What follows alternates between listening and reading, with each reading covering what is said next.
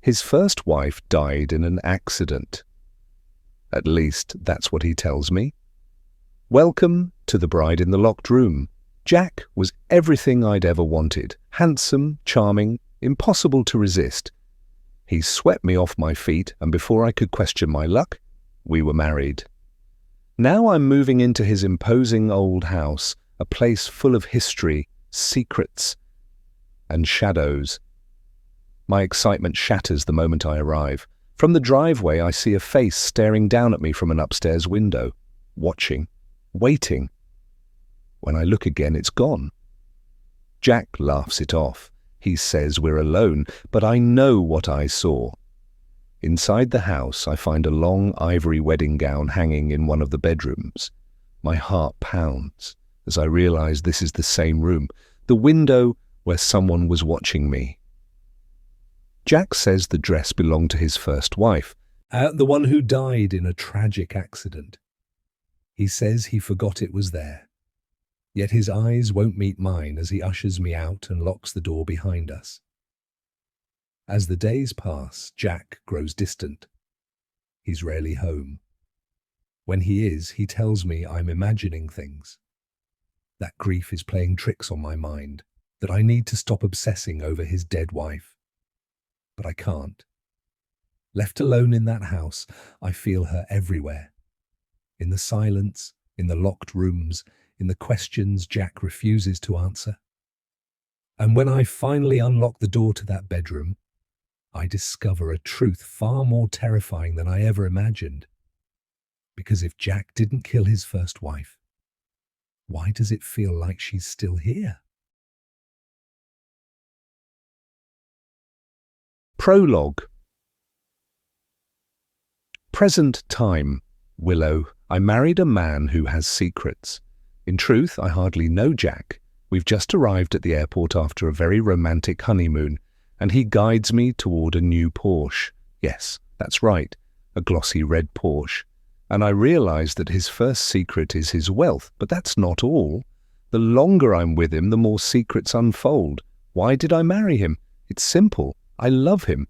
You may ask how I'm in this crazy situation. Well, many things in my life have come about by being in the right place at the right time. I just happened to be in LA at the auditions for a commercial for Jack Hunter's company, and he'd taken one look at me and swept me off my feet. I went to lunch with him, and we talked for hours, right up to dinner and then way into the night. We had what you might call a whirlwind romance, and I married him just 3 weeks later. Charismatic, handsome, with deep blue eyes to dive into. Jack is 12 years older than me, but you'd never guess it. He's tanned and fit with only a couple of laugh lines on his face. I often wonder why he chose me. He could have just about anyone. During our first date, he explained that he'd been married previously and has 2 children, Ava, 9, and Noah, 8. His wife died in an accident at sea 7 years previously, and after going through the arduous task of pronouncing her dead through the courts, he'd decided that life must go on. Although he has this goal in life, I find it very strange that he speaks about Laura as if she's still alive. It's spooky. It's been 7 years. During our honeymoon, he made comments like, Laura would love this place, when we dined at a restaurant or whatever, and it made me feel like a third wheel. I guess as time goes by, he'll accept the fact she's gone. I must admit my life has changed dramatically. Wealth is intimidating, and so are the people who surround my husband, but Jack brushes my worries aside, assuring me when I get to the house, I'll find my feet. I haven't met the children yet, which I figure is a little unusual. I can't imagine how they'll react to being told that I'm their stepmother. I've seen photos, and Jack has told me stories about them, but he doesn't seem to spend too much time with them at all. His life revolves around work and the Newport Yacht Club.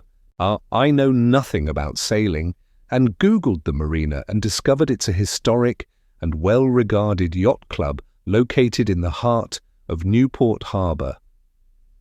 We're heading into Newport now when the ocean comes into view. I adjust my sunglasses to avoid the glare of sunshine glistening on the waves and move my attention to the majestic houses of the rich and famous. This place is amazing. I'll take Ocean Drive to the house. It's the scenic route. The engine of Jack's Porsche roars as we fly along the blacktop. Beaufort Manor is your home now. I hope you'll enjoy living here as much as I do. Laura loved it. I look at him and sigh. Laura again, as if she'll be there to meet us. Why does he do that? I shake off the feeling of being second best because every moment with him, I need to pinch myself to believe it's not a dream. I've never lived like this before, and being able to buy whatever I want is surreal. Money has a power that could easily get out of hand. I look at Jack. His company builds hotels, skyscrapers, and upmarket housing. He gave me a brief idea of what he does in the company, but insisted it's nothing for me to worry about. I lean back and enjoy the scenery, but now we're heading along a driveway. Large wrought iron gates slide open as we arrive, and before me is a mansion. My mouth hangs open. It's old with windows everywhere, and it has that sinister vibe you see in horror movies. Or is my overactive imagination conjuring secret hallways and dark cellars with chains attached to the walls? The surrounding land is impressive. I'm seeing manicured lawns and perfectly trimmed hedges. Vibrant garden beds fill the air with floral scents as we sweep along the winding driveway. For a few seconds, the house is obscured by two massive oak trees, their puzzle-piece leaves spreading giraffe-pattern shapes across the driveway. My eyes widen at the sight of the grand entrance with marble steps and towering columns. It's intimidating, dominating the landscape like a medieval castle. I suck in a deep breath to steady my nerves. It didn't look so big from the front gate. This house is a testament to Newport's Gilded Age. That was a time long ago when wealthy New Yorkers built extravagant homes to live here. Jack grins at me. Laura knew the family who owned it. She played here as a child and claimed to know all its secrets. I purchased it for our first wedding anniversary. He winks. It makes a statement, doesn't it? I nod. I wonder why he believes he needs to prove himself worthy of his neighbours and bite my tongue. I've always been frugal. Having to work hard for every cent means I appreciate the little things in life. But this? How much money does he need? This house is screaming overindulgence to me. Keeping it clean must be a nightmare. The gardens alone would take an army. Intimidated, I swallow hard, suddenly wishing he'd brought me here before asking me to marry him. The huge house and the responsibility for 2 children I haven't even met weigh heavy on my shoulders. We stop on a wide gravel driveway, and the scent of roses drifts toward me. I can't resist and step from the car, turning to Jack. Give me a few moments to explore the garden. It's so beautiful. Go right ahead. He indicates to a grey-haired man trimming a hedge. That's Bill. He's been here forever. If you want to bring some of the roses inside, ask him to cut them for you. I walk back along the driveway, turn and stare at the grand facade. Panes of glass stare back at me like the eyes of a giant fly, and in one of the windows, a pale face looks out at me. I wave, and the face vanishes. I turn away and head toward Bill, who is watching me intently. You must be Bill. I'm Willow Hunter. The gardens are spectacular. Thank you, but I can't take all the credit. I do have help these days. Bill's weather-beaten face wrinkles into a smile. It's nice to meet you. I indicate to the house. It's not what I expected. It's very intimidating from the outside. Who are you waving at? Bill rubs his chin, his eyes never leaving my face. I look back at the house. I assume it was one of the staff. I believe the children are away until tomorrow. No, it's not one of the staff. They'll be downstairs waiting to see Mr. Hunter. That window is only for show. It can't be seen from the inside of the house. The other Mrs. Hunter spent hours trying to find that window because she insisted she saw a face peering out. Bill rubs a handkerchief over the back of his neck. It's probably a trick of the light is all. That window was bricked up on the inside during the renovation some years back, so nobody can be up there. The shivers sliding down my back stop as I turn to look at the windows, but this time I see nothing. Does anyone else see a face at the window? No, only you and the late Mrs. Hunter. He gives me a long, considering look and lowers his voice. Don't you go searching the house like she did. Strange things happen in the left wing. No one can explain them. It's not haunted. It's just weird. I figure the noises and such like drove the last Mrs. Hunter close to having a breakdown. I stare at him, unease seeping into my bones. How so? It's not for me to say. His lips flatten into a thin line. She just changed is all. The next thing I know, she died. Footsteps come from behind me. I clear my throat. I love the roses. I'll come and see you when I'm settled, and I'll grab a bunch for inside. You have the rest of your life to tour the gardens, Willow.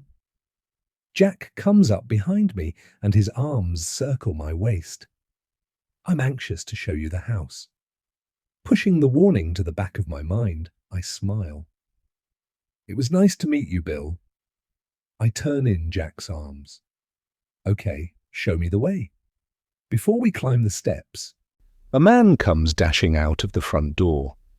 He's wearing a dark suit with his grey thinning hair carefully combed. His face has a worried expression, and his pencil moustache twitches as he stares at me. His eyes are cold as if I'm an intruder he doesn't want to deal with. My heart sinks. Will all the staff have the same attitude toward me? The man stands to one side to allow us to pass, and his attention moves to Jack. It's good to see you, sir. Your bags arrived yesterday, and Amy has unpacked everything. He looks at me with a stiff smile, but says nothing. Thank you, George. Jack waves absently in my direction. This is Mrs. Hunter. He turns back to me. George oversees the running of the staff. You can go to him if you need to know anything. I blink as George hurries to collect our carry-on bags. I'll be asking you first. But I won't be here all the time. Jack takes my hand. You can ask George when I'm at the office. He leads me through huge oak doors and into a mind-blowing entrance hall. The walls are decorated with glossy carved wood panels depicting bowls of fruit with grapes tumbling carelessly over the edge. A polished marble floor reflects a huge chandelier in the high ceiling. Dumbstruck, my gaze moves up an ornate staircase, and I stop mid-stride at the shock of seeing the portrait dominating the wall at the top of the stairs. The woman's eyes seem to look straight through me. It's unnerving. Why would anyone keep such an evil-looking picture? Who's that? That's Laura. Jack is watching my reaction. She was a beautiful woman. I meet the penetrating eyes of a woman dressed in red, at her black hair tumbling over her shoulders. I swallow hard and shivers run down my back. There's something not quite right about her. It's as if she hates everyone. I can imagine how menacing she'd be in life. Her chin is lifted in an arrogant tilt, as if daring me to take her place. It's been 7 years. Why do you keep her portrait in such a prominent position? She's the mother of my children. Jack shrugs and walks on. I pause, staring into unforgiving eyes. It's as if all the happiness has been sucked out of the room, out of me. Chapter 1. 7 years ago. Laura. I'm angry, and who wouldn't be after what I've been through over the last 3 years? I figure I'm entitled because happy isn't in my vocabulary and never has been. I'm just existing day to day. And most people would advise me to walk away from my marriage. But I can't leave my kids. Trust me, I've tried to leave and take them with me, but my handsome and very wealthy husband, Jack, just drags me back. If I don't stay, I'll never see them again. What would you do? My husband is a powerful and respected man, and now most people believe I'm unstable. I can almost hear them calling me poor crazy Laura. Tonight, Jack insists we celebrate our 3rd wedding anniversary aboard the yacht. Celebrate is a joke, or he barely tolerates me. But appearances are everything to him, and I can play the part of a loving wife. The thing is, he doesn't trust me alone with my babies. My babies. No one will believe me about Jack's coldness toward me. His friends are loyal to him and tied to him by umbilical cords of money, and he tells them I've been unwell since delivering our son Noah, and they put on a good show of supporting him, not me. I hear them whispering behind my back and giving each other knowing looks, as if evaluating my mental state. I ignore them and try to relax amid the smiling faces, bubbling conversation, loud laughter, and the tinkling of champagne glasses. Our guests lounge on the lush leather seats as staff move between them, refilling their glasses or offering morsels of food on silver platters. The recessed lights almost blind me as they reflect on the wealth of diamonds worn by his friends. You'll notice I say his friends, as I haven't really had many of my own since we married.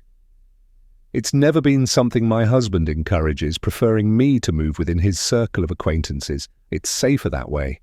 And Jack doesn't argue, and it infuriates me. I need to give him important information about a member of his staff, but he brushes me aside. When I insist, he hurries me into the galley. It seems I've embarrassed him in front of his friends. I need to get away and breathe some fresh air. I slip out on deck and sigh as the wind tousles my long black curls around my face. Out here, under the black sky, I'm free. An unexpected squall cools the midsummer night, making the waves climb and break in white caps, and in the distance, lightning zigzags the sky. The boat pitches and rolls as I turn to see the captain, illuminated at the wheel, chatting with one of the other men. He doesn't notice me as I continue my way to the stern. Beneath my feet, the deck shifts, and I slide toward the railing. I grab onto the cold metal, my knuckles white as I strain to regain my footing. Knees trembling, I call for help, but rolls of thunder cover my cries. Beside me, a shadow moves. Relieved someone has seen me, I reach out a hand for assistance, but instead a violent shove sends me sprawling across the slick deck. Rain lashes my face as the floor beneath me rises high and then dips. Waves crash over the stern, soaking me in salty brine and rolling me back and forth. I try to get to my knees, but another wave flattens me. I'm in a desperate bid for survival as lightning flashes across the sky and thunder booms.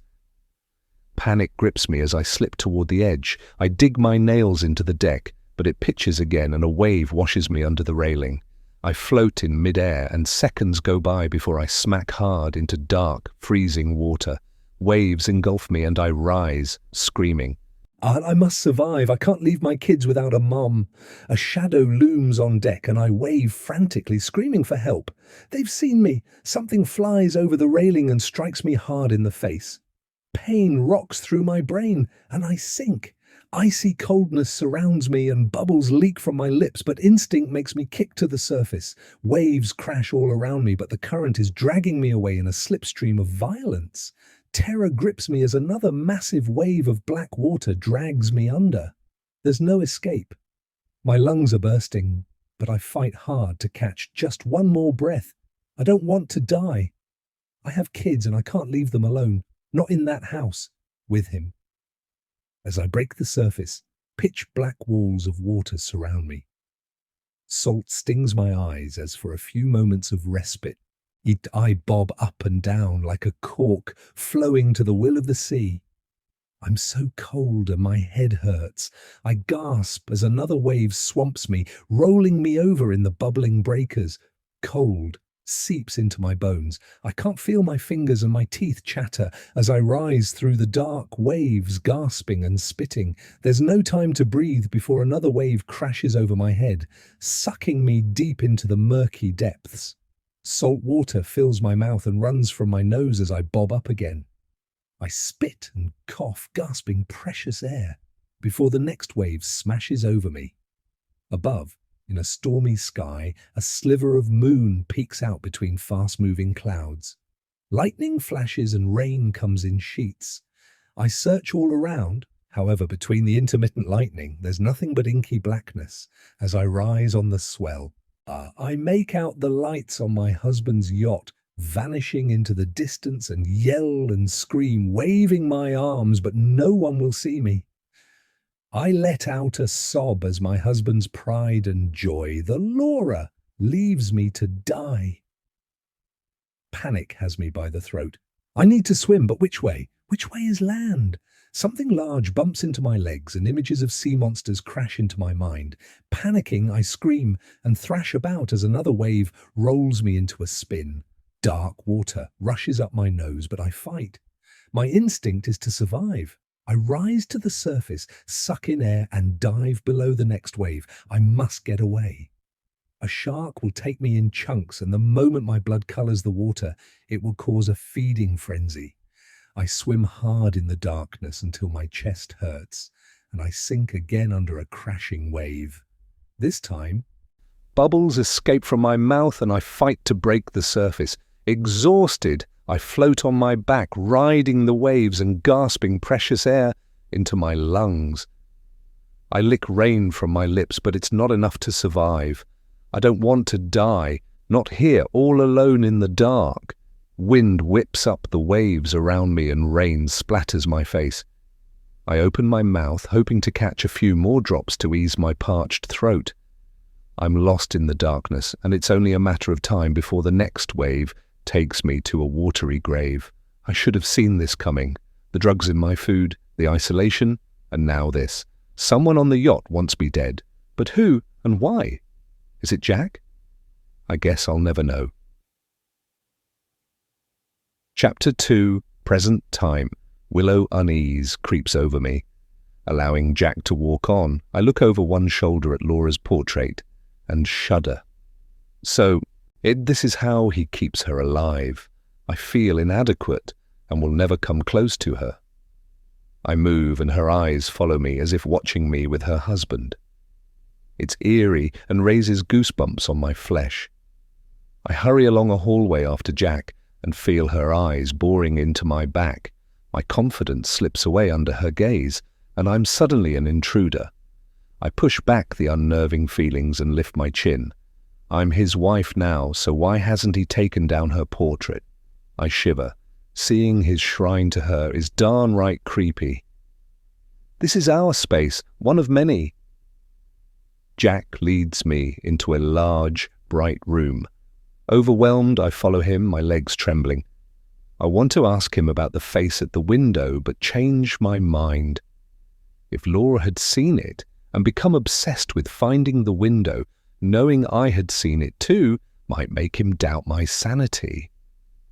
I force words from my mouth, or anything to sound normal, and at least a little excited to see my new home. How many rooms do you have?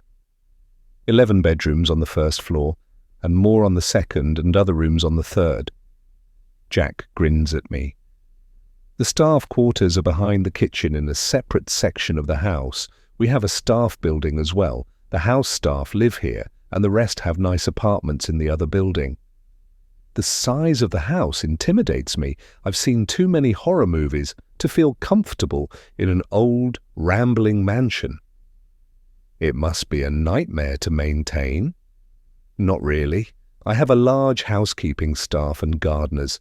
Most of the rooms on the third floor are closed, as we'll never use them. He walks to a wraparound window with breathtaking views of the ocean. We have reception rooms, a ballroom, a library, and my office. There's a playroom where the kids watch TV. They don't come in here. There are too many priceless antiques in here to risk horseplay, so they know not to enter this room. He holds out a hand to me. Sue, the housekeeper, will be along soon. Once we've had coffee, I'll give you a tour of some of the house. He chuckles. We'll explore together. You know, I'm sure there are rooms here I haven't found yet. Finding that hard to believe, I meet his gaze. You really haven't explored the entire house after so many years? That seems so strange. Is there a reason? Honestly, I've seen the plans, so I do know there are small rooms on the 3rd floor. Jack waves a hand dismissively. I don't need to see dust-covered rooms we'll never use. It's a waste of my time. He glances at his watch. Where's Sue got to with the coffee? Before I have the chance to ask about Sue, footsteps clatter in the hallway. Jack, at last. A woman in her late 30s wearing a tight pink top and chinos with brown hair tied at the nape breezes into the room waving a piece of paper. Davis has been on the phone constantly. He needs you to okay a deal. Not now, Ruby. Jack frowns. I've just walked through the door. I'm sorry, but it's urgent. Ruby gives me a dismissive glance and pushes the document at Jack. You need to read this right away. I didn't expect the staff to be so cold toward me. It's very disconcerting, as if I'm an afterthought. I do expect Jack to introduce me before speaking to them rather than just ignoring me. I stare from one to the other, and Jack had mentioned a few staff live in staff quarters at the house, but I gathered they were gardeners and cleaners. He'd never mentioned Sue or Ruby, let alone George. What is George anyway, a manager? Totally lost and feeling like one of his priceless antiques left on the mantel, I sit on a plush sofa and wait. Moments later, another woman in her 30s arrives pushing a cart. This one has red hair and is wearing jeans and a t-shirt. The smell of fresh coffee fills the room as she propels the cart toward me and unloads the coffee pot fixings and a tiered cake stand with an assortment of sandwiches and pastries to the table before me. Plates, cups, and silverware follow. I nod to her. You must be Sue. That's me. Sue smiles. Dinner is at 7. She turns and walks out of the room. Without a word to me, Jack follows her with Ruby on his heels, and their voices disappear along the hallway to heaven knows where. My mind is racing. I did see a face at the window and didn't imagine it, but Bill's warning fills me with unease, especially after hearing there are rooms on the 3rd floor nobody visits. What strange things happen in the house? Am I safe here? I try to get a grip and take a few deep breaths. Do I ask Jack, or will he think I'm paranoid? Is this the same behavior Laura exhibited before she died? How can I find out the truth? I pour a cup of coffee into a delicate bone china cup and add the fixings. The trip has exhausted me. Our honeymoon was 4 decadent weeks traveling the world. Jack is wonderful, but why keep all this a secret? I look around a room filled with antique furniture and priceless collectibles, and I'll never be able to relax here. My hand trembles on the cup. One drop of coffee on the cream rug, and it will stain. As I stare at the open door and the empty hallway, loneliness creeps over me. He is the center of my universe and has never been far from my side for the last 4 weeks. Any business he needed to conduct happened when I took a shower or went to the beauty parlor in the hotel lobby. How life has suddenly changed. The moment we stepped inside Laura's home, I've become an afterthought. I stare into the view, contemplating my future living here. I sigh. I guess the honeymoon is well and truly over. I check my watch. I've been waiting for Jack for over an hour. The bread on the sandwiches has dried, the coffee is cold, and he is nowhere to be seen. It is a terrible waste of food, as the sandwiches are really good and I drank 2 cups of coffee. I've been staring out of the window for ages, taking in the scenery. But how long can you look at the beach? I'll do my own tour of the house. I really need to find our bedroom. After travelling by air and in the Porsche for some time, the makeup on my face feels like a stiff mask. I need to take a shower and change my clothes. I push Bill's warning to one side. The house has staff moving around and Jack is here. I have my phone in my pocket.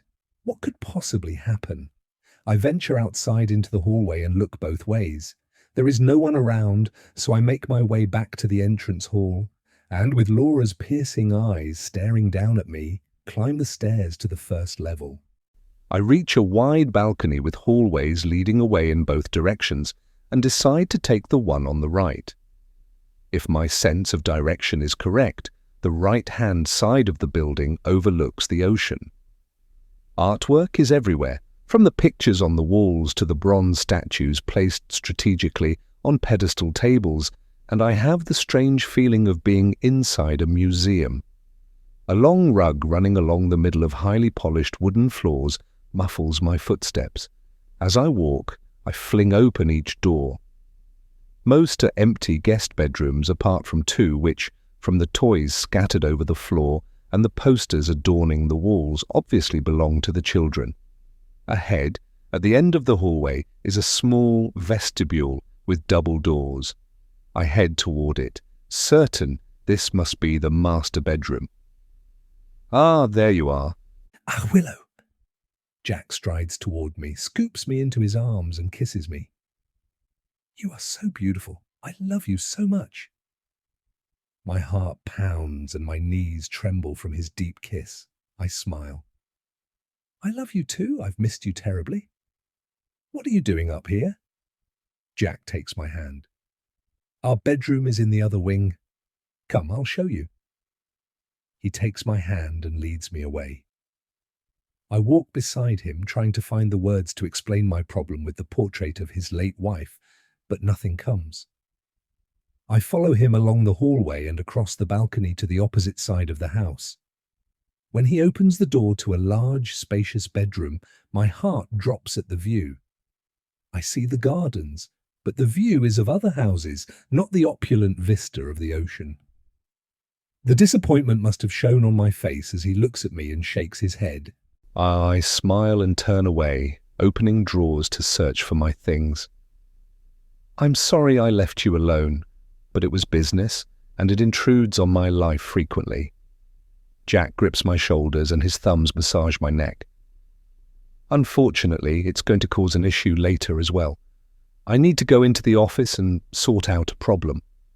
It can't wait until the morning, I'm afraid. Ruby has been running interference for me for weeks, and now they know I'm home. Well, I don't need to explain. I step away and turn to face him. Who is Ruby? I'd like to know the names of the people living here with us. I fold my arms across my chest. How many staff do we have? Quite a few, and I don't know all their names. They come and go. Jack grins at me. I love it when you're feisty. He reaches for me. Come here so I can kiss you again. I step back. I'm in a minute. We need to talk. Of course, darling. Jack strokes my cheek. Anything you want. I only want to make you happy. You know that, right? I look at him. It would be so easy to just fall into his arms. Let's start with Ruby. She's my PA. Jack leans casually against the closet door. We've been working together since college. She lives here in the staff quarters. I rely on her, and it was difficult not having her around on our honeymoon. He holds up both hands. Oh, don't look at me like that, Willow. Of course there's no place for a PA on a honeymoon. That's why she remained here, but I'm used to her organizing everything for me. Things like dinner reservations, dry cleaning, and the tours we enjoyed during our trip. The itinerary was planned by Ruby. I made the reservations for our meals, but only occasionally. And the concierges at the hotels where we stayed were very helpful. I nod. Go on. You've met George, and he takes charge of all the staff for me. That includes gardeners, housekeeping staff, both live-in and outside workers. Jack rubs his chin. Sue is the housekeeper. She has 2 assistants who work in the house daily, Amy and Lucy, and then there's the chef, Pierre. The gardener you know is Bill. and he has many staff. I don't know their names. The nanny is Jenny. He frowns. I know the kids are old for a nanny, but she's been here since they were born, and they're attached to her. Keeping her means we always have someone here for them if we need to go out or spend the weekend away. He sighs and straightens. I'm guessing you'll want to freshen up. When you're done, I'll be in the office. It's 4 doors down from the room we were in earlier. I held up one hand. Before you go, how many bedrooms overlook the ocean? 6 on this floor. Why? Jack frowns. Don't you like this room? I stare out of the window and then back to him. Not really. The sea breeze on the other side of the house would be wonderful, and the views are to die for. I'd prefer to have our bedroom overlooking the ocean. I didn't want to cause an argument on my first night, but Jack is so even-tempered I'm sure moving our bedroom won't be a problem. I won't have too much to do around here with all the staff and the kids at school. Do you mind if I pick a bedroom and redecorate it to suit my tastes? I gather Ruby organised this one? I indicate to the roses on the white drapes and the matching coverlet. Red and white isn't my thing, in fact, but I believe it's unlucky. I always have. I'll have them removed at once. Jack comes to me and wraps his arms around me. His cologne is a familiar comfort. I want you to be happy, Willow. He presses kisses on my cheek and down my neck, sending goosebumps down my arms. I'll be sure to tell Sue to order anything you need. He chuckles, and his warm breath brushes my ear. I didn't like them either. I'm not into florals. He drops his hands and smiles. I'll be in my office when you're done here. Grinning and feeling warm all over, Jack does that to me every time he's close. I open what I think is the closet door and gasp. There is a room inside. My clothes take up a small area on one side of a huge dressing room. Along the other side, suits are lined up covered in plastic, shirts, and then casual clothes. Oh, I've never seen so many ties displayed in rows. Shoes, boots are along one part of a wall as well. It's like being in a department store, and I'm gaping at the room, unable to believe my eyes. Mirrors are everywhere, and when I pull open drawers to a double dressing table, I discover my makeup and my tiny jewellery box. On the opposite side, I find a drawer filled with watches, cufflinks, rings, and tie pins. From what I'm seeing, Jack has occupied this room for a time. I collect my things and head into the bathroom. Like everything else in this house, it is overindulgent. A claw-foot bathtub big enough for 2 is set before a window. The towels are piled up on a shelf, thick and fluffy. Everything looks brand new. I step into the shower and turn on the faucet. Perfectly heated water jets out from various nozzles around the walls. Above me, and the shower head is huge. I sigh in contentment. I could get used to living like this. I step from the shower and a noise comes from the bedroom. Jack, is that you? I wrap a towel around me and open the bathroom door.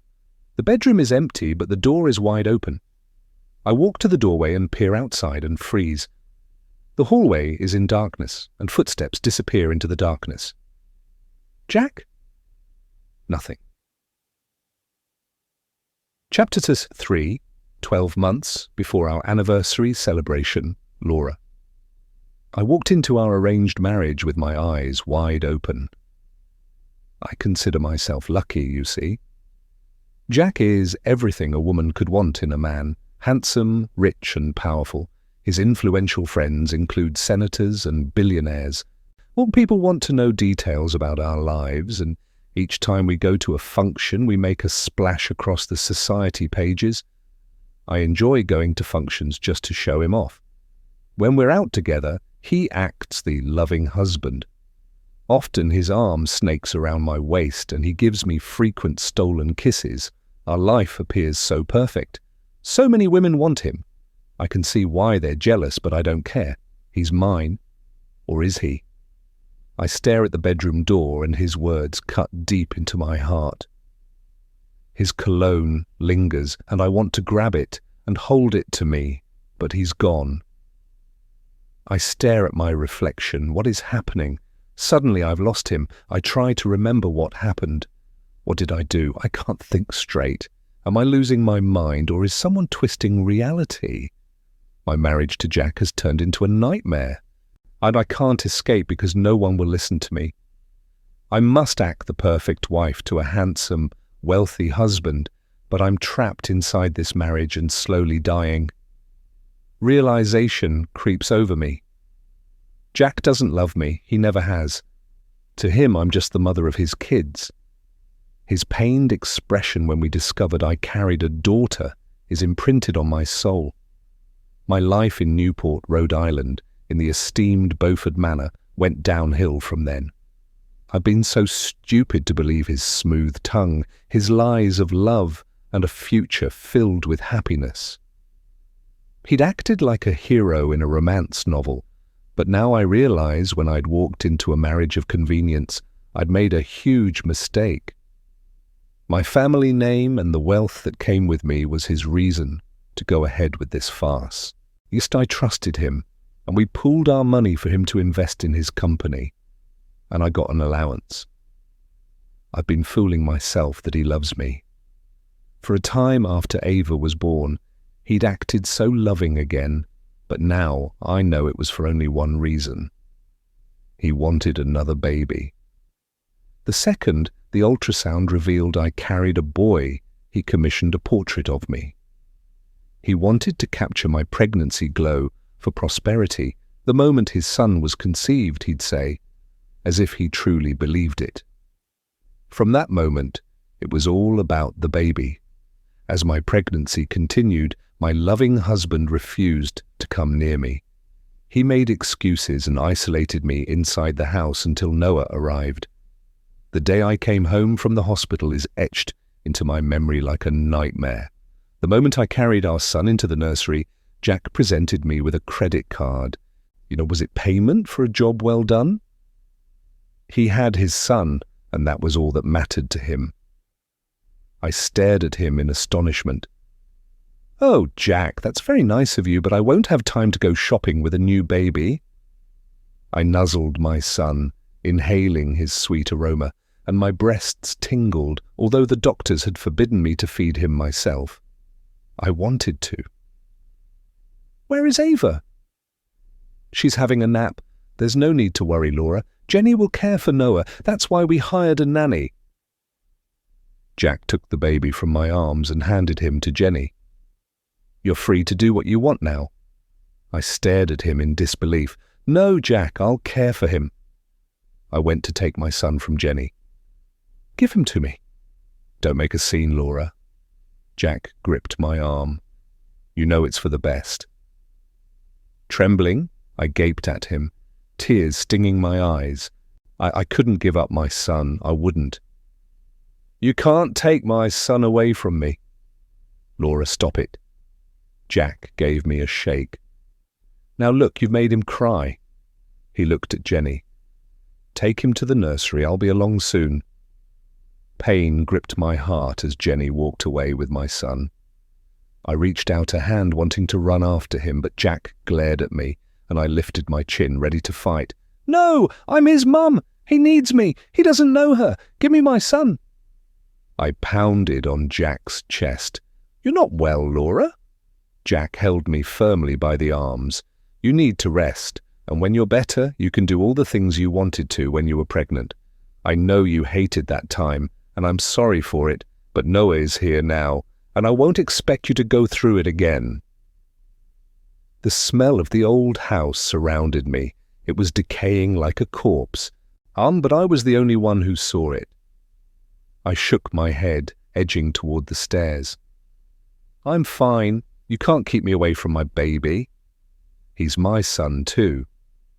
Jack gave me a little shake. "Right now, you're not capable of caring for him or Ava. I can't trust you with my children." He sighed. "You need more time to recover. It's for your own good." Tears rolled down my cheeks. I fought to get away, but his hands clasped tighter. I couldn't win. I want to see my babies. Please, Jack. You'll see them. Jack led me up the stairs. You need to rest, but I'll ask Jenny to bring them to you once a day. We don't want to upset their routines, do we? Now it's time for you to take your meds. He took my hand. You know it's for the best, Laura. I stared into the eyes of my portrait hanging above the stairs and wanted to scream. I looked at him. Listen, what if I decide to take my children and leave? You can't hold me here against my will. No, I can't, but you'll be leaving alone.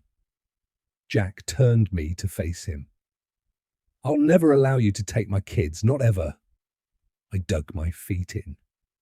I imagine you'd prefer if I left you, Jack. You don't want me anymore, do you? Laura. He gave me a condescending shake of the head. You rejected me, and if you really want to leave, I can't stop you.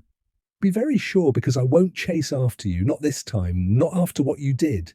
What had I done? I had no idea. I gaped at him. Oh, you'd like that, wouldn't you? You'd divorce me and remarry before the ink is dry on the paperwork. Maybe I would. Jack shook his head. One thing is for sure, I wouldn't walk back into hell with someone like you again. Chapter 4. Present Time. Willow. After dinner, Jack kisses me goodbye and heads into the office with Ruby. His PA seems like a nice woman and made me feel at home, but I did wonder why she sat at the table with us for dinner. When I asked after the children, I discovered Noah and Ava would be spending the next few days with their grandparents to allow me to settle in. I'm hoping they'll accept me into the family. Deep down inside, I have the strange feeling that there's a reason I wasn't introduced to them before we married. They weren't even at the wedding. It was a low-key event because I didn't want a big wedding. I married Jack in a hotel room with my parents and two of Jack's business partners looking on. After a perfect honeymoon, being left alone on my first night in this creepy old house seems so out of character for Jack. I stand as a girl who tells me her name is Amy clears the table. I'll follow you to the kitchen. Yes, of course, Mrs. Hunter. Amy places the dishes onto a cart and pushes it into the hallway. I follow the squeaking wheels, peeking into as many rooms as I can along the way. I poke my head inside the library door and inhale the smell of books. The bookcases almost reach the ceiling. Leather-bound volumes fill one wall and another has various books of all shapes and sizes. Two cozy leather chairs sit before a fireplace, but although the evening is cool, the grate is empty. I guess they leave the fires until winter. And the weather here is comfortably warm in the summer, and from what Jack tells me, the sea offers a fresh breeze. I duck out of the room and run to catch up with the squeaky cart. I enter the kitchen, noticing the doors are like a restaurant, as in two swinging doors with a metal strip halfway to allow carts to push through without damaging the surface. I step inside and all eyes turn to me. One young woman is stacking plates into a wall cabinet above an impressive marble counter. Like the rest of the house, everything is marble, but in here the high-end appliances are stainless steel. I gape at the refrigerator. It takes up a huge space along one wall and has a glass front displaying the contents like in a supermarket. Above a center island hang pots and pans from a rack. Mrs. Hunter. Sue comes toward me, wiping her hands on a dish towel. Is there something you need? I smile at her.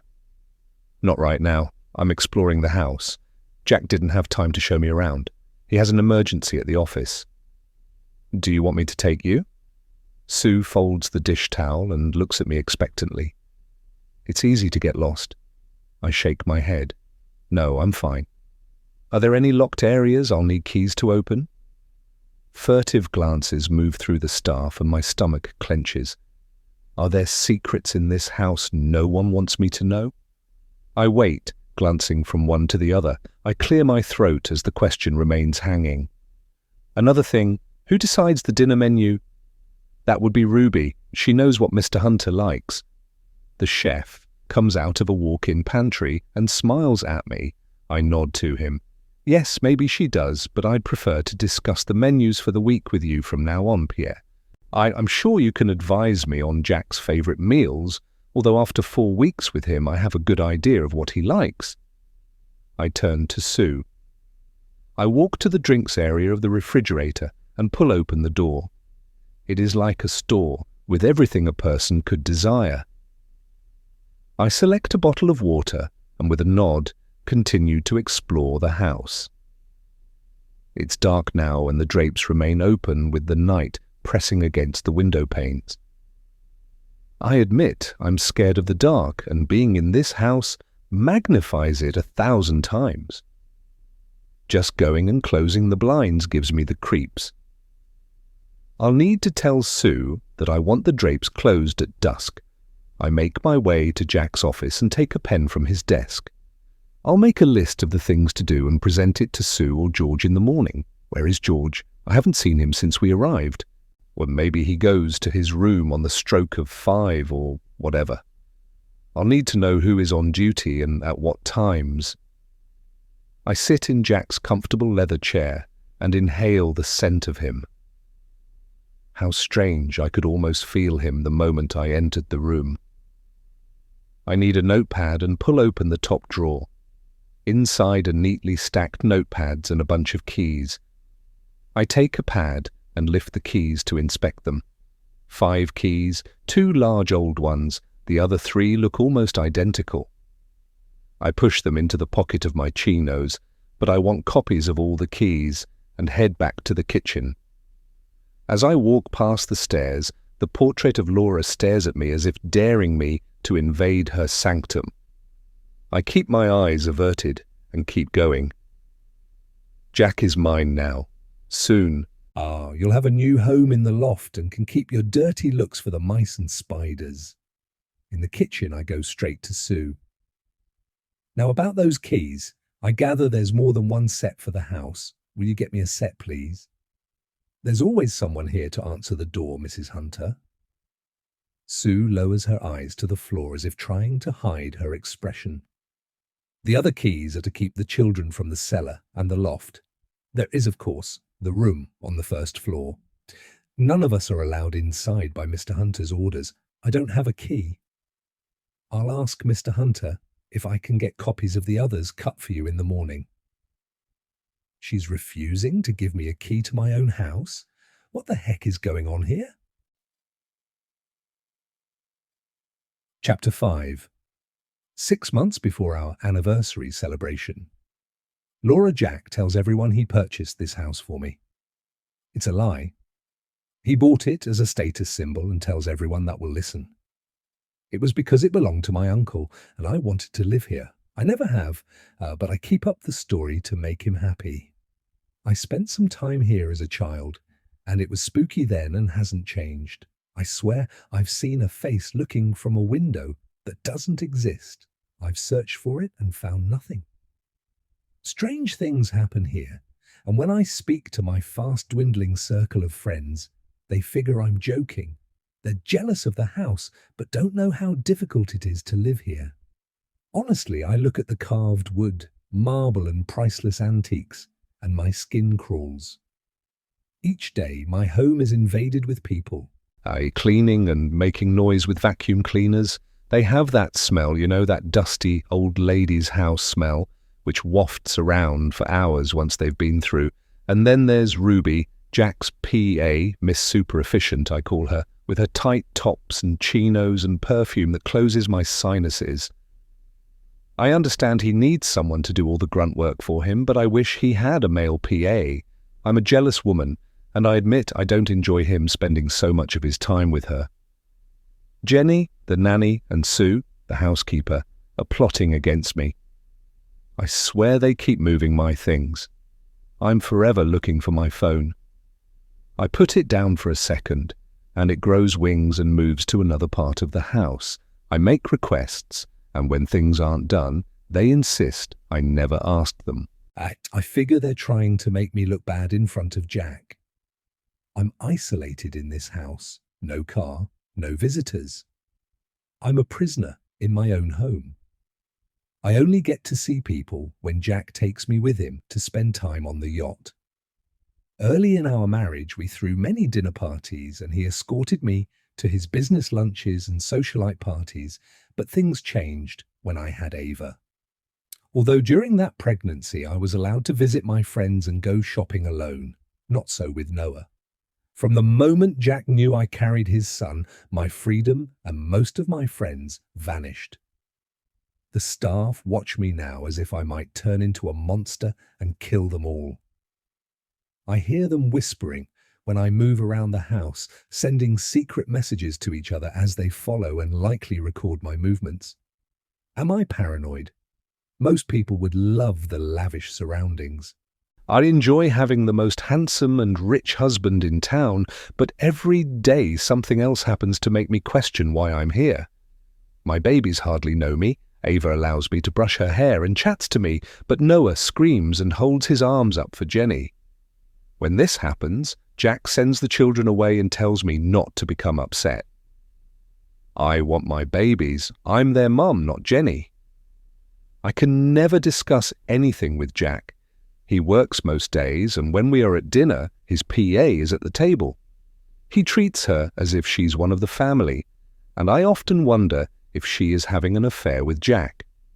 They are always together, even though they leave in different vehicles each morning. Her office at his company is right next door. She organizes everything for him, right down to what he should wear for the next meeting, all the things a wife should do. And I need to do something and take my chance after dinner as Ruby stands to leave. I touch Jack's arm and lean into him. I'd like to talk to you. I'll refill our coffee cups. I stand and go to the buffet where the coffee sits in a large pot beside the fixings. The aroma of the fresh brew fills my nostrils and reminds me of the time we sat at a little cafe in Paris. We held hands and he hand-fed me spoons full of lemon gelati. I believed it when he said he loved me. I sigh. Life never turns out as planned, does it? As I fill 2 cups, I glance into the pink-tinted mirror running above the buffet. I swallow hard when a distorted face looks back at me from behind my own reflection. My heart pounds as I turn, but no one is peering into the dining room. Is Ruby spying on us? I beckon Jack over. Jack! "Oh, come and see this." He reluctantly gets to his feet and I point into the mirror, but of course the other person has vanished. I'm sure I saw someone in the reflection behind me. Can you see anyone, or is my imagination playing tricks on me again? I see you and me, Laura. He stares into my eyes, his expression concerned. What do you see? I laugh. What else can I do? He already believes I'm losing my mind. Oh, I'm sure I saw Ruby peeking around the door. She doesn't like to miss out on anything involving you, does she? That's because she needs to know everything about me, so she can assist me in my work. Jack takes his cup and sits down at the table. She is excellent at her job. That's why she lives here, Laura. She takes the extra work from you. He doesn't understand that saying things like that cuts me to the quick. I swallow hard and stare at him, trying to keep the hurt from my expression. What do you mean by that? Most wives of CEOs enjoy organizing and hosting dinner parties. I know you hate doing that kind of thing, so that's why I need a PA. He gives me one of his condescending looks as if he's placating a small child. Ruby makes sure I'm dressed for the occasion and organizes my day. You know that look someone gives you when they figure they've won? The small, confident smile? It doesn't work for me. It just makes me angry, and I slam my fist on the table. My coffee cup tips over and spins in the saucer, spreading brown liquid over the pristine, white linen tablecloth. I love the look of horror in his eyes as he fixates on the spreading brown stain. Does she take my place in your bed too? I won't dignify that with a reply. Jack leans back and lifts an exasperated gaze at me. I'll make an appointment for you to see the psychiatrist. I believe your meds need adjusting. Seething, I grip the edge of the table to prevent me from slapping his smug face. There's nothing wrong with me. I'm just sick of sharing my meals with the help. I want you to fire her. That's never going to happen. Jack places his cup in the saucer and stands. The meals, well, I'm sure she'll understand because, as sure as hell, I don't want any of the staff witnessing your violent episodes. He grips my arm. I'll walk you back to your room. We mount the stairs, and the musky old smell of the house suffocates me. At least my room overlooks the ocean, and I can open the window and smell the salty brine. As we get closer to my prison, the portraits of people I don't know and don't give a damn about stare down at me in judgment. I can hear them whispering. Laura's been a naughty girl again. I straighten my shoulders and walk tall, not saying a word. I'm not complaining, but I refuse to comply. He takes me inside, sits me down, and hands me my medication. I push them into my mouth, pretending to sip water and swallow. The moment he leaves, I run to the bathroom and spit them down the toilet. I'll wait a few minutes and sneak into the nursery to see my babies. My heart breaks as the click of a key, turning in the lock, dashes all hope. There is no escape from this nightmare. Chapter 6. Present Time. Willow. Needing to find a bedroom on the ocean side but not too close to the children's rooms, I make my way to the opposite wing. I walk along the carpet running down the center of the hallway. The floor either side is polished to a high shine.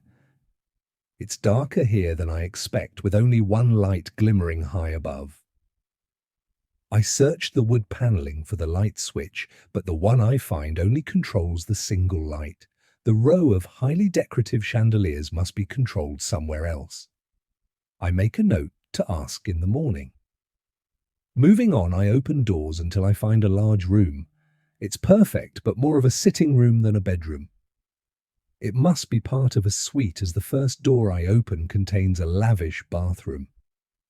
I pause at the window. The view of the ocean will be spectacular in daylight. The glimpse of waves crashing on the sand under a witch's moon is a delight. I turn away and look at the huge double doors with a small vestibule outside. The bedroom must lie behind the splendidly carved wooden doors. I move to the door, aware of the lack of light. Shadows cloak the area as I close my hand around the doorknob, but it doesn't turn. Sue's words come to mind. This must be a restricted area for the kids.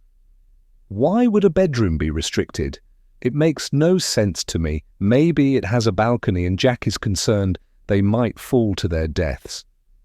I dig out the keys from my pocket and try each one.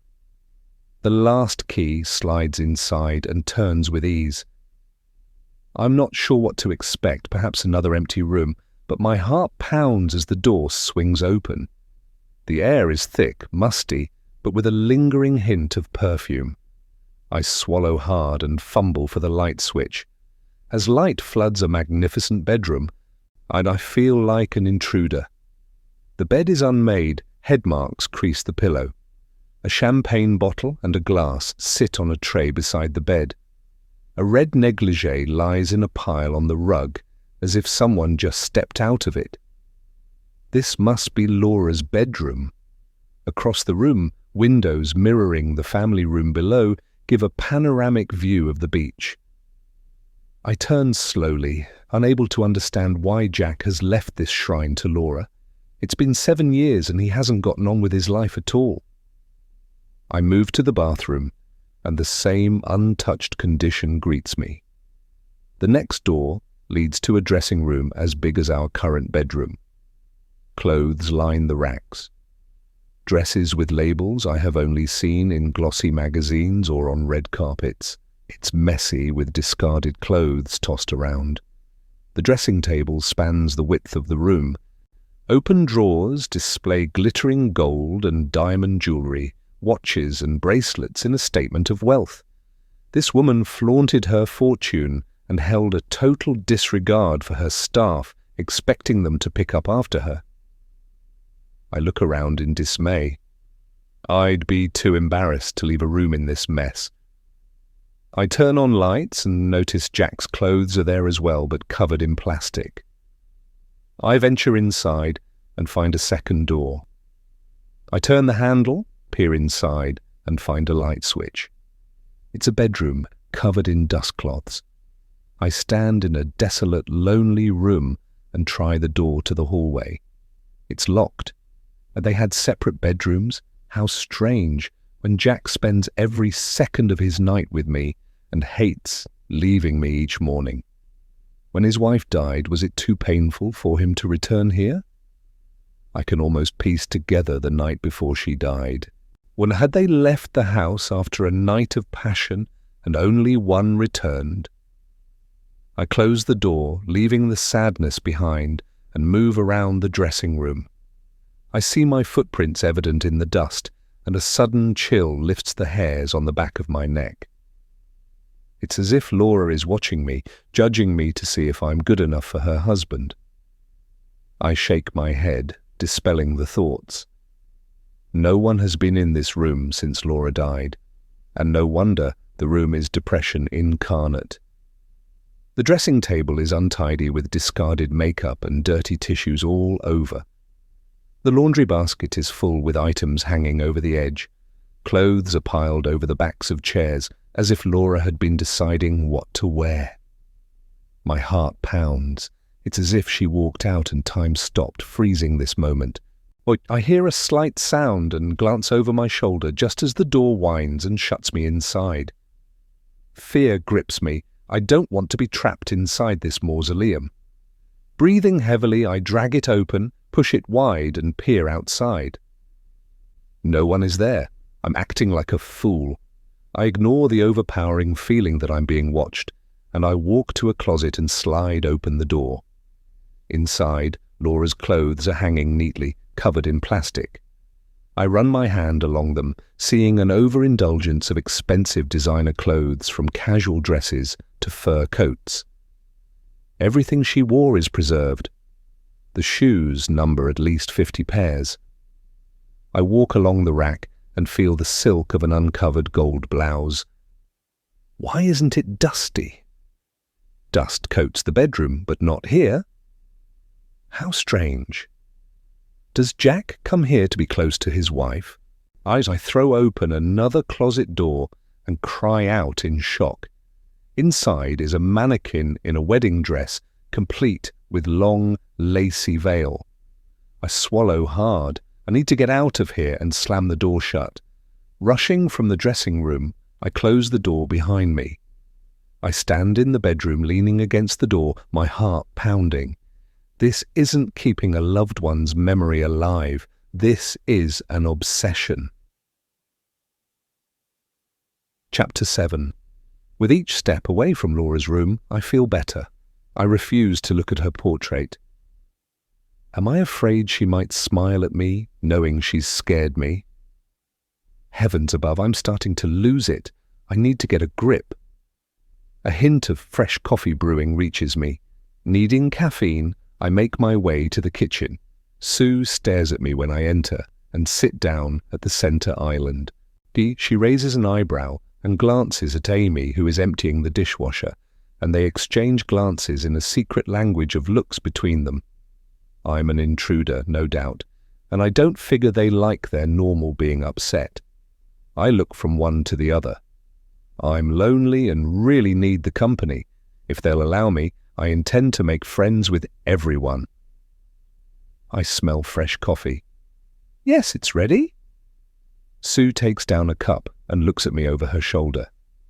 If you need anything, we're all listed on the house phones. You don't need to come down to the kitchen. My mind is a shambles, but I smile and push a long strand of hair behind one ear. I enjoy chatting with you and would value your insight about the running of the house. I would have asked Jack, but he's not here. I lived a simple life before marrying him, and all this is new to me. I feel like a fish out of water right now. I indicate to the mugs hanging on hooks in a line under the above cabinets. I'd like my coffee in a mug. The bone china cups make me nervous. Of course, it's your home. What do you need to know? I'm happy to help. Sue places a mug of coffee and the fixings on the table before me. She gives me a stare from under her lashes. I notice her mouth tense into a thin line. I guess she doesn't want me to cross the line between employer and employee. Do I make her uncomfortable? I hope not. Maybe I can put her at ease. I indicate to a chair. Please, join me. With obvious reluctance, Sue pours herself a mug of coffee and sits opposite me. I look at her. She's in her 40s, neat and tidy. I'll keep the questions general and then try and make her reveal the house secrets. How long have you worked for my husband? Since the day he moved in. Sue turns her cup around in her fingertips. I'd say it must be 9 years by now. This news is good to know, and I nod at her. So you were here the night Laura died? I lean closer, seeing the flash of panic in her eyes. What does she know? I smile. I know all about what happened, but it's such a mystery. I'd love to find out more about it, and you were right here at the time. You don't mind, do you? Just between you and me? I guess it's public knowledge now anyway, so no harm done. I was here that night. It was Mr. and Mrs. Hunter's wedding anniversary. They held a party on their yacht, and I believe Mrs. Hunter fell overboard. No one noticed her missing. The weather had gotten bad, a storm, I believe. They never found her body. Mr. E. Hunter was devastated. I add sugar and cream to my mug and stir slowly. It's one indulgence I allow myself. Has he ever mentioned why he hasn't emptied their bedroom? I went inside and it looks like she just left. We received instructions not to touch anything. Sue eyes me with suspicion. He keeps the door locked. There's a rumor that she haunts that room. In fact, some of the staff swear the entire house is haunted. She laughs. I don't, and I'm here most of the time, but that's what happens in these old houses. People believe. They're filled with spirits. My mind is moving at warp speed. Do you figure that's why Jack doesn't go inside? I don't know. Sue looks at me over the rim of her cup. I can almost see her shutting down. You'll need to ask him. I sip the delicious coffee and sigh. I've seen Laura's portrait and her clothes. What happened to the rest of her belongings? She must have other things. I frown. I hate to ask Jack and stir up sad memories. Can you tell me? I guess so. They were moved into the loft when you married. Sue frowns. Before that, none of her personal items were touched. Everything remained where she'd left them. Her boots were in the mudroom along with her wet weather gear.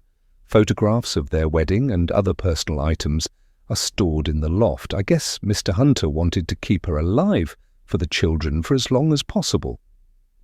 The thing is, a woman in her late 40s, with brown hair and kind eyes, wearing a summer dress and sandals, walks into the kitchen.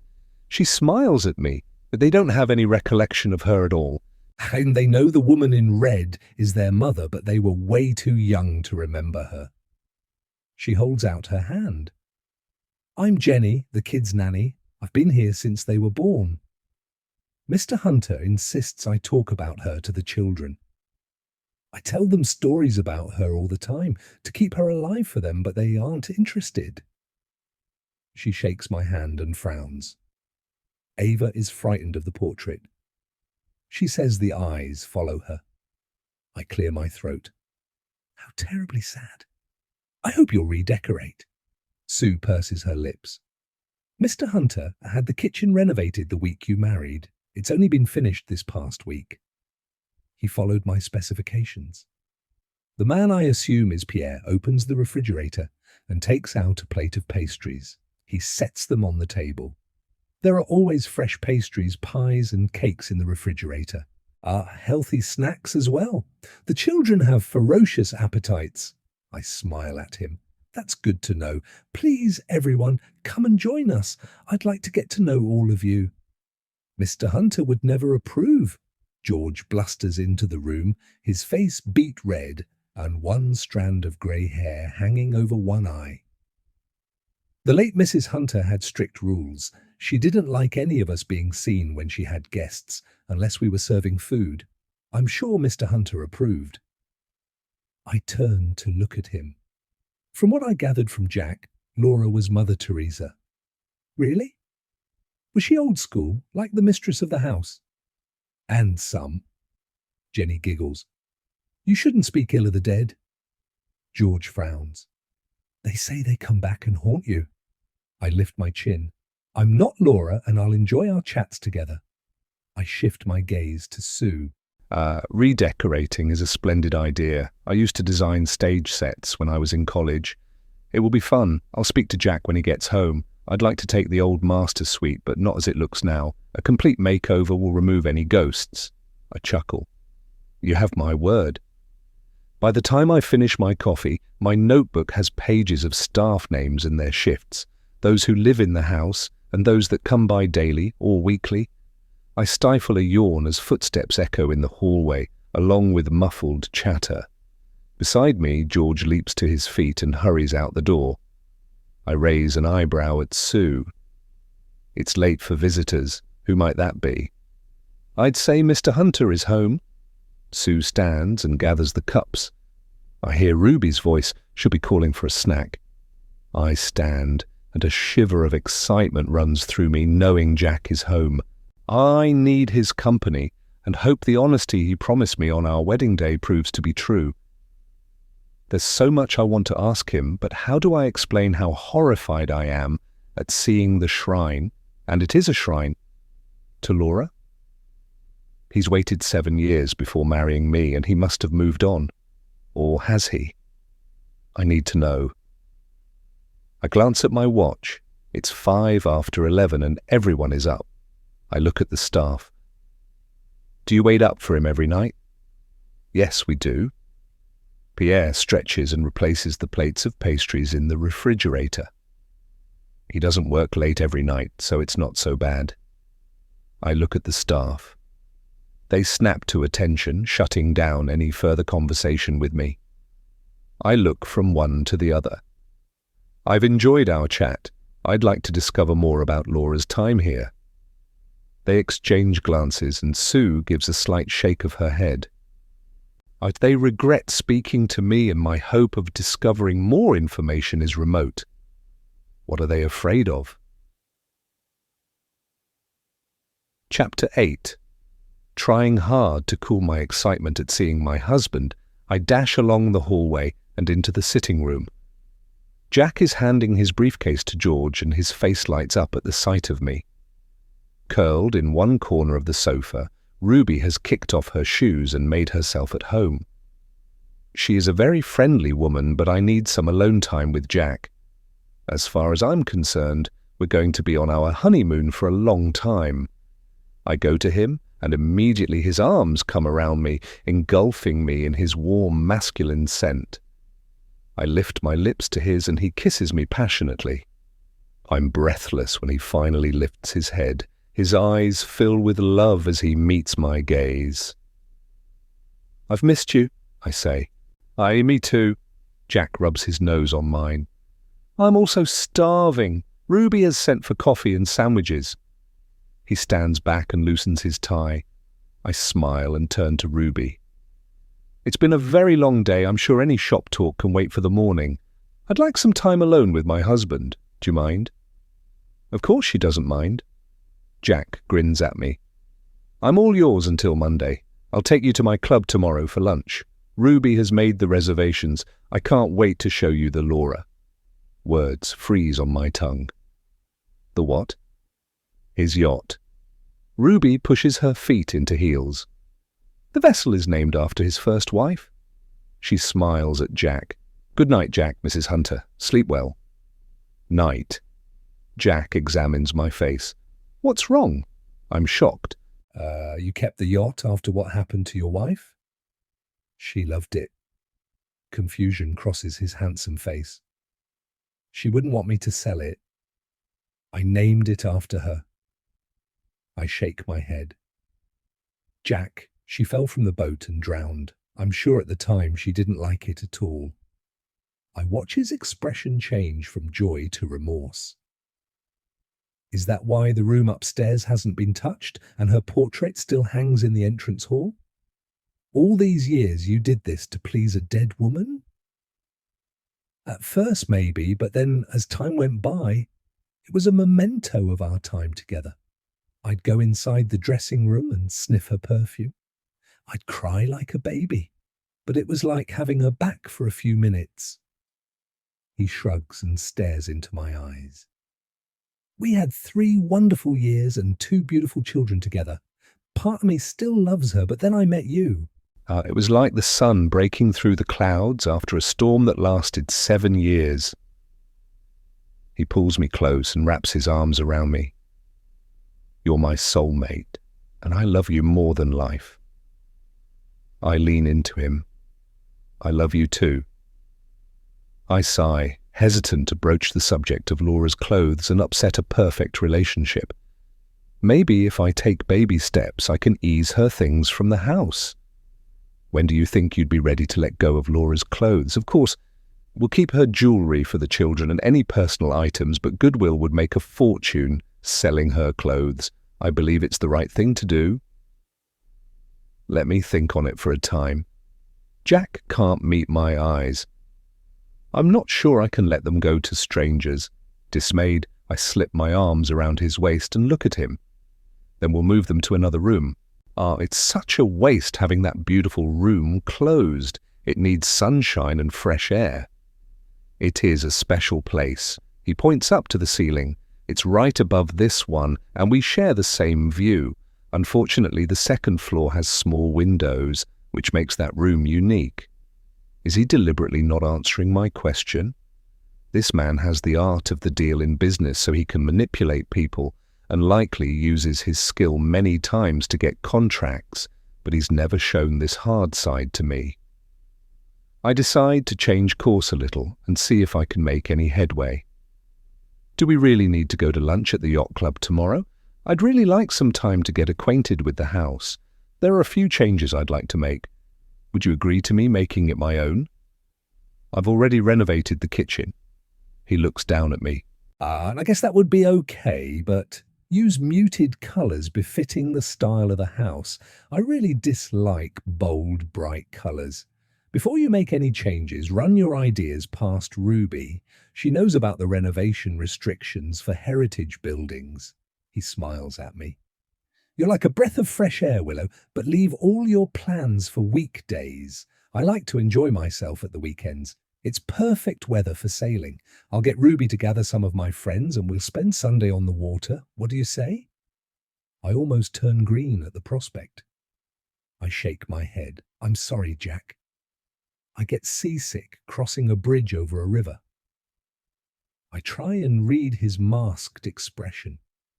This is the first time you've mentioned the yacht, or I would have told you. Okay.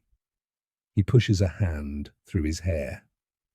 My bad. I can go sailing alone, well, with some of the boys. We do take fishing trips. He nods as if to himself and then looks back at me. I'm sorry I wasn't here to show you around. Is there anything about the house you need to know? I swallow hard. The staff figure the house is haunted. I find it hard to believe, in this day and age, that people still believe in ghosts. Oh, well, I do too. Jack stares into space as if looking at something over my left shoulder. I never did until I saw one myself. I went to check on the kids, like I do every night, to make sure they're asleep, and I swear I saw Laura outside our bedroom door. I dashed along the hallway, opened the door, and searched inside. Of course there wasn't anyone there. Some of the staff have claimed to have seen her too. He shook his head. It only happened the once for me, and I figure it was her saying goodbye, or was it wishful thinking? I guess I'll never know. Goosebumps crawl up my arms as I remember the way the door moved and almost shut me inside the dressing room. Had I imagined it to, Or was all this talk about ghosts some weird initiation prank to welcome me to Beaufort Manor? Chapter 9. Saturday. I can't get the notion of ghosts or wandering spirits out of my mind, and after tossing and turning all night, I'm totally exhausted. Honestly, I'd expected Jack to completely deny the fact there are ghosts in the house, not say he believed he'd seen Laura's spirit or whatever. I'm not easily spooked, but find myself staring into the shadows, waiting for them to move. I doze for an hour or so before the first rays of sunlight creep through the window to wash the bed in bright light. I hold up my hand to cover my eyes. From now on, the drapes will be closed at night. I sit up and Jack stirs beside me. He always wakes up in a good mood and gives me a smile to melt an iceberg. "Morning." I peer at him from under my hand. The sunlight is blinding me. "I'll fix it." Jack jumps out of bed and draws the blinds. "Better?" He glances at his watch and pulls me from the bed and into his arms. "It's almost time for breakfast. Shower with me." Some time later, as we're dressing, I recall some of the other things that kept me awake most of the night.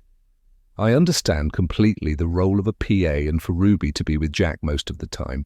He's a busy man and she organises his day literally down to the second. However, there must be a time when she steps away for a while and leaves us alone. I dress with care. Jack purchased so many clothes for me on our honeymoon. I know what he likes and expects from me. At first, I balked at the prices of the outfits he suggested and tried to refuse his generosity. It concerned me that he'd likely gone through most of his savings. I could see it made him frustrated, so when we went shopping, his "buy what you like and don't look at the price" became the rule of the day. If I'd known then how wealthy he is, his actions would have made more sense. The yacht club has polished wealthy clients, so I dress in a white blouse, a beige tailored skirt, and a soft blue jacket with matching espadrilles. I glance in the mirror. My skin is tanned from our honeymoon, and my dark blonde hair has sun streaks. I meet his gaze in the mirror. "Is this okay for the yacht club?" "You look wonderful." He wraps his arms around me and kisses my ear. "You didn't sleep well, did you?" I shake my head. "Nope, all the talk about ghosts, I expect." "Ghosts?" Jack chuckles. "I don't recall mentioning ghosts. Maybe you had a bad dream?" Confused but not sure if Jack is joking with me, I turn as he moves away to put on his shoes. "Before we go down for breakfast, there's something we need to discuss." "And that is?" He straightens and glances in the mirror before smoothing his thick, dark brown hair. As his wife, I'm entitled to make demands, right? So here goes. I take a deep breath. I know you've been on your own for a long time and likely needed the company at meals, but we're married now. What I'm trying to say is, Does Ruby need to share every meal with us?" I give him a long look, trying to judge his reaction, but he's very good at hiding his feelings when he wants to. "You'll be back at work on Monday, and I want to cherish every second alone with you when you're home." Is that too much to ask? Ruby has always been a big part of my life, in fact, since I left college. Laura never had a problem with her living with us. A frown creases his handsome brow. "I rely on Ruby to make sure my day runs smoothly." I nod. "So you employed Ruby before you married Laura?" "Yeah, we couldn't manage without her." Jack shrugs. "She handles everything for me. Laura liked her. They got on well together. I'm sure you will too." His constant referral to his dead wife is getting annoying. It's as if he figures having her approval means something to me. I turn to look at him. "Did Ruby share meals with you and Laura?" For a time, and then Laura decided to keep the staff at arm's length, even Ruby, who frankly is more like family. Jack chuckles. Ruby understood and kept Laura at arm's length too. They rarely interacted at all. This worked well because Laura got annoyed if she spotted Ruby around the house. The only time she expected to see any of the staff was when they were serving our meals or during a dinner party. She tolerated Jenny, the nanny, and would discuss meals with Pierre, the chef, once a week on Mondays. I lift my chin, feeling a surge of confidence. That's good to know because I plan to have a few rules of my own.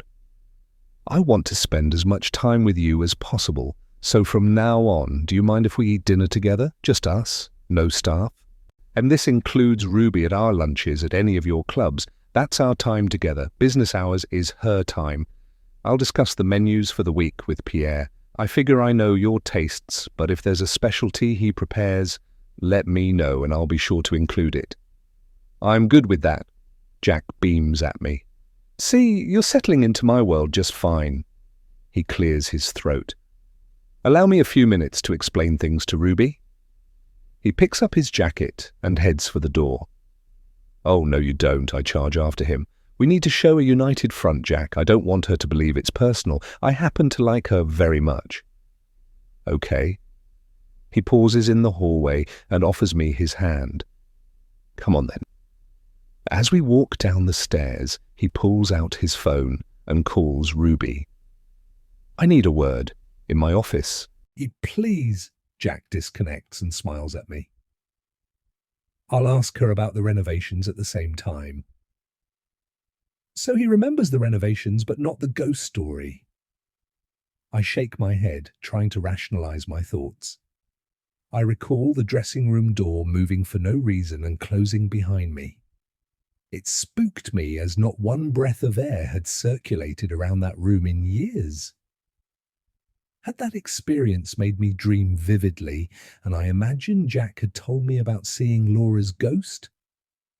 I glance at him as we walk down the stairs and head to his office. That's good. I'd like to start right away on Monday. I'll need a budget. I squeeze his arm. Are you happy for me to move Laura's things and redecorate that beautiful room? I'll make it look totally different. It will become our special place. I want to make new memories in that room with you. Oh, Jack. Don't move anything yet, just work out what you want. Jack nods as if deep in thought. You don't need a budget. In case it's slipped your mind, I'm a builder.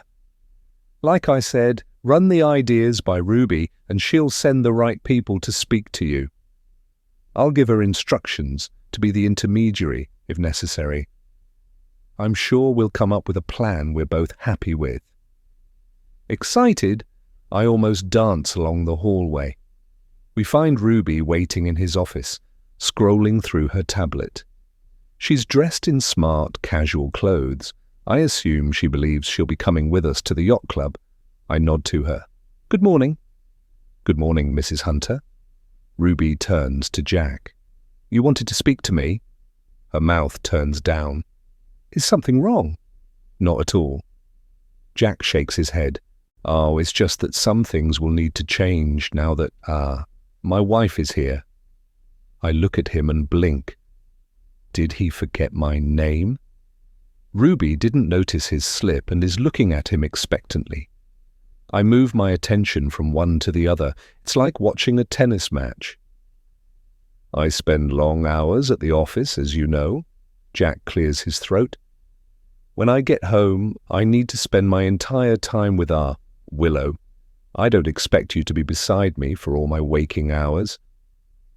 Willow mentioned that you need some time for yourself too, so unless some emergency occurs, the weekends are yours from now on, and we will be taking all our meals alone. He smiles at her. Willow will be speaking to you about renovations for the house. Call in one of our architects to make sure any changes don't contravene any building regulations for historical homes. I'll look over the plans before we begin. I'll be having the final say. Okay. Ruby makes a few notes and then turns to me. Thank you for thinking of me, Mrs. Hunter. That's very kind of you. She smiles. I do appreciate having some extra time to myself, and I'll look forward to discussing the renovations with you. She looks at Jack. If there's nothing else, I'll grab breakfast before Sue throws it in the garbage." "Thanks, Ruby." Jack leads the way out of the door. As we enter the dining room, he smiles at me. That went well.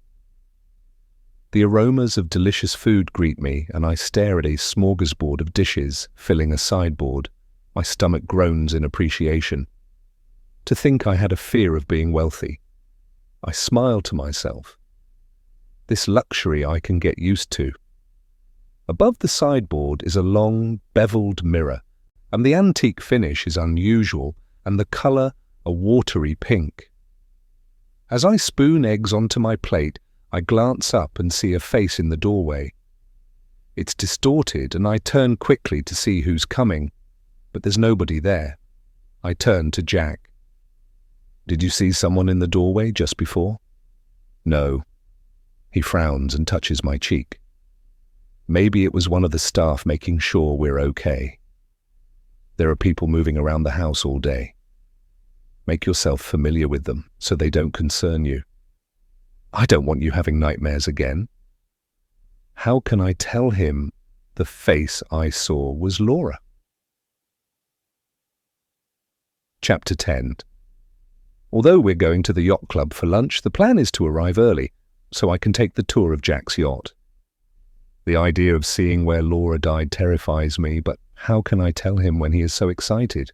I try to concentrate on the magnificent scenery. I didn't expect the Newport Yacht Club to be so picturesque. Set on an impressive marina, my gaze is drawn to sleek yachts and sailboats rocking gently in the water. As Jack guides his Porsche to a parking space with his name on a plaque, I absorb the elegance of the club's classic architecture and marvel at the brightly coloured flower beds. There are even flags on top of flagpoles, waving madly in the wind from the harbour. It's impressive, isn't it? Jack slides from behind the wheel. Wait until you see inside. I smile at him as we enter a massive foyer. The glossy wooden floors reflect the lights above as we walk to a counter to sign in. My attention is drawn to wide picture windows that offer amazing views of the marina. A large room to one side with tables covered with crisp white tablecloths and silverware has servers buzzing around preparing for lunch, no doubt. Beside me, Jack waves to someone and then we head to a group of tables where his friends are sitting. Everyone is drinking coffee and chatting. The atmosphere is warm and inviting. I usually feel out of place in these swanky places, but everyone is smiling, and I relax and decide to enjoy myself. Everyone looks at me as we approach, and I'm suddenly self-conscious. "Hi, everyone." Jack is smiling. "Let me introduce you to my beautiful wife, Willow." He places a hand on my back to urge me forward. "Willow, these are my friends, Carol and Peter Sutton." I step forward as he indicates to a woman in her 40s, tanned with eyes like a hawk. Her husband, Peter, stands and offers me his hand. And he is wearing a blue and white striped polo shirt and white shorts. He is perhaps 50, with a protruding belly and greying dark hair. His handshake is damp, but firm. "Nice to meet you." "June and Martin Cleves," Jack indicates with his chin. "Missy and Jim Durham." The men, both Jack's age, lean and good-looking, shake my hand. June is a mousy woman, as in she resembles a mouse, and Missy is younger. She is an example of a plastic surgeon's best friend, with her false eyelashes, plumped-up cheeks and lips. I blink at breasts big enough to use as a floating aid. She is friendly enough and stands to hug me and welcome me to Newport. I like her. With all her enhancements, she seems to be the only real person in the group. They talk about sailing, fishing, and the stock market. I'm sitting beside Missy and she leans toward me. I turn in my seat to look at her. It must be difficult stepping into Laura's shoes. She was larger than life. Missy frowns and her forehead doesn't move. "I was there, you know, the night she went missing." My ears prick. I know nothing about that night and lean closer. "Really, how terrible. What exactly happened?" "No one knows for sure, but I always wonder if Tom was somehow involved." Missy gives me a knowing look. I frown. Tom? Well, Missy leans closer. There was something going on, I'm not sure of the details, but after Laura died, Tom was demoted. He used to live in the house. It screams cover-up to me. Jack suddenly didn't want his bodyguard, and good friends since college, living in the house. It's as if they purposely distanced themselves from each other. I can't believe what I'm hearing, but I don't want her to stop. Did anything involving Tom happen the night Laura died? Yeah, Laura, Jack and Tom were all acting real strange. You know, what's the word? Forced. As if they were trying to act happy. Missy raises one perfectly manicured finger and points to the marina. We were all into our third or fourth bottle of champagne before we even noticed Laura hadn't returned to the party. She'd had an argument with Jack. Well, let's say a disagreement. It's very hard to get Jack to argue about anything. He is the coolest man I know. Intrigued, I look at her. Go on. I gather she told Jack something about one of the staff and he didn't believe her. Laura lost it and Jack told her to go outside and cool down. The next minute, Jack is pushing Tom into the galley to speak to him. I never found out what that was all about. Not long after, Tom went out on deck. Missy leans closer. Laura didn't take orders from anyone, but she told me she needed some fresh air, and Jack was being a jerk. She shrugs. That was the last time I saw her alive. The thing is, Laura could swim like a fish. It's unlikely if she fell overboard that she didn't make it to shore. I meet her gaze. They never found her, so that never happened. Do you have another theory? Not really, I blame the champagne, but another thing someone mentioned is that one of the life buoys was missing. She gave me a long look. I guess it could have been washed overboard in the storm. Maybe Laura grabbed it before she fell? The idea of being washed overboard horrifies me, and I swallow hard. That leaves a ton of unanswered questions. Doesn't it? I'm not saying anything, but I find it hard to believe Laura fell overboard. Missy shook her head. She was a fine sailor. My gaze moves around the table, and cold chills raise the hairs on my arms. Why would anyone want to hurt her? You were all close friends. That, Missy rolls her eyes, is the question I've been asking myself for 7 years. Chapter 11. Jack's excitement is palpable as he takes my hand and leads me to the marina. His constant chatter in my ear about the Laura reminds me of a small child on Christmas morning. Obviously, sailing is a very big part of his life, and yet he concealed it from me during our whirlwind courtship. I'm concerned why something so important to him failed to come out in any of our conversations. As we walk together, luxury surrounds me. I've never been this close to so many huge, extravagant yachts. They glisten under the sunlight, each polished to a high shine. It seems everyone is trying to outdo each other by buying the biggest and best. Although I'm impressed by the beauty of each vessel, just the idea of even stepping on board makes me queasy. I have tried to control seasickness, and I've taken medication, but the second anything moves under my feet, I'm gone, and the feeling lasts for days afterward. I know you get seasick, but have you tried to ride it out? Jack squeezes my hand and looks genuinely concerned. I've known people who start off seasick and end up fine sailors after a day or so. Sometimes it just takes a little time to adjust. I look at him and shake my head. I know now that sailing is a big part of your life, and I'd love to be with you enjoying the ocean. I love the sea, truly I do, but it's something to do with my inner ear. Anything that unbalances me, even driving fast around a few corners, makes me giddy and sick. I shrug and meet his troubled gaze. I discovered the problem when I went on a cruise. I couldn't get off the ship and spent 4 long weeks spewing. They gave me seasick pills and they did nothing. The worst thing was it didn't stop when I left the vessel. It took me a few days to come good. That bad, huh? Jack rubs his chin. It must be terrible being like that. I stopped walking and turned to face him. I wish you'd have told me about all this before. Now you've married a woman who can't join you in your favorite sport. My heart aches as I look at him. I guess as marriage is a contract, and I didn't reveal all the details of my life to you either. That's grounds to get an annulment, but I didn't do it intentionally. An annulment? Jack dashes a hand through his hair and stares at me. It might have helped if I'd told you about my yacht. The thing is, Willow, I was so head over heels in love with you. I didn't want you to believe I was one of those pretentious rich guys. Now, I know this life isn't what you wanted. The one thing I do know about you is you're not a fortune hunter. You enjoy the simple things in life, and I appreciate that. He rubs his hands up and down my arms. I know you want me for myself, and all this... He waves his hand to indicate the marina.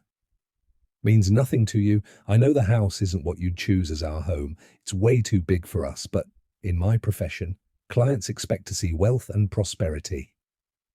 His Adam's apple moves up and down as he swallows hard. Please don't tell me you want to leave me because of a stupid yacht. I couldn't stand it. Tears burn the backs of my eyes at Jack's distraught expression. I love you, Jack, but you're right. All this means nothing to me. I'm used to working hard for everything I own. All around me, I see waste and overindulgence. While people are sleeping in the streets and kids are going hungry. I fight back tears. I can't be what you want me to be, Jack. Our honeymoon was wonderful. Traveling was something I've always wanted to do. I figured you'd spent all your savings making it perfect. When you said you were in real estate, I thought as in a realtor, not a real estate mogul. I drag in a breath and try not to cry. I can't be Laura, Jack. She was refined and sophisticated. That's not me, and never will be. I've never wanted a replacement for Laura. Jack pulls me into his arms and rubs my back. To be perfectly honest, I never believed I would find anyone to love again. Laura was the complete opposite to you.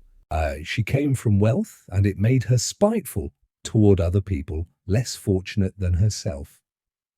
He steps away and lifts my chin to look deep into my eyes. If helping the homeless is something that will make you happy, we can set up a charity. In fact, I could probably build apartment blocks to use as halfway houses until they can get a place of their own. He smiles at me. Sometimes being wealthy can be an advantage. I blink, hoping he's not just saying things to make me feel better. You do that? I'll get my legal team on it on Monday. He takes my hand and we continue to walk along the sun-bleached dock. Once it's established, we can do many things to raise money. I'll start with a sizable donation and make plans for the halfway houses. You'll need a working board to run all the nitty-gritty, but you can be involved in all the decision-making. Knowing how donations for charities can be eaten up by the paid board members, I stop walking and look at him. I'm happy to have paid legal counsel and an accountant, but I want like-minded people who do this work for charity, not to line their own pockets. Okay, so wives of the rich or famous? Jack nods as if thinking. I'll ask around. He suddenly smiles. I've always wanted to be a philanthropist, and this seems to be a very good way of starting. I'm happy he cares about my feelings enough to start a charity. He surprises me with his generosity all the time. I stare at the line of yachts sparkling under the sun and bobbing slightly. Just looking at them makes me giddy. As this club is a big part of his life, I'm glad I offered him a way out of our marriage. Although losing him would break my heart, I need to know where I stand with him. He is still so new to me, and so is my new life alongside him. His chatter goes over my head as we walk along the dock. My stomach tightens at the idea of stepping onto Laura's yacht. How could Jack still cherish the place where his wife died? Although heat burns through my clothes, a shiver runs down my spine, and a wave of nausea grips me. I really don't want to go near the Laura. In fact, I need to be anywhere but here. Chapter 12. We walk in brilliant sunshine along a dock lined with millions of dollars of the finest vessels money can buy. When we reach his yacht, the captain greets us, and I must admit the yacht is magnificent, and I gape at the seamless blend of glass and polished steel with multiple decks offering panoramic views of the sea. The name Laura, emblazoned on one side, screams out at me. I nod as Jack introduces me to the staff, but I won't be staying long. Even in dock, the boat is moving too much for my comfort. Inside is luxurious, and I can see Laura's touch everywhere, not what I would expect to find at all. It's as if Jack's neutral taste has been completely disregarded, and Laura's feminine touches have taken over. I personally don't like lace and frills, and it seems very strange to me that Jack hasn't changed anything since his wife died. This yacht is his baby, and yet it resembles a feminine boudoir. He shows me the decks and the bedrooms. They smell of room freshener and fish. The mixture is doing strange things to my stomach, and I turn to head back into the fresh air. As I move along the passageways in an attempt to escape, I can feel Laura's presence so intensely that I expect her to open a door and scream at me for stealing her husband. I'm moving faster now, running until I slow to move down the gangplank and back onto the dock. I bend over, sucking in deep breaths of salty air. "Willow?" Jack is at my side. "I'm so sorry, I had no idea this would happen." I straighten and look at him. "That boat isn't you, Jack. It's old and not a good representation of who you are in this world. You're a builder." I wave a hand at the yacht. "Inside is the opposite of your tastes. Neutral, you told me, and that is more like a brothel. You should sell it and buy something more appropriate." I breathe slowly. I'm just trying to settle my stomach. "You don't need to please me, Jack. Buy something to please you, yes. I'll miss you when you go fishing with your friends, but I'll never stand in your way. We can work this out. One thing, though, I would prefer you go out fishing with the boys and not have parties on board without me." "Oh, that's a given." He smiles at me, and his eyes sparkle. "I'm faithful, and that's one thing you can take to the bank." He leads me to a bench and we sit down. "Rest for a time until you get your sea legs." I chuckle. "That will never happen." I turn to him as we both stare at the yacht. "If it's not too painful, what happened the night Laura died?" "There's not much to tell, really." Jack rests one arm along the back of the bench behind me. "It was our wedding anniversary, and we had some friends aboard to celebrate. We'd had a great meal and were drinking bottles of champagne. Something had gotten into Laura's craw. She had a problem with a couple of my staff and wanted me to fire them immediately. I asked her to cool down and just enjoy herself, and that I'd deal with them in my own time. She flew at me and slapped my face." He shakes his head slowly and sighs. "She had a temper and didn't suffer fools easily. We went through so many staff in the house, as she always found something wrong with them." I want more information and turn in my seat to look at him. "When did she go missing? Was she drunk?" "No, she wasn't drunk. She'd had maybe one glass of champagne, and she always drank water with meals." Jack stares into the distance, and I can almost see the memories coming to the surface. "After she yelled and slapped me, I told her to go and clear her head, and she went out onto the deck." He points to the back of the boat. "She was heading for the stern when I last saw her. I wasn't concerned in any way because she often went and stood at the railing and stared at the stars. It was her favorite place to be, especially at night. I figured I'd give her a few minutes to cool down and then go and see her, but I got into a conversation with the others and lost track of time. I guess 20 or 30 minutes had gone by before I went out to speak to her. She was nowhere in sight. I came back inside and asked if anyone had seen her come in. No one had seen her, and then we all searched for her. When we couldn't find her, we contacted the Coast Guard and turned around immediately and headed back the way we'd come. And we moved at a slow rate of knots and used the searchlights across the water. It wasn't long until the Coast Guard arrived and we searched all night and the next day.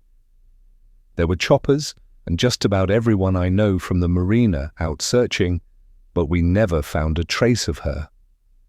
I frown as he hasn't mentioned the weather or the missing lifebuoy. What could have caused her to fall overboard? She was an experienced sailor, I assume, and familiar with that spot. The water was choppy, but was it enough to throw her overboard? Jack turns his gaze back to me. This fact has played on my mind since that night. You see, Laura hadn't been herself for months. She'd been unwell, and I put it down to the medication the doctor had given her for depression. She was never the same after Noah's birth, and I blame myself for her death in some ways. I avoid arguing with anyone. It's not in my nature, but she kept goading me. This time, I told her to get some fresh air because she was making a spectacle in front of our friends, and I knew she'd regret it in the morning. I said it softly, and I doubt anyone heard. The thing is, Willow, I should have taken more time to listen to her and maybe help her work out her insecurities. He sucks in a deep breath and lets it out. She was the mother of my children, and I cared for her, but our relationship toward the end was difficult. I'd hoped she'd recovered, but when she attacked me, I knew she needed to see the psychiatrist again. Nothing I did helped her.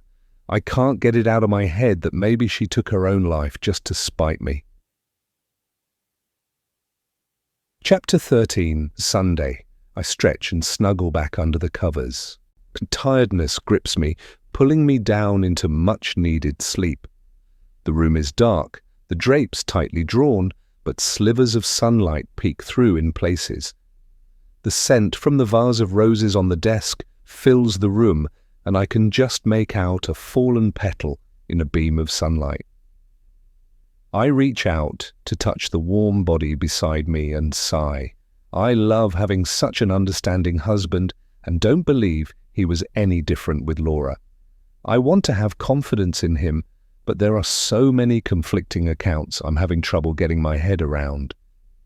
Again, last night I had trouble sleeping and just couldn't get Jack's tragic expression from my mind. I know it's been 7 years, but most people recall a terrible incident in their lives with clarity. What is the truth about Laura's death? Getting one version of the night she died from Sue, one then another from Missy, and then a slightly different story from Jack makes me want to get to the bottom of what really happened. Did she fall overboard, jump, or was she pushed? I need to know, and I'm not doing this for Laura, although it would be good to know if she was a spoiled brat or the mother with postnatal depression that Jack insists. I guess she could be both. If she was unstable, was it because of the ghost stories and the face at the window, or this depressing house? Have I been mistaken about Laura all along? In the portrait, anger shimmers from her eyes. It's unmistakable. The problem is I have strange things happening to me too. In her position, I'd want someone to find out the truth, or am I going crazy too? I know there are vastly different trains of thought about spirits. Some say they don't exist, while others insist they haunt houses for a reason, and that's to reveal the truth about their deaths, and so lay their souls at rest. I didn't imagine the door closing or the image in the reflection in the dining room mirror yesterday. I've tried to make sense of it all, and the only logical explanation is that Amy or one of the other staff were peeking in to make sure we had everything we needed. But that doesn't explain the door closing behind me in the dressing room. Then there's the conversation I had with Jack about ghosts. I remember it so vividly. Had that really been a dream? Or had he forgotten he'd told me? It would have been an intimate moment for him, seeing her as if she was saying goodbye. Then again, Jack might believe it shows weakness by admitting he'd seen her. What I can't fathom is, and he remembers everything else we spoke about that night. It doesn't make sense to me that he'd forget the bit about seeing her ghost. I sit up in bed and shake my head. Perhaps the lack of sleep and exhaustion is causing a slip in my memory, or am I slowly losing my grip on reality? I'm apprehensive about meeting the kids today, and more so Jack's parents. I overheard a heated conversation he had with them just before we boarded the flight to Paris. His mother's outraged voice cut through my happiness like a wrecking ball. She'd heard about our whirlwind romance and marriage from Ruby. Personally, I don't believe it's Ruby's job to inform Jack's family about his personal life. He wanted to tell his parents in his own time. He told me his mother believes no one is good enough for her son. I was shocked to discover she'd arranged for him to meet Laura. The fact that he'd liked her was a bonus, and he insists he'd married her for love, not for her family name or the old money behind her. I push hair from my eyes and swing my legs over the side of the bed. I would be the last person she'd pick for Jack. Although I'm educated, I wanted to be an actor and ended up taking any work I could get, mostly in advertising. My agent would send me to the craziest auditions, but I was fortunate enough to make a living. Beside me, Jack is sleeping soundly. I head for the shower. I'd like time to speak to the staff before he wakes. When I'm done, I walk to the kitchen, determined to get answers, but before I make it to the bottom of the stairs, I hear Jack calling my name. I turn and try to ignore the accusing stare from Laura's portrait and call back. "I'm on the stairs. I'll wait for you in the kitchen." "Okay, give me 5. The bedroom door slams shut. I stare blankly for a few moments. Have I upset him? I shrug and hurry down to the kitchen. It's busy with people moving around. Sue is issuing orders and George is just finishing his meal. I figure it's too noisy to ask questions, so I get Pierre's attention and make an excuse for being there. "Can I have crispy bacon this morning?" I smile at him. "I love it with pancakes."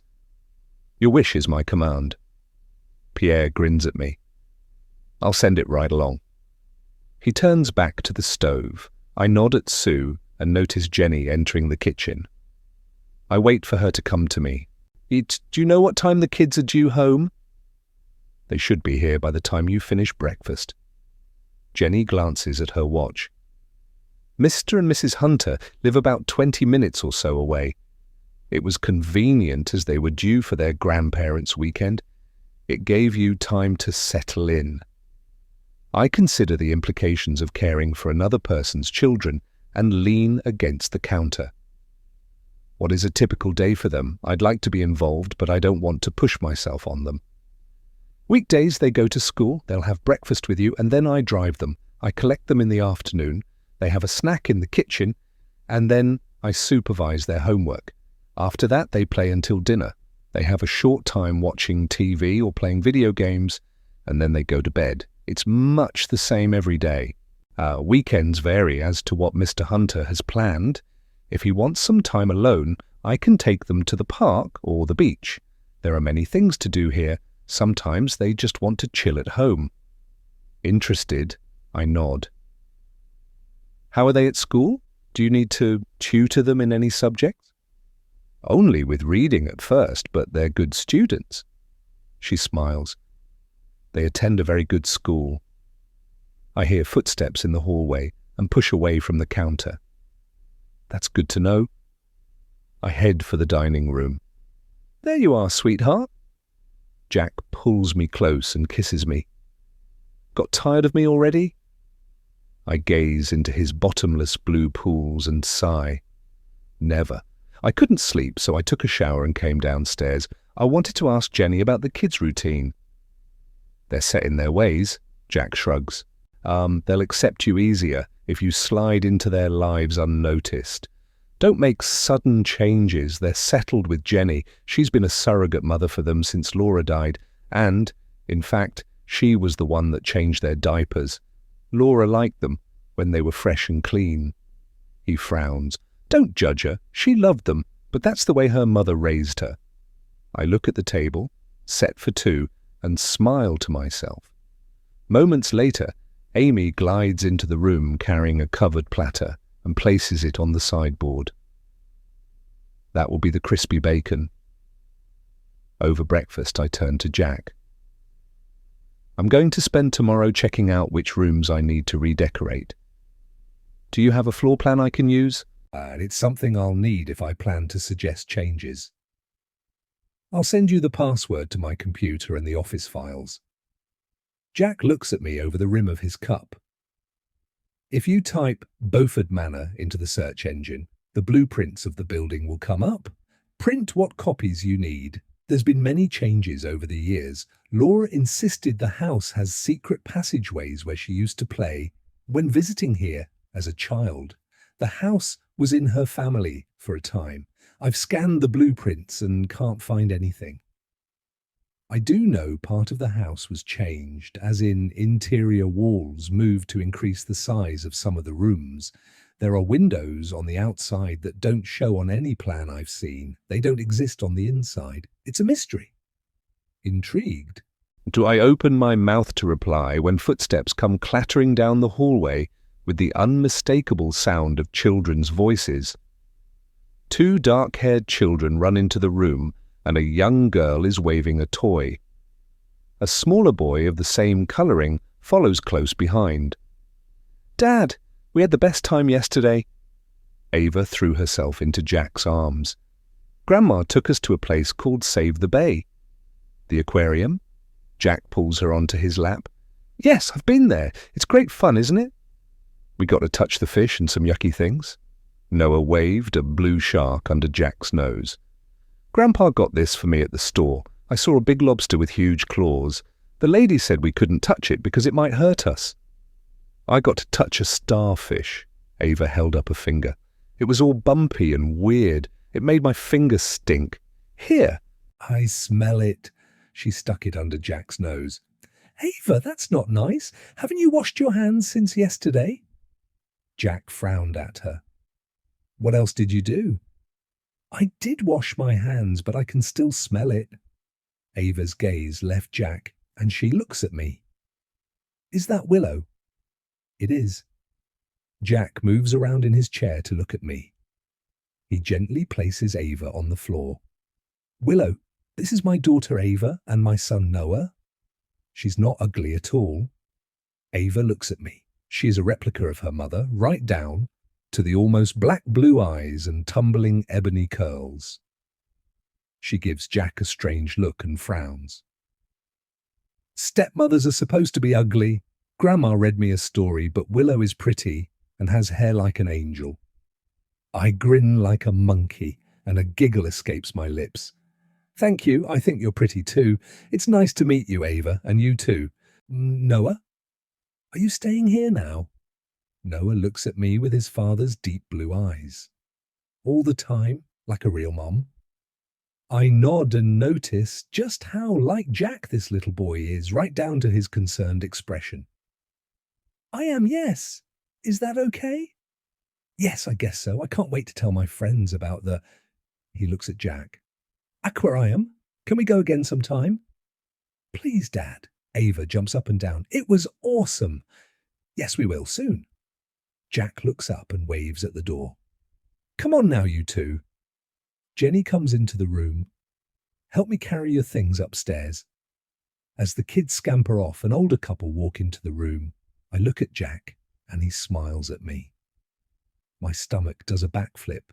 This must be his parents. Mom, Dad! Jack stands and hugs his mother. Thanks for taking the kids.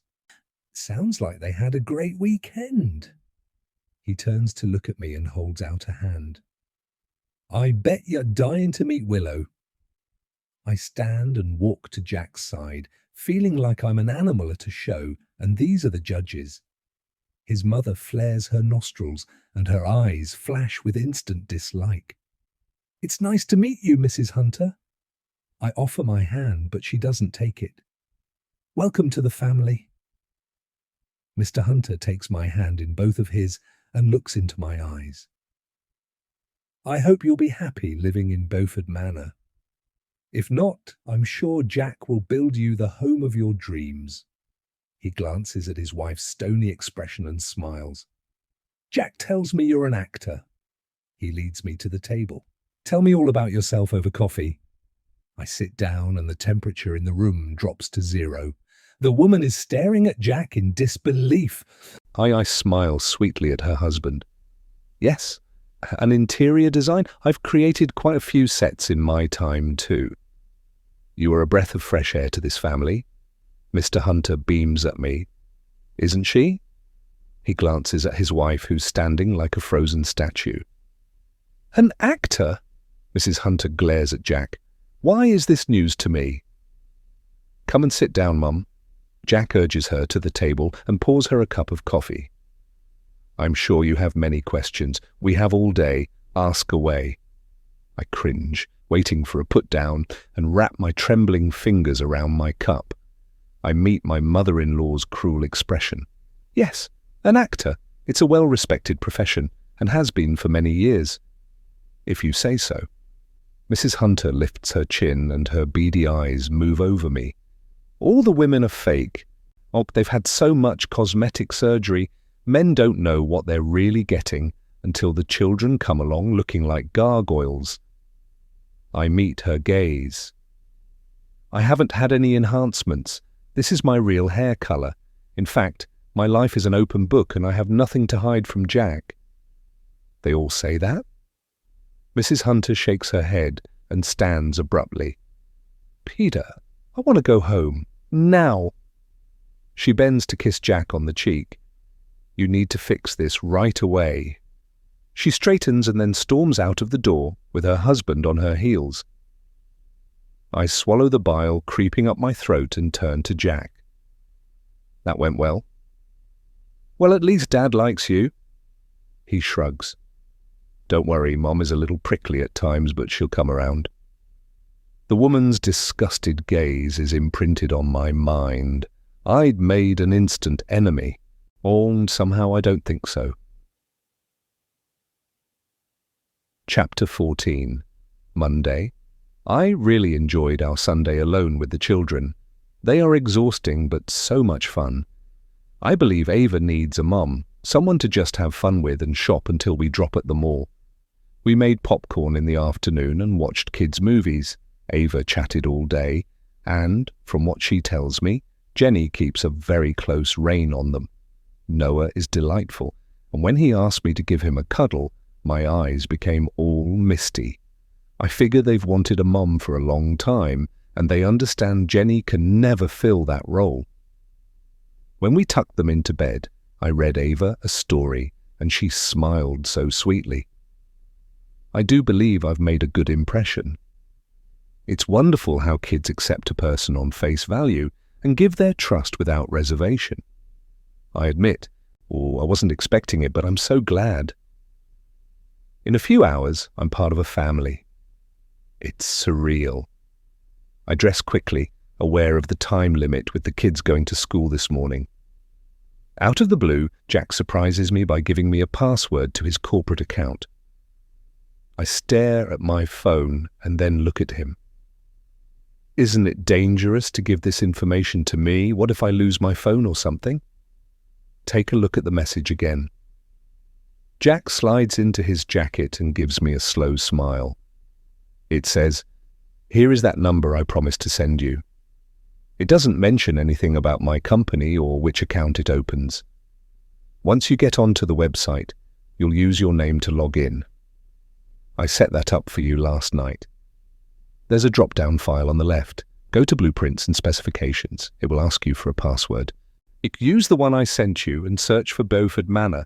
There's everything there I have on the renovations over the last 50 years or so, but there are documents held at the city clerk's office, and they have an online database if you need to go back in time. He smiles at me. If you need any help, Ruby will be here until 10. She's chasing up clients. Her office is next to the kitchen. Sue will point you in the right direction. He checks his watch. I gotta go. I wish I could spend more time with you showing you around, but I guess you have the general layout of the house by now. I go on tiptoes to kiss him. I'll be fine. I have a ton of things to do. Great. The kids will be ready for school and I like to be there when they leave. He picks up his briefcase and holds out a hand to me. They like you. The Ava figures you look like a princess in one of her fairy tales. The children surprised me with their openness. They chatted with me over breakfast as if I'd always been there and asked so many questions. My head is still buzzing from the chatter. I like them too. They seem very contented.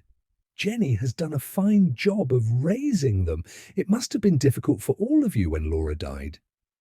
They were a little confused, and Ava asked for her mom, but Noah was very young and he spent most of his time with Jenny. Laura loved the kids, but Ava was the favorite. She doted on her, and Noah has always been loud. I had his ears tested in case of deafness, but he's just loud.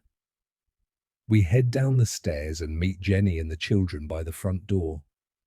I stand to one side as Jack hugs and kisses both kids. What do we call you? Ava frowns and looks at Noah.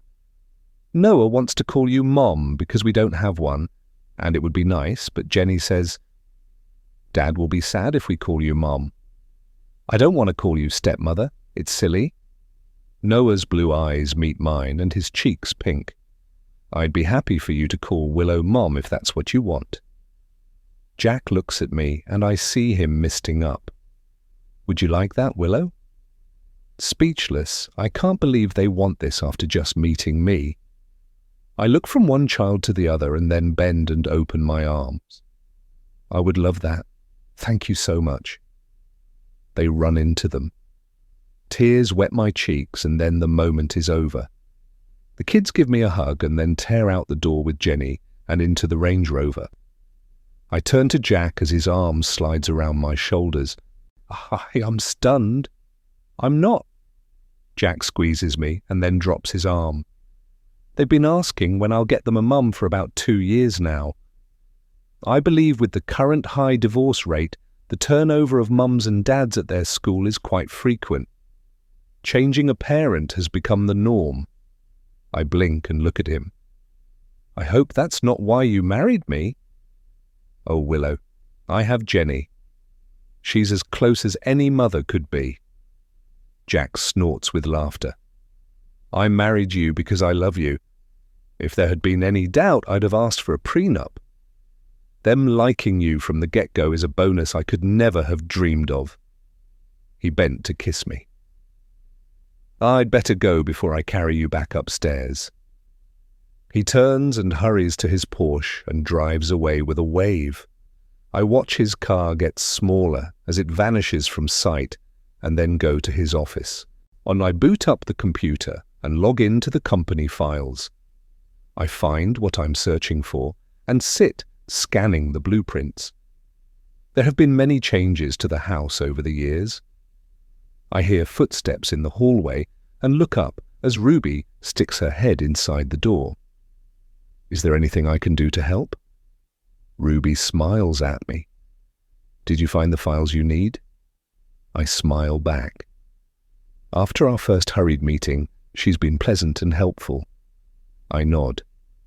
I have, but I'd like to print some sections of the house plans. Is there a printer anywhere I can use? See that door? Ruby walks over to what looks like a closet and slides open the door. In here you'll find stationery and printers for large documents, or the regular size ones. Just print as usual and the document will be in here. Jack is very organized. I stand and peek into the room. That's good to know. I'm hoping to reclaim the main bedroom upstairs and convince Jack to clear out all of Laura's clothes, but he has difficulty letting go of her possessions. When he comes around to my way of thinking, I'll need a storage area. Any ideas? I believe he stores some of her personal items in the loft, but perhaps one of the bedrooms on the 3rd floor would be more suitable. Maybe if we get someone in to line the walls with closets, the garments can be hung inside. Ruby taps her bottom lip. Then he's not throwing out anything, is he? I'll speak to him as well. Maybe if we form a united front, it will work. I'm enthusiastic by her willingness to help. Yes, if you can convince him, that would be brilliant. Of course, all her jewellery I'll make sure is in the safe. We do have a safe. Yours, don't we? I believe there are several. Ruby went to a picture and it swung back to reveal a large safe. There's this one. One in the main bedroom, so maybe there are more of her things in there. One in the sitting room and maybe more. You'll need to ask Jack. This one is used for contracts and other documents regarding his business and the house. The others, I have no knowledge of the contents. Jack doesn't give me that information. Excitement at getting things moving spurs me on. I can imagine how the main bedroom would look if I made the changes I require. Okay, I'll make a list of my proposed changes and run them past Jack. No, you won't. Ruby smiles. He told me to call in whoever you need to make you happy. The architect will talk to him. She indicates to my phone. May I? I'll add my number and contact email. He mentioned bed linen and drapes as well. Just send a list along of what you prefer and I'll order them. She sighs. I'll also arrange for the architect to drop by and speak to you. We'll need him to make sure we stick to code.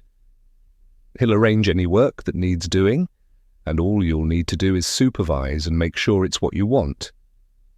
I hand her my phone. How long will it take to get someone here? We're always busy, but I'll make sure to find someone suitable. Ruby thumbs in her details and hands the phone back to me.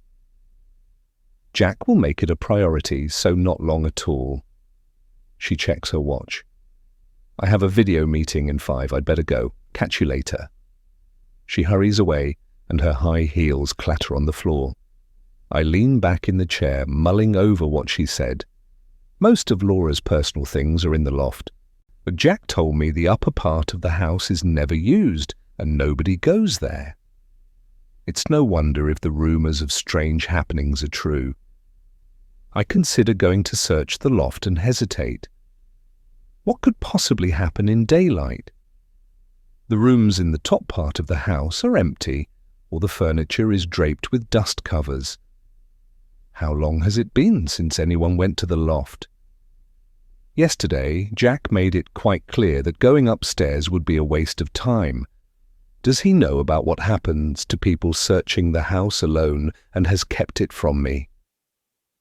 I shake off the impending feeling of dread. The loft and its potential secrets are calling to me.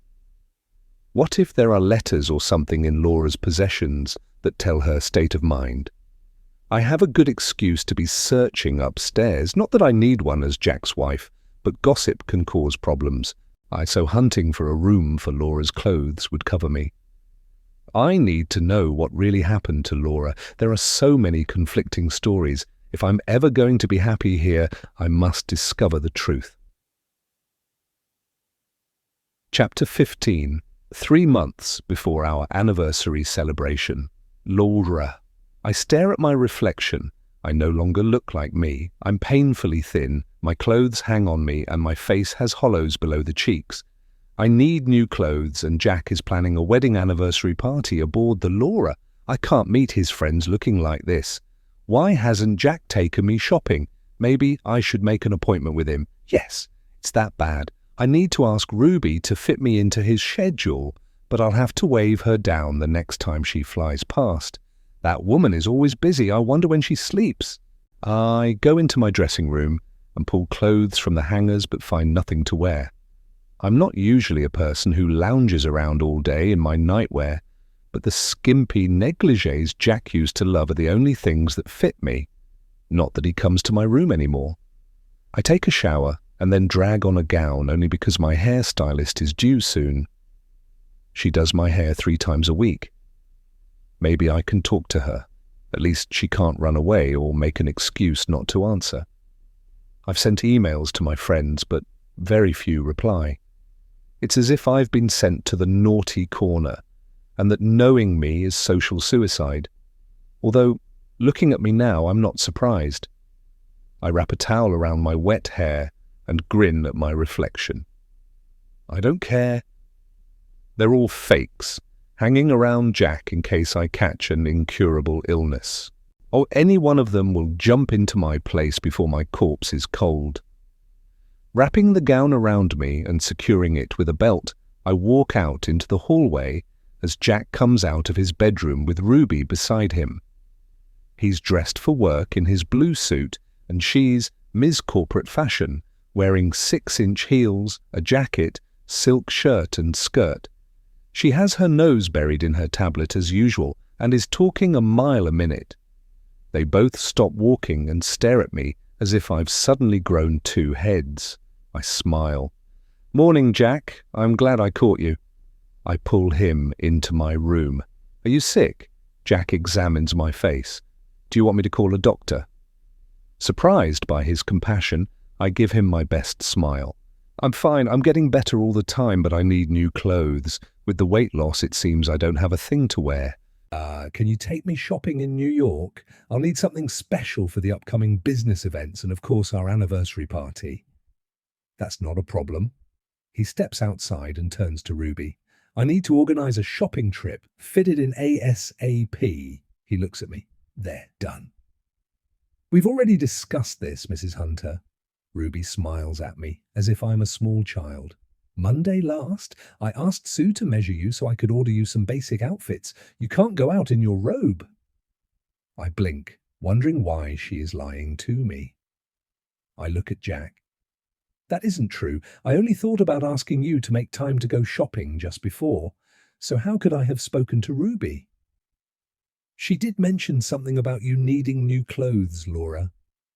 Jack steps closer and runs his hands down my arms. "Don't get upset." The medication likely makes you forget things. It's quite normal." I want to shout that I haven't taken the medication for months. Each time he gives it to me, I flush it down the toilet. I imagine the sewer rats must all have amnesia by now. I laugh at the notion and catch myself when I see the confused expressions in their eyes. I look at Jack, trying hard not to snigger. "I recall everything else, Jack. Maybe Ruby discussed the clothes with you. I do remember telling her I'd lost weight. Your clothes will arrive today, Mrs. Hunter." Ruby looked up from her tablet. "They're coming by courier. If you want me to take you shopping for something special, I'll make time." Jack walks me back to my room. "We'll talk about it later." He glances at the stairs. "Ah, here's your hairstylist. I'll leave you to it." He kisses me on the cheek and then hurries away, Ruby following close behind. I stare after them, dumbfounded. I hadn't spoken to Ruby about my clothes, although I do recall mentioning my weight loss. I can't recall what day it was. I wave the stylist Joan into my bedroom and go and sit in the chair in front of the table below the window. Outside, the waves pound the beach, the sky is angry, and dark clouds rush across the horizon. "How have you been this week, Laura?" Joan combs my wet hair and adds product from a large bag she'd placed on the table. I don't mind her using my first name. We've known each other since I moved into this horrible house. "Fine." Well, not fine, really. I'm not sure if I'm becoming forgetful or someone is playing a sick game with me. "How so?" Joan uses her scissors to trim my long hair. I explain, and she nods. "Do I sound crazy to you?" "Not at all." Joan takes out the hairdryer and her brushes. "I know it's old-fashioned, but why not start a journal? Write down the things you need to remember and things that happened. Make a note of anything unusual, and then you have a record. And if anyone is gaslighting you, you'll know." That makes sense, and if anything should happen to me, I'll have a record for hopefully someone to find. Right now, I don't trust anyone in this house. I look into the mirror Joan set up on the table and smile at her reflection. What a brilliant idea. I'll use my laptop. At last, some good advice, if I can trust Joan. I'm no fool. I know Jack is at the end of his rope with me. One more slip and I'll be in trouble. He'd never divorce me. It would cause a scandal. But if I died, suddenly Jack would be the grieving widower.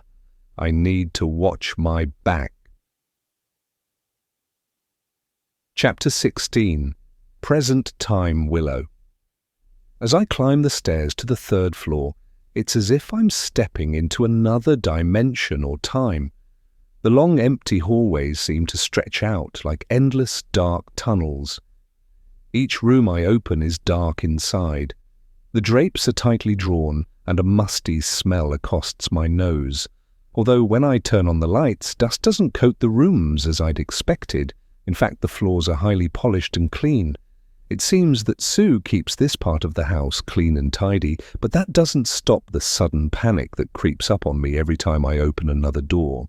I assume the scare from the mannequin in the closet is still with me, and I try to shake it off. I find a room with one small window. It's square and wide and would take wall-length closets large enough to house all of Laura's clothes. Job done. I make a mental note of the location and move on. According to the plans, the loft is at the top of a single staircase in the middle of the house on the top floor. I hunt for light switches along the way, but I'm unable to find the main panel for the entire length of the hallway. The only one I locate turns on one single light, the same as on the hallway outside our bedroom. Fighting my fear of the darkness, I move through the shadows until I come to the ornately carved banister and move slowly up the steps. As I climb toward a shadowed doorway, A patch of coldness surrounds me with such intensity, my breath comes out in a cloud of condensation and goosebumps rise on my skin. I feel around for an air conditioning grate and, finding nothing unusual, hurry up the stairs. In front of me is a solid oak door, and I turn the ornate copper doorknob. I expect it to be locked, but the door swings open, and a loud squeak and grind of metal breaks the silence. I feel inside the door for the light switch, and to my horror, my hand sinks into a mess of cobwebs. I cry out and jump back, teetering on the top step. Windmilling my arms, my feet slip and I go down 2 steps before grasping the handrail. I lean against the banister, panting. If I'd fallen and knocked myself out, I'd be lying here for ages as no one comes to this part of the house. I must be more careful. When I hear something and look behind me, staring into the darkness. Was that music? I listen and hear a tinkling sound. It's like a music box, but it's coming from inside the loft. Fear grips me, but then I recall a music box I had as a child and how the slightest vibration would set it playing. My stomping up the stairs could have caused the same phenomenon. Gathering my wits, I pull my phone from my pocket and walk inside the loft. Using the flashlight, I search along the wall. It's not cobwebs. It's a fringe on a wall hanging beside the door. I find the light and listen intently, but the music is no longer playing. The loft is spacious and takes up the entire footprint of one wing of the house. The light doesn't penetrate the farthest recesses and shadows cloak the corners. The strange forms hidden in the darkness could be anything or anyone. I want to look around, but this place freaks me out. I take a deep breath. I must do this. It's the only way to discover the truth about Laura. Stale, musty air crawls up my nose and dust itches my eyes as I hover at the half-open door, and a shimmer of fear washes over me. What if I get locked inside and can't get out? I open the door wide and step into the unknown. Heart thundering, I search around and find a wooden chair. I drag it to the doorway and push the back under the doorknob, pinning it against the wall. Dust motes twinkle like fairy dust in the beam of my flashlight as I turn, slowly, determined not to lose my nerve. I suck in a deep breath. It's just a dark room. I can do this. and the house creaks and groans and tree branches brush against the windows in an eerie, screeching sound. I try to dismiss the feeling that someone is watching me. Taking a firm grip on my nerves, I use my flashlight to search the immediate area. I notice boxes with Laura written on the side piled up in one area of the loft. I head in that direction and read the labels. They say things like books and photographs, but then I come across one that says laptop. I take it down and brush the dust from the top before tearing it open. Inside, I find a laptop with Laura written in sparkly lettering across the top. I lift it out, collect the cords, and tuck it under my arm. A laptop tells many things about a person. I've hit gold. I turn toward the door, remove the chair, and turn to take one more look at the boxes. I use the flashlight, flicking it over the walls, and discover portraits of people staring down their noses at me, and then something moves. I freeze, and my attention fixes on a lit area. It wasn't there before, and now I can see a face looking at me. It's moving. I can't breathe and stare transfixed, frozen to the spot. The phone in my hand slips in my damp palm, and the figure staring at me lifts what looks like a candle. I gasp and move the phone. Realization hits me. I'm staring into a dusty, cracked mirror. I walk backward. I hate this place and need to get away. Now! Suddenly terrified, I start to run and hurtle down the stairs and bolt along the hallway to my bedroom. I lean against the door, panting. My instinct tells me there's something bad in that loft, and whatever it is, I sure as heck don't want to meet it. Chapter 17. I place the laptop on the small table in front of the window in my bedroom, plug it in, and then stare at it. I pace up and down, chewing my fingernails. I'm not sure if I've done the right thing. Opening Laura's laptop is like invading her privacy. Going to the loft has unnerved me. My overactive imagination has gotten the better of me. My fear of the dark goes back to when I was a child, playing with my cousins, and one of them locked me in a closet. They left me there and went to play downstairs in the garden. I recall the smell of dirty shoes and the clothes hanging around my ears, feeling like somebody was constantly touching my hair. By the time my aunt came to rescue me, all I wanted to do was go home. It seems that particular fear has never left me, and I shouldn't need an excuse to open Laura's laptop. But the little voice inside my head is whispering, "Would you like a stranger to expose your innermost thoughts?"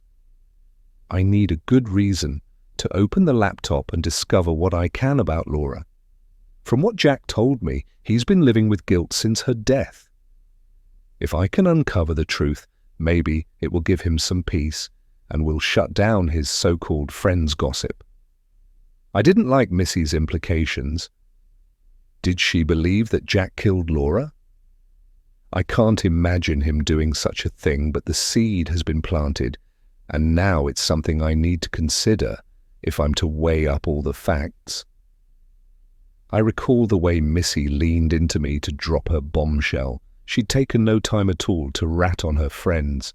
There's one thing I hate about people, and that's those who speak about their friends behind their backs and make up stories.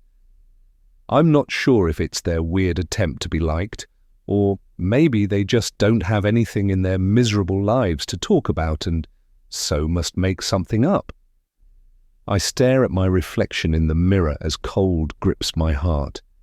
I love Jack and must assume he's telling me the absolute truth about the night Laura died, but the ghost story denial is like finding a worm in a juicy apple. Taking a deep breath, I sit down at the table and open the laptop. It's working and looks in good shape. I tap enter, and at once it asks me for a password. I enter the kids' names and then Jack Hunter. Nothing happens, and I have one more chance. I stare at the graffiti all over the laptop. It's childlike. Mock Laura has scratched her name or written it in marker pen over every spare space. It's almost obsessive. This is so unlike how I imagine Laura. She dressed in the height of fashion and from the photographs in Jack's office of her, she appeared to be stylish, but was she childlike and uncertain? I take a chance and enter. Laura. The computer opens, and an outdated Windows background greets me, but all the icons are familiar. Documents, pictures and the like. My finger is poised over the files. Where do I start? The list of files opens, and it is a long list. Different file names intrigue me.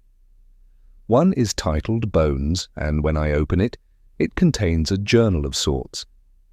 Lists of things Laura didn't like about the staff. The staff have their own sub-file with an assortment of complaints. I laugh at the absurdity of the things that upset her. The salt wasn't filled to the top each day, or the orange juice wasn't sweet enough. I open another file, titled Laura, and scan the pages. It's a diary. I lean back in my chair, unsure if I should invade a woman's privacy by reading thoughts written just for her. My cheeks heat and I close the file and move to her emails. I'm surprised to discover her friend is the one I met at the yacht club, Laura Hunter. To Carol Sutton, Tuesday, 30th April, 2 p.m. I don't know why I married Jack. He suffocates me. L. Carol Sutton, to Laura Hunter, Tuesday, 30th April, 2:05 p.m. I wish he'd suffocate me. LOL, what's wrong? C. Laura Hunter to Carol Sutton, Tuesday, 30th April, 2:10 p.m. He wants to know everything I do. I figure he's having me followed. L. Carol Sutton to Laura Hunter, Tuesday, 30th April, 2:12 p.m. Why would he do that? C. Laura T. Hunter to Carol Sutton, Tuesday, 30th April, 2:15 p.m. He doesn't trust me alone with the kids. L. There's no response, and the emails stop there as if that statement had frightened her friend away, or she didn't want to be involved. I stare at the emails and go back to the diary. I search for the date of the emails and read the pages from the months before she died. I find the usual things that people do: shopping, buying clothes and trips on the yacht. Then, in the months before she died, and after Noah was born, things start to change. May 30. This is the third time this week my phone has gone missing. I know I had it at breakfast.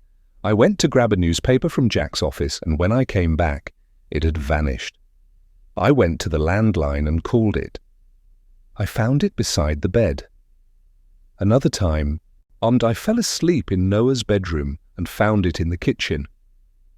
How many times do I go into the kitchen? When I mentioned it to Jack, he says that women often get distracted when they have new babies. I turn the pages and scan the screen, needing to know what happened next. June 21st. I've heard footsteps in the hallway 4 or 5 times, and when I go to look, there's nobody there. Jack is late home most nights, and I refuse to spend my time with the staff, but I'm sure someone is in the house, watching me. Just this morning, I caught the reflection of a woman's face in the mirror above the sideboard. I asked Jack, and he looked at me as if I'd gone crazy. Have I? I don't know anymore. I stare at my phone beside me on the small table and breathe a sigh of relief. It hasn't gone missing yet, but the other things disturb me. I've heard noises, and then there was the face in the mirror. I didn't imagine it either. I don't imagine things. I stand and pace up and down, but the diary drags me back. I need to know what happened next. I sit and scroll through a few days of nothing unusual happening, and then find an entry about Ruby. July 15th, I don't need to be told what to wear to a dinner party, and having Ruby interfering is just too much to bear. She purchased me a ton of what I call house clothes, and Jack promised to take me to New York to select evening attire. How dare Jack send her to choose a dress for me to wear? Doesn't he know me well enough to trust me to select my own clothes? It's an executive dinner party, so I'll wear black and white. A little black dress and shoes will do nicely, although they should always drip designer labels as is fitting for his wife.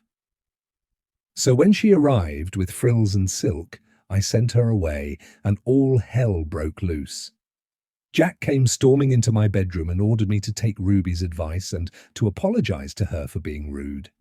I told him I'll do no such thing, so he locked me in my room. At 6, I heard his car starting and looked out of the window. He'd taken Ruby to the dinner party. A short time later, Sue came and opened the door. July 16th. Jack didn't return until breakfast. He said nothing and gave me no explanation. I need space from him, and with Jenny caring for the children, as usual, I take a walk in the garden. I have scissors in my basket to collect flowers. As I walk into the shadows alongside the garden beds, I hear footsteps crunching in the gravel. I turn, but no one is there. I move on, and they come again. I chance a glance over one shoulder but see no one. Is Jack having someone follow me in the garden? If so, why? I swallow hard. The implications of Laura's rambling notes make me wonder if she was of sound mind. Had Jack been coping with an unstable woman? Could this be why he didn't trust her alone with the kids and why he believes she took her own life? I need to know. I close the laptop and slide it into my underwear drawer. Right now, I don't want anyone knowing what I'm doing. I cast my mind back to seeing the face in the mirror above the sideboard. Laura saw the same face over 7 years ago, so why did I see it? A cold shiver raises the hairs on my arms. I've only been living here for a short time. I had a frosty start, but now I get along with everyone just fine. So why are unusual things happening to me too? And is someone in the house trying to make Jack believe I'm unstable, just like Laura? Why would they do such a thing, and what do they have to gain? Chapter 18. I head downstairs and hunt down Jenny. I find her in the laundry, ironing the kids' school clothes. I have no idea what duties she performs. It seems she takes the place of a mum. I'm not sure if I agree with that. As their new mother figure, I should be at least assisting with their homework or reading them bedtime stories, if they still enjoy bedtime stories. Not having children, I have no idea what kids of their age do, but I can learn. I see a basket of freshly dried clothes and smile at Jenny. I've been hunting down a room to relocate Laura's clothes. This house is bigger than I imagined. I take out socks and start to match them into pairs and roll them together. It's huge.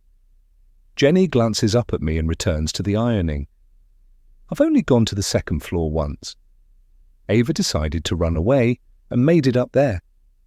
She was convinced she'd seen a ghost and had nightmares for weeks. I pile up the socks and nod. I'm not surprised. It's creepy up there. I gather it's cleaned. Most of the rooms look spotless. Once a week, I believe. Jenny smiles at me. How are you settling in? I make piles of underwear on the table and shrug. I'm fine. I'd like to be more hands-on with the children, but I don't want to step on your toes. Is there anything you'd suggest? Maybe start with helping them to get ready for school. She glances up at me. Start slow and see how you go. She sighs. Kids go along at their own rate. I'm surprised they wanted to call you Mum so soon. I pull out shirts and dresses and fold them. I'm very surprised. It's nice, though. What do you remember about Laura? Have you kept her alive for them? The truth? Laura was a complicated person and only liked them fresh and clean. Jenny stops ironing and places the garment on a hanger. She glances at her watch. Time for my break. Would you mind discussing her over a cup of coffee? I smile at her. Sure, I'm famished. The smell of baking and coffee greets us as I follow her into the kitchen. We collect mugs of coffee and fill our plates with food the chef has already prepared and left in the refrigerator, and then head outside to a garden table and chairs. So the fragrant garden beds surround the small picnic table, and closer to the back door is a large kitchen garden overflowing with fresh vegetables and herbs. The house looms up behind us. It's not pretty this side and resembles a prison. The bricks have many years of moss growing all over, and vines climb up the walls and surround the windows. I lean back in my chair to look up and see the many windows, like the eyes on a fly, dark and reflecting. I dig into a slice of cherry pie and look at Jenny. So, was Laura always like this, or did something happen around the time she died? Please don't hold back. This is between you and me. I just want to know more about her and how she died, mainly to support Jack. I arrived here when she was 7 months pregnant with Ava. Jenny peers at me over the rim of her mug. She was difficult to work with and hated being pregnant. When Ava arrived, she doted on her in public and in front of Mr. Hunter, but she never changed a diaper and had a strict rule that both children remained in the nursery. She leans back, regarding me as if gauging my reaction. I remember the fight they had when she discovered she was carrying Noah. It was around the time she'd sat for the portrait. She had her figure back, and they were out dancing the night away all the time. Things changed after she had Noah. She became forgetful and spent long hours in her room. I nod. That tallies with what Laura wrote in her diary. Jack said he didn't trust her with his children, but won't elaborate. I hate to push him. Do you know what happened? I do. Jenny shudders as if remembering frightens her. She filled the bathtub with water, not much, just an inch or two, and placed Noah in the bath, and then walked away. She denied it and became angry, saying someone was trying to make out she was crazy, but I never saw anyone near the nursery that day. It had to be Laura. She shook her head. He was only a month old, so tiny. If I hadn't heard him crying, he'd have likely drowned. I told Mr. Hunter, and he took Laura to see a doctor soon after, and he never allowed her near the children again, unsupervised. I stare at her in disbelief. But she never tried to hurt Ava? No. Jenny shook her head. They didn't know Ava was a girl. They wanted the sex to be a surprise. But when she came along, things changed. They argued about everything, and when Ava turned 1, they became close again until Laura became pregnant. She hated Mr. Hunter for making her pregnant, and, after the birth, she practically ignored Noah. I assumed it was postnatal depression and did my best to support her and ease her gently toward caring for him. I didn't believe she'd try to kill him. I eat my pie, thinking. Nothing in the journal intimates that Laura hated her children. She seemed lost and alone. Jack obviously got help for her. I wonder how long her depression lasted. I look at Jenny, glad of her candor. So the night they went out for their anniversary, was she okay? In front of Mr. Hunter, she always acted perfectly normal. When he left for work, she spent the entire day screaming at the staff or locked in her room. She accused everyone of touching her things, and one day she insisted I was having an affair with Mr. Hunter. I recall her accusing him of spending too much time settling the kids with me each night. Jenny nibbles on a sandwich. The night she died, she dressed in the new dress that Ruby had purchased for her, and they left to meet their friends on the yacht. She kissed the kids goodnight, but Noah turned his head away and buried his face in my shoulder. She waited for her husband to leave and poked her finger at me and said, "If I ever hear my kids calling you Mommy, you're fired." That was the last time I saw her. She stares at me. Do I try and keep her alive for them? No, not really. They know the portrait is their mother, and Ava was upset for a time when Laura went missing. But that wasn't because she missed her mum. She reacted to Mr. Hunter's grief. I sip my coffee and mull over what she told me. Did anyone tell you what happened on the yacht? Yeah, she fell overboard and drowned. Jenny shrugs. I hear rumours, but they're just that. Her body was never found. I look at her. Rumours? What rumours? Most people will tell you, including her friends, that they believe someone murdered her. Chapter 19. Did someone kill Laura? I can't help wondering if the same person that moved her things around to make her appear unstable put Noah in the bathtub to clinch the deal. Who would risk the life of an innocent baby? I doubt anyone in the house would gain from her death, and by all accounts, Jack was devastated. My mind is in turmoil. If strange things were happening to Laura in this house, as she claims in her diary, no wonder she became unstable. I need to know more.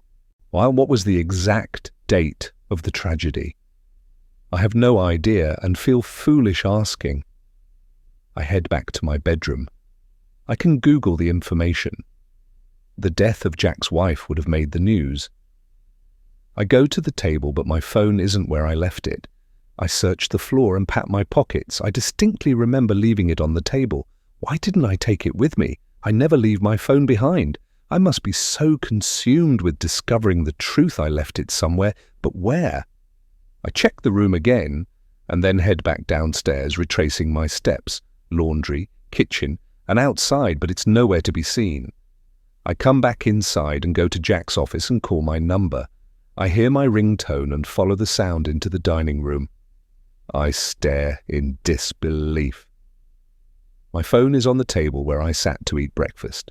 I grab it up and slowly head back to the office to disconnect the call. I walk inside, shut the door, and lean against it. What is happening to me? I'm an actor. I learn lines and need to know cues and stage direction. I'm not a scatterbrain. Calm down, so you forgot your phone. It happens. Reading Laura's diary must have disturbed me more than I imagine. I look around the dark walls and aging wallpaper and wonder why Laura insisted Jack buy this place.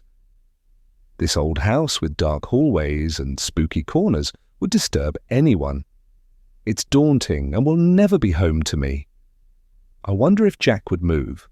A new life in a different home sounds like a plan, if I can keep my sanity in between time. Concentrate on the jobs at hand. I take 3 deep breaths and sit down in the worn but comfortable office chair and inhale the scent of my husband. It's imprinted in the leather seat, and his familiar cologne lingers in the air as if he's just left. Feeling him around me makes me feel better. Determined to get the information I need, I open his computer using the password he gave me. Pages of images and news reports fill the screen. What is missing is any details or interviews with anyone on board. I stare at the screen. After scrolling through the different news items, I find a list of the people on board that night, and notice with interest that in Missy's rendition she mentioned her friends and the crew, but forgot to mention Ruby and Tom Bates. Maybe, as Laura considered them as staff, they weren't invited to the party. What happened to Tom Bates? I go to social media and can't find him. Is he Ruby's friend? And I'm not aware of Ruby's last name and sit for a few moments figuring out the problem. I go back into the company files and search for a list of employees. It doesn't take long for me to find Ruby Wiseman listed as PA to Jack Hunter. I have her last name and can search for her on social media, but I suddenly have a hunch and put Tom Bates into the search engine and discover he works at Jack's company as a security guard. I investigate his employment record and discover he's been with the company for 10 years. Why would Jack require his bodyguard with him on his yacht? I haven't seen him with a bodyguard on any of the occasions that I've been with him. I scan the records again and find no indication that Tom Bates has been fired, so he's still with the company. What did he do to be demoted to a security guard? And there is one person in the house who would know, and that's Sue.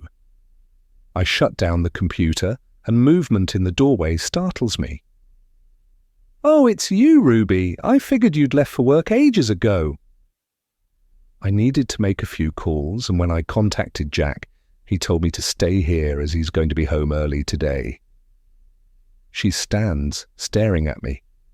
I saw you going up to the second floor. Did you find a suitable room? Glad I'd found one, I stood and grabbed the copies of the blueprints I'd printed earlier. I point to the room I'd selected. This one will do. It's large enough and very wide. It's perfect for lining with closets. If you could arrange to get someone in to fit them, we can get Laura's things moved. Once we've emptied the room, I'd like to speak to the architect whenever you can get him to drop by. I'll be completely changing the dressing room and bedroom on the first floor. I don't want any memories of Jack's past life creeping up on him when we're alone. I'll run it past Jack, but I doubt you will ever get Laura out of this house, Ruby indicates behind her with her thumb. That portrait is a constant reminder. I doubt very much that Jack will remove it. I'll run it past Jack. Really, as we'd already discussed making changes, I wanted to say, well, you know him better than I do. But I wouldn't give her the satisfaction. She'd been kind to me, and I didn't want to sound ungrateful, but I couldn't help feeling like an outsider. For some reason, Ruby made me feel superfluous, like the new puppy someone brings home and interest wanes after a few days when it pees on the expensive rug. We'll see. I'll speak to Jack about the changes and then call you. I tap my bottom lip. Who do I see about changing the drapes and linens when they arrive? Is it Sue or George? George handles the running of the staff and Sue handles everything else. Ruby crosses her arms. Is there anything else I can assist you with? I have a few calls left to make. I so want to ask her about Tom Bates, but bite my tongue. I have no idea if they were close friends, and if he was in any way involved with Laura's death, but I need to keep that revelation to myself. I stand and shake my head. No, not for the moment. Thank you for dropping by. I'll call you after I've spoken to Jack. I go to the door and watch her walk back to her office. I follow at a discreet distance and slip into the kitchen. Luckily, Sue is there and she turns to look at me. Oh, hi there. Oh, Mrs. Hunter, I apologize. I completely forgot about asking Pierre to prepare your lunch. She looks at me with an aghast expression. He won't be back until 4. I smile at her and shake my head. That's okay. I'm sure I'll find something in the refrigerator. I don't eat much for lunch. I go to the refrigerator and swing open the door. As usual, the shelves on one side have a selection of grab food. I take out egg salad sandwiches wrapped in plastic, complete with the date and time they were made. Goodness, this is like living in a delicatessen. If you'll go into the dining room, I'll bring you a cup of coffee or whatever refreshments you require. Sue turns away to refill the coffee pot. I place the sandwiches on the island and sit down. I would rather sit here if you don't mind. He said there are a few things I need to ask you. Sure. Sue turns and leans her back against the kitchen counter. What can I do to help? I slowly unwrap the sandwiches and Sue instantly gives me a plate. Thank you.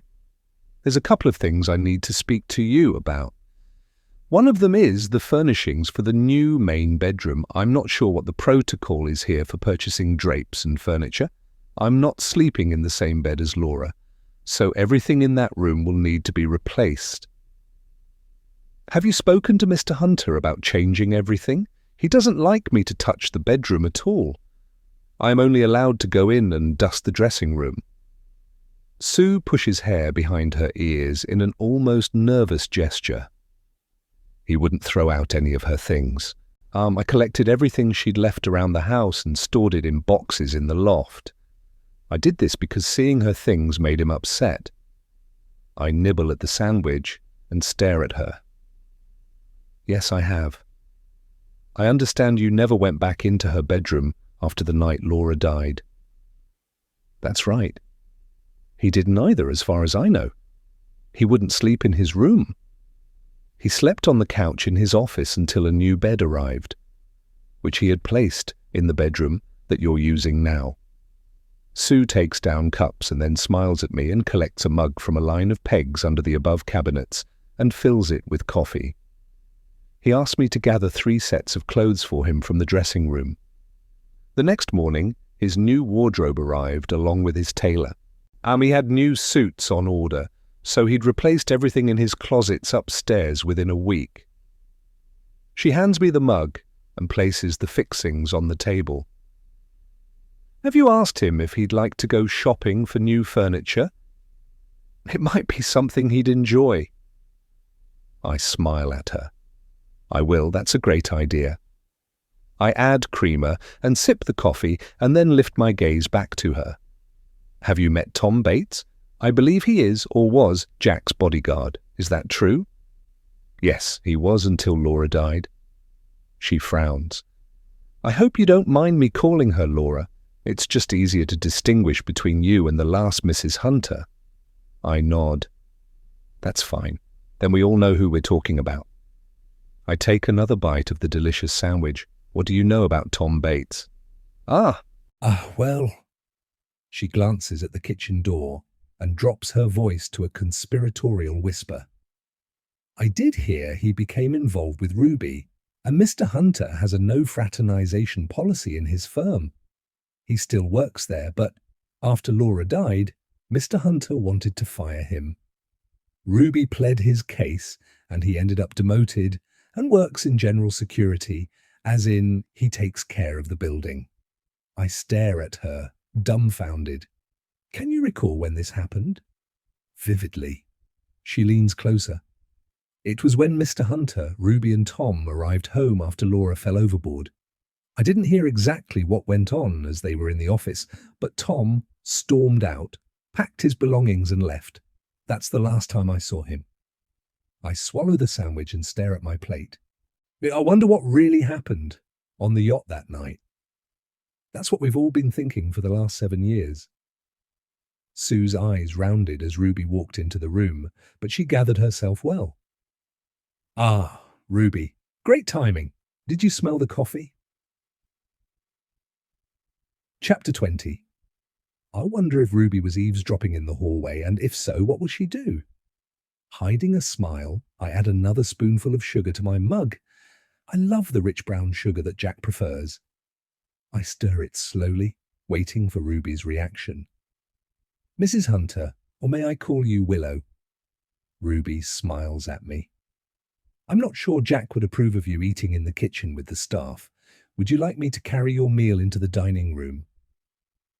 I'm sure Jack has explained that I'm not from his usual circle of society friends, and Ruby is only trying to be helpful.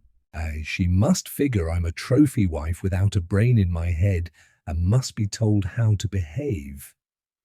As she calls my husband Jack and seems to be beside him every waking moment, I must assume she's of great value to him. Although I feel the rebuff, which it is, even heavily disguised, it's her attempt to pull me into line, I notice there is a hierarchy within the staff. Although Jack informed me that George oversees them, it's clear that Sue runs the house, and it doesn't take a fool to see that Ruby lords over all of them. I don't intend my place in this house to be controlled by a member of the staff. It's Mrs. Hunter, if you don't mind, Ruby, and I just happen to like Sue's company, but thank you for your concern. While I have you here, can you tell me who was on the yacht the night Laura died? Jack and Laura, of course, the Suttons. Cleves, Durhams, and the crew. I believe we had 6 people on board to serve drinks and a chef, a couple of cleaners, and the captain and second mate. Ruby crosses her arms, and I wonder if it's a tell that she's lying. It's a long time ago. I stir my coffee slowly and look at her. You were on board as well, weren't you, and Jack's personal bodyguard? What was his name? Yes, Tom Bates. Whatever happened to Mr. Bates? Yes, I was on board with Tom. He is still working at the firm. Ruby's eyes sweep the table. Jack doesn't employ a personal bodyguard now. I sip my coffee nonchalantly. I need to keep the conversation cordial. me, do you remember what happened the night Laura went missing? It's not something anyone could forget. Ruby turns to the counter and pours herself a cup of coffee, and then turns back and sits down opposite me. It started out a wonderful evening.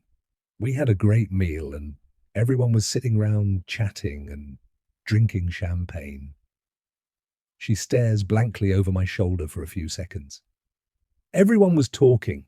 The men were discussing recent fishing trips and the women were chatting about a fashion show they'd all attended the previous week. I went to the bar to get a drink of water and overheard Jack and Laura disagreeing about something. They weren't having an argument, but it was obvious that Jack had discovered I was seeing Tom.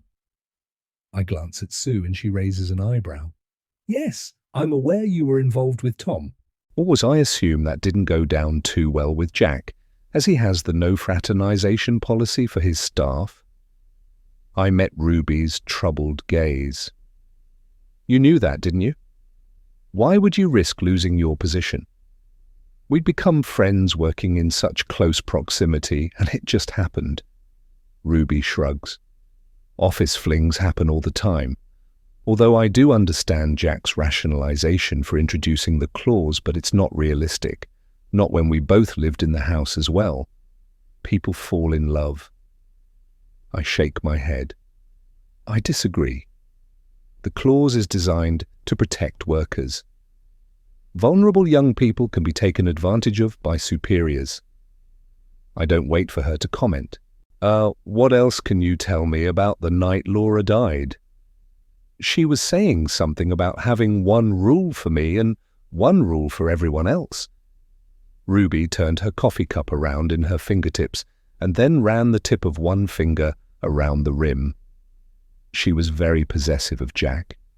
In her eyes, every woman was a threat to their marriage. As I worked very closely with him, I was always in her sights, but it wasn't always me. His secretary and other office staff came under fire as well and were moved around frequently for no other reason than Laura was jealous of them.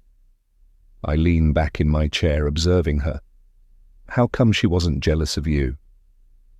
I made a point of flying under her radar. Ruby sighs. Jack understood her unfounded jealousy, so made sure I didn't interact with her. There was one time when she needed new clothes and I spoke to her about getting Sue to measure her so she could order online. Laura had been ill and lost a lot of weight, but apart from that, I was invisible to her. She didn't like me, so to keep my job, I kept my distance. I need to get the conversation back to the night Laura died. So, what happened on the night she died? Laura went out to get some fresh air. Ruby blows out a long breath. The next second, Jack is in Tom's face and he fired him. I went to plead his case and then followed Tom out on deck, and we stood for a time watching the ocean. Interest shivers up my spine. Did you see Laura? Yeah, she was standing by the railing in the stern, staring at the stars. Ruby sips her coffee. She did that all the time. I nod. What was the weather like that night? The water was a little choppy and the wind was cool. Ruby places her cup on the island and sighs. I only stayed outside for a few minutes before I went to my cabin. At the time, I didn't feel like rejoining the party. I needed to think of a way to prevent Tom from being fired. He didn't deserve that just for having an affair with me. I scratch my head, unable to understand Jack's reasoning. If they both broke the rules, either give them a warning or fire them both. Jack always acts fairly, so what made his decision different this time? Was Jack upset with you too? No. Ruby lifts her chin. I've never seen Jack upset. He is the most even-tempered person I've ever met. He said, "You know the rules. You are both pivotal parts of my company. I rely on both of you, and I can't have either of your minds wandering. In your case, it would mean a breakdown of communication, and for him, safety. I can do without the safety. I can look after myself. I only hired him in the first place because Laura insisted." I said I would end the affair and begged for Tom's job. He demoted him to a position on the security team, but is paying him at the same wage. Since then, Jack has promoted Tom, and now he is running the entire security for the firm. I hold my mug up to Sue, who refills it, and then settle back in my chair. So what happened next? I don't know. Ruby pushes both hands through her hair. I heard shouting and went out on deck to see everyone hanging over the railing staring at the sea. Then all hell broke loose. There were helicopters and the Coast Guard. We were awake all night and the next day searching for Laura. I nod. So the water was choppy. Did the weather cause a problem searching for her? Not that I recall. Ruby finishes her coffee and places the cup in the saucer decisively. That's all I know. I need to finish up in my office. She stands, goes to the refrigerator, grabs a packet of sandwiches and a bottle of water.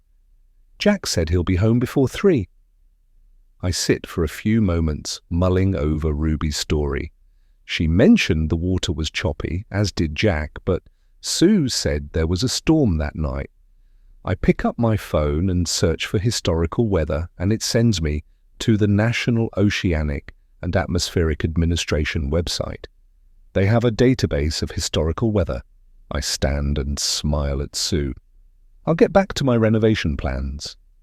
Once in Jack's office, I close the door behind me and find the website. I enter all the information I have about the night Laura died into the database search engine and wait. It only takes a few minutes. I print out the results.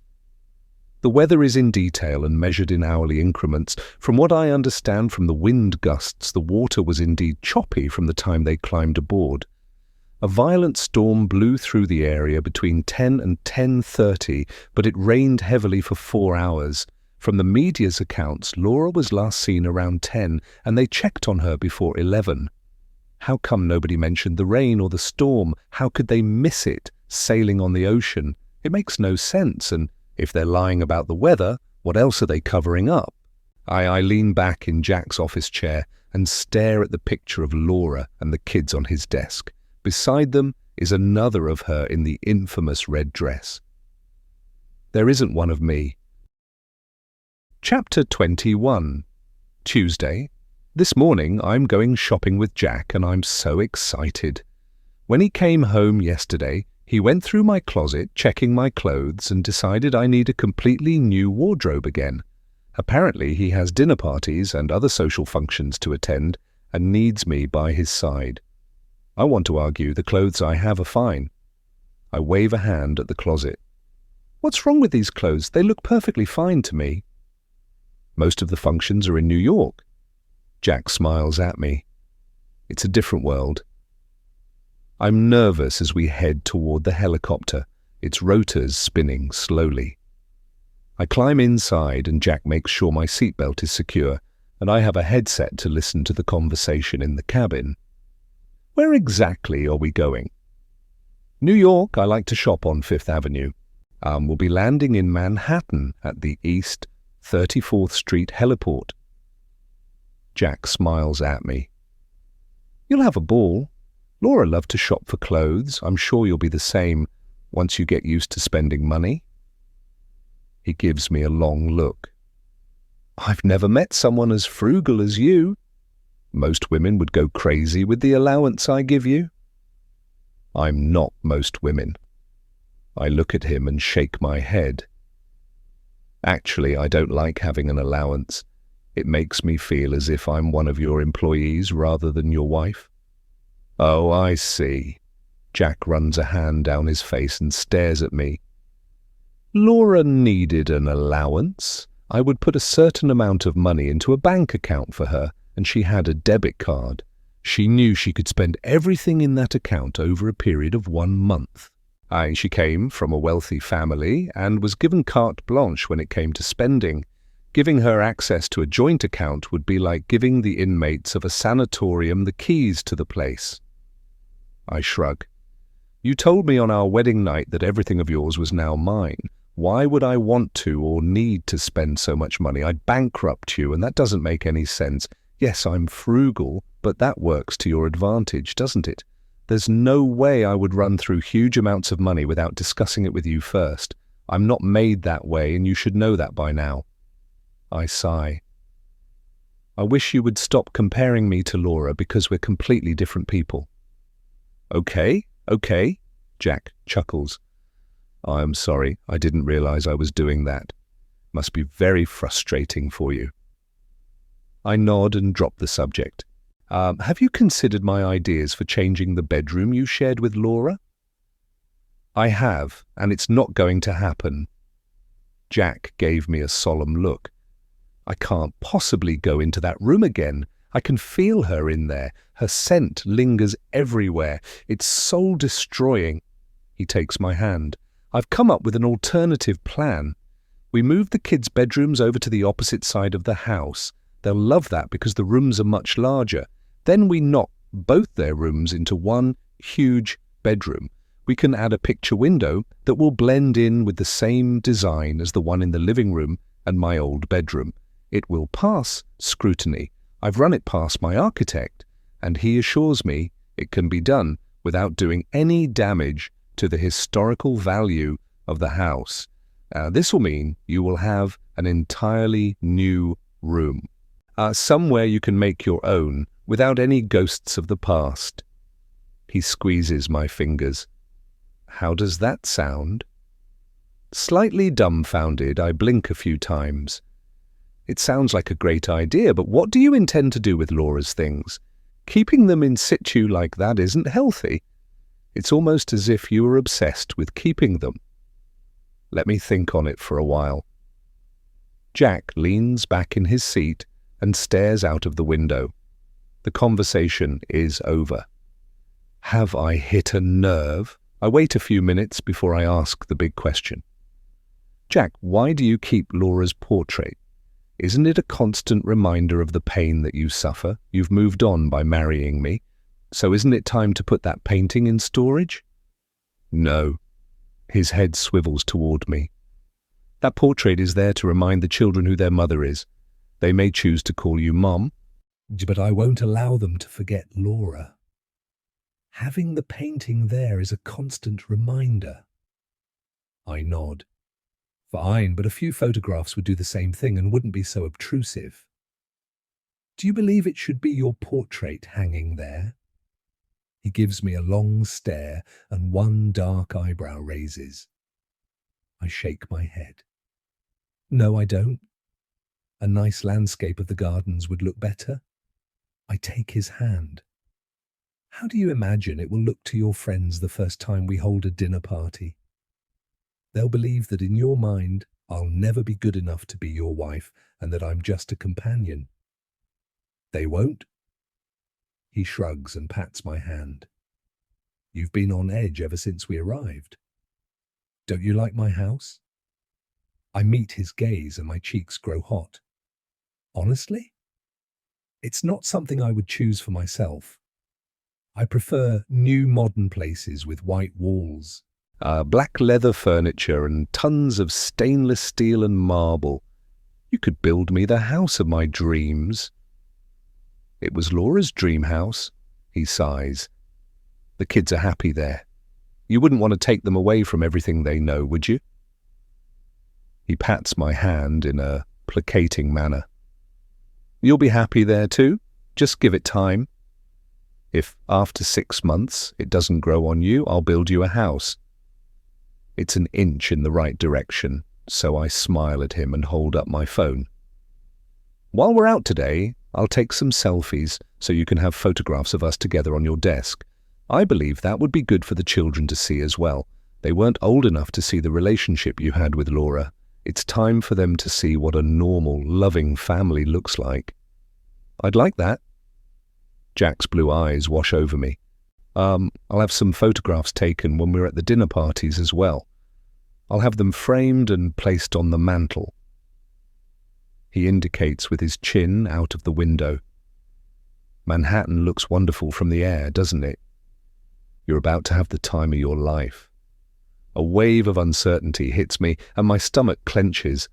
I'm moving into his world and I'm so not ready for this.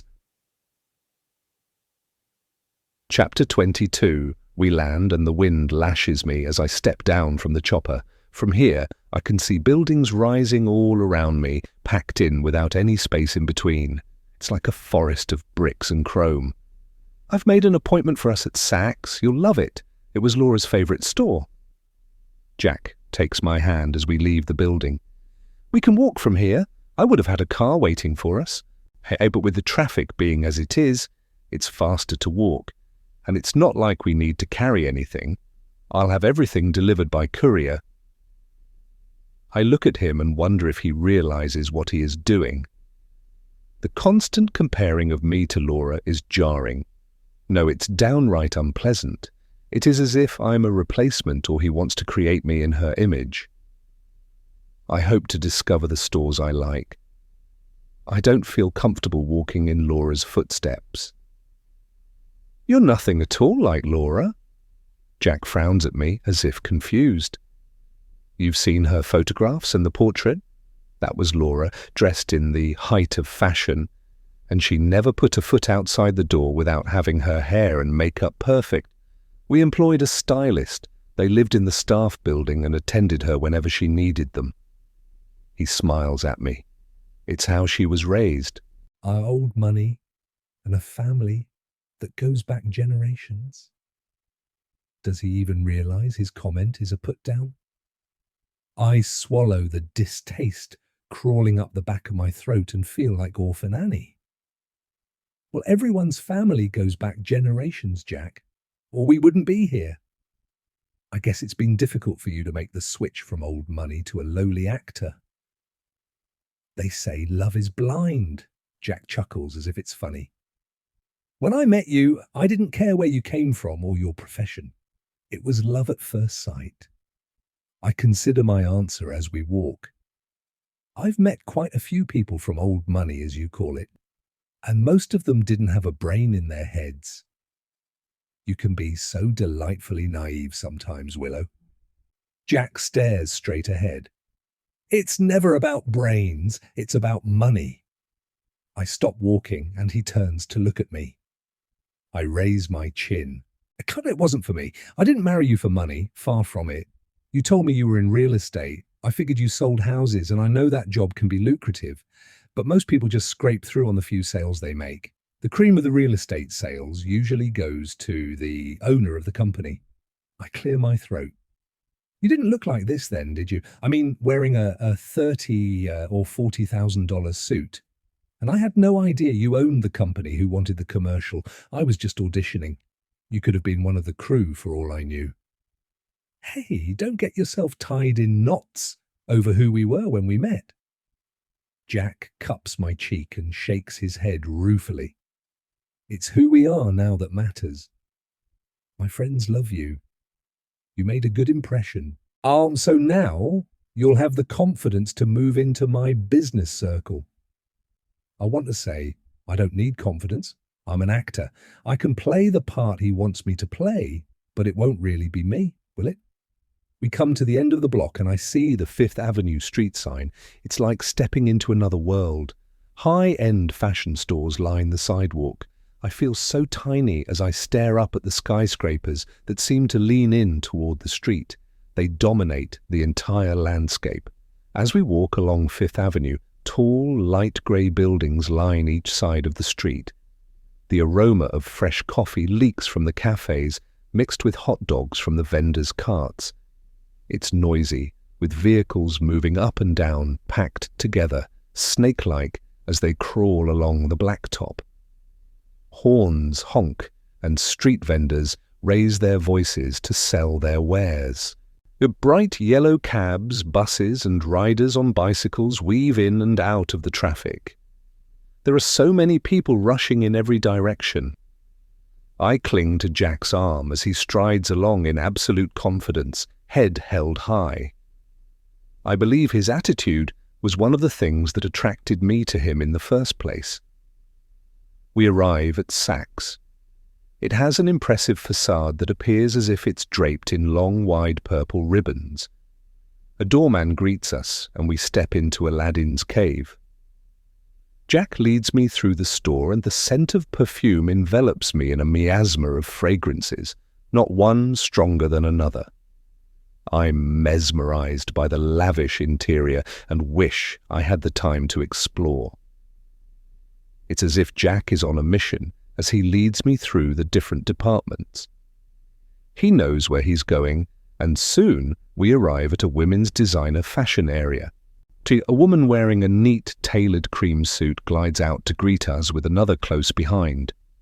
They speak to Jack, not me, about what I require, and then guide us to a private shopping area. Jack sits in a gold velvet chair as, shell-shocked, I stare at the chandeliers spreading a soft light over the cream carpet. Racks of clothes are set in alcoves under the designer names. The magnificence of the place is daunting. I'm a fish out of water, and as the assistant stands looking at me, hands folded in front of her, and with an expectant expression my nerve almost deserts me. I glance at Jack, who is staring at me, supremely confident as usual. I can't let him down. He's known here and has a good reputation. I inhale and decide to play my best role ever. I lift my chin and act as if I own the place. I indicate to a designer I admire, and we head in that direction. I need everything. My wardrobe hasn't arrived from LA, and I'm stuck here without a thing. Both women exchange glances and I smile at them. New York fashion is so different from LA, I'm sure you'll be able to guide me. Of course. The oldest of the two removes dresses from a rack and holds them up for me. I touch the fabric, and it runs through my fingers like silk. There is no price tag. I assume if you need to ask the price, you shouldn't be in the store. I nod and give them my size. Yes, I like that one, but I have many dinner parties both day and evening to attend. I'll need everything, as I said, from gowns to shoes and accessories. Bring me anything you consider suitable. I can almost see the commission dollar signs flash in their eyes, and I play the performance of my life and try on outfits and display them to Jack as if I do this all the time. I see his eyes light up as he nods his approval. I can't believe it. Acting the part of the rich and famous is even fooling him. Maybe he's seeing his beloved Laura in me, and the thought chills me to the bone. I like this one.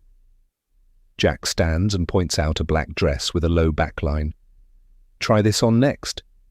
In the changing room, I stare at my reflection and my blood runs cold. I press both hands on the mirror, trying to breathe. I've seen this dress before in the pictures taken on the yacht. The dress is exactly the same as the one Laura wore the night she died. Chapter 23. Wednesday. This morning I spent time with the children, getting them ready for school. I enjoy every second with them, and the chatter is uplifting.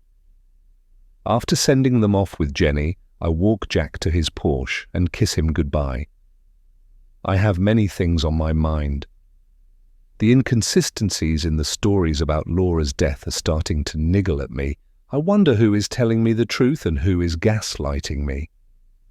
If I am to believe Jack and Ruby, I must consider that the information about the weather is incorrect, or perhaps it didn't rain where they were at the time. I've known it to rain on one side of the street and not the other, so anything is possible. Inside, I want to believe my husband and his personal assistant. I can find no reason why Ruby would lie to me about the weather when she has been so forthcoming about her affair with Tom. I make my way to the kitchen and find Sue loading the dishwasher. Morning, Sue. I'll just grab a mug of coffee, and then I'm going to work on my plans for the new bedroom. That will be exciting. Sue smiles at me over one shoulder. I can't wait to see it. I take down a mug and pour myself a coffee. Me either. I'm sorry to be harping on Laura again, but do you recall who told you about the accident? Ruby? Sue raises her eyebrows as she looks at me. She was standing right there where you are now when she returned home with Mr. Hunter. They were both exhausted from being awake all night. I stir cream and sugar into my mug. How did they look? Were they wet or dry? They resembled a pair of drowned rats. Sue shook her head. Both of them had wet hair and their shoes were soaked through. I suppose that's not surprising considering there was a storm that night. I nod. So did they mention a storm? Yes, they both believed that's how Laura got tossed overboard. Sue's eyes narrow. Have you heard something to the contrary? I straighten and smile. No, I know about the storm. It's a huge yacht, so people can easily move around without being seen. I know Laura left the others to get some fresh air, and she was seen by Ruby and Tom. The thing is, I'm surprised they were on deck during a storm. From the weather report, it was bad with high waves, and if Laura fell overboard, I doubt anyone heard her scream. If it was a bad storm, as the reports say, I couldn't see her lasting long in that swell. I'm just surprised her body didn't show. The Coast Guard searched for a full week. Sue swallows hard. Likely a shark ate her. They didn't find so much as a shoe. Head spinning with the conflicting stories. While I sip my coffee, I must keep my composure, although inside my stomach is twisting. So many different versions that I can't keep my head straight. I need to get away and think. I stand slowly. That's awful. I frown. I better get a start on these ideas. Ruby will have the architect here before I'm finished. I smile as I leave the kitchen and carry my mug up the stairs. As I climb the stairs, I'm acutely aware of Laura's eyes following me from the portrait. The uneasy feeling remains as I make my way to my room. Even in the daytime, the hallway is still dimly lit, and as I walk, the hair on the back of my neck stiffens. I stop and look around. I'm sure someone is watching me. A loud bang comes close by. It frightens the heck out of me, and I spill hot coffee over my fingers. Heart pounding, I lean against the wall, scanning the hallway. As I turn, one of the bedroom doors moves and a sliver of light cuts across the hall carpet. I'm frozen in place, staring at the door, but nobody emerges and everything is eerily silent. No one should be here. The rooms along this hallway are furnished for guests, but the furniture is covered. I can think of no reason why light would be coming from that room. When I looked inside just yesterday, the blinds were shut tight. The door creaks and moves again, sending more light into the hallway. Panic grips me, but I listen, trying to hear, over the pounding in my ears. A clicking sound comes from the room, but no footsteps or voices. Gripping the mug before me like a pistol, I watch the door moving back and forth. The mug trembles in my hand, and I place it on a delicate, highly polished table beside a vase of fresh roses set on a lace doily. I don't recall seeing the table before, and why are the flowers here outside this particular room? The door whines again, and I shrink back, heart thundering in my chest. This is supposed to be my home, so why am I so afraid? I'm no threat to anyone. Taking a deep breath, I push leaden feet toward the door, place one palm against it and thrust it open. I flinch as someone runs toward me, but it's only the long white silken curtains billowing out from the window like two women dancing in long white gowns. The window is wide open, pushed up on a sash, and the thick drapes either side are gathered back and secured with gold ropes to rings in the wall. Reluctantly, I step inside and scan the area. The bed and everything else are the same. Goosebumps prickle up my arms, but I push through the fear and walk across the room and shut the window and secure it. I search the garden below and see Bill tending the flower beds. I leave the drapes open and move slowly through the room. The ever-present feeling of being watched hangs about me in a shroud of uncertainty. Why would someone want to observe me? I move my attention around the walls, searching for cameras, but shake my head. The technology these days could mean a camera might be hidden anywhere in anything and appear like a speck of dust. Opening closets has become a challenge since seeing the mannequin, but I suck in my breath and throw open the doors. A wave of old wooden closet smell fills my nostrils, and a light flickering inside illuminates a figure. Alarmed, I jump back, but it's just a coat. I laugh at my stupidity and close the doors. I walk out, leaving the bedroom door wide open. The light streaming into the hallway is welcome. I gather my courage and make myself check the second bedroom, but it is the same as it was the first time I peered inside. The feeling of being observed clings to me, and I hurry to my bedroom. I'm glad to get inside, but somebody has been here. The new curtains of a beige velvet and the matching bedspread are welcome additions. The room has been made up and is sparkling clean. I close the door, turn the key, and then sink onto the bed. I should feel comfortable in my home, and yet it's as if I'm in a five-star hotel. I'm not sure if I'm happy about strangers going through my belongings and setting things straight. It seems like an invasion of privacy. All the strange happenings since I arrived are unsettling, especially when my phone went missing. It's as if everything around me is slipping from my control. Is that what Laura felt like living here? Am I starting to parallel Laura's time in this house? I remember my mug of coffee and go out to retrieve it. I stand and listen to the creaking of the old house for a few seconds and then turn back to my room. My mind is in turmoil, and small, insignificant things have become giant problems. This just isn't like me. I've always been strong, but right now, after the conflicting stories about Laura's death, I don't know who I can trust. It worries me that Jack gave me the same story as Ruby's, and yet differs on the weather from the original one Ruby told Sue when they returned home that night. So how come they both gave me a different version? A storm at sea is a crucial detail to forget, as it offers a rational explanation of how Laura could have fallen overboard. So why the cover-up? Or was Tom involved? If so, why would he want to kill Laura? My attention moves to the bottom drawer of the dresser, where I've hidden Laura's laptop. I wonder if Jack knows that Laura wrote a diary. If so, was he aware of the unusual happenings she experienced in the house and just dismissed them? Should I ask him or keep the diary to myself? I stare at the drawer, unable to drag my eyes away. I must discover more about Laura and can tell no one. Someone is lying about that night, and I need to find out why. Chapter 24. I can't stop thinking about the diary. It's becoming an obsession. I need to know what happened to Laura. The diary and what's inside are like a box of chocolates you keep in the refrigerator and make a rule to only eat one each day, but then you go back multiple times until you take the box and eat them all.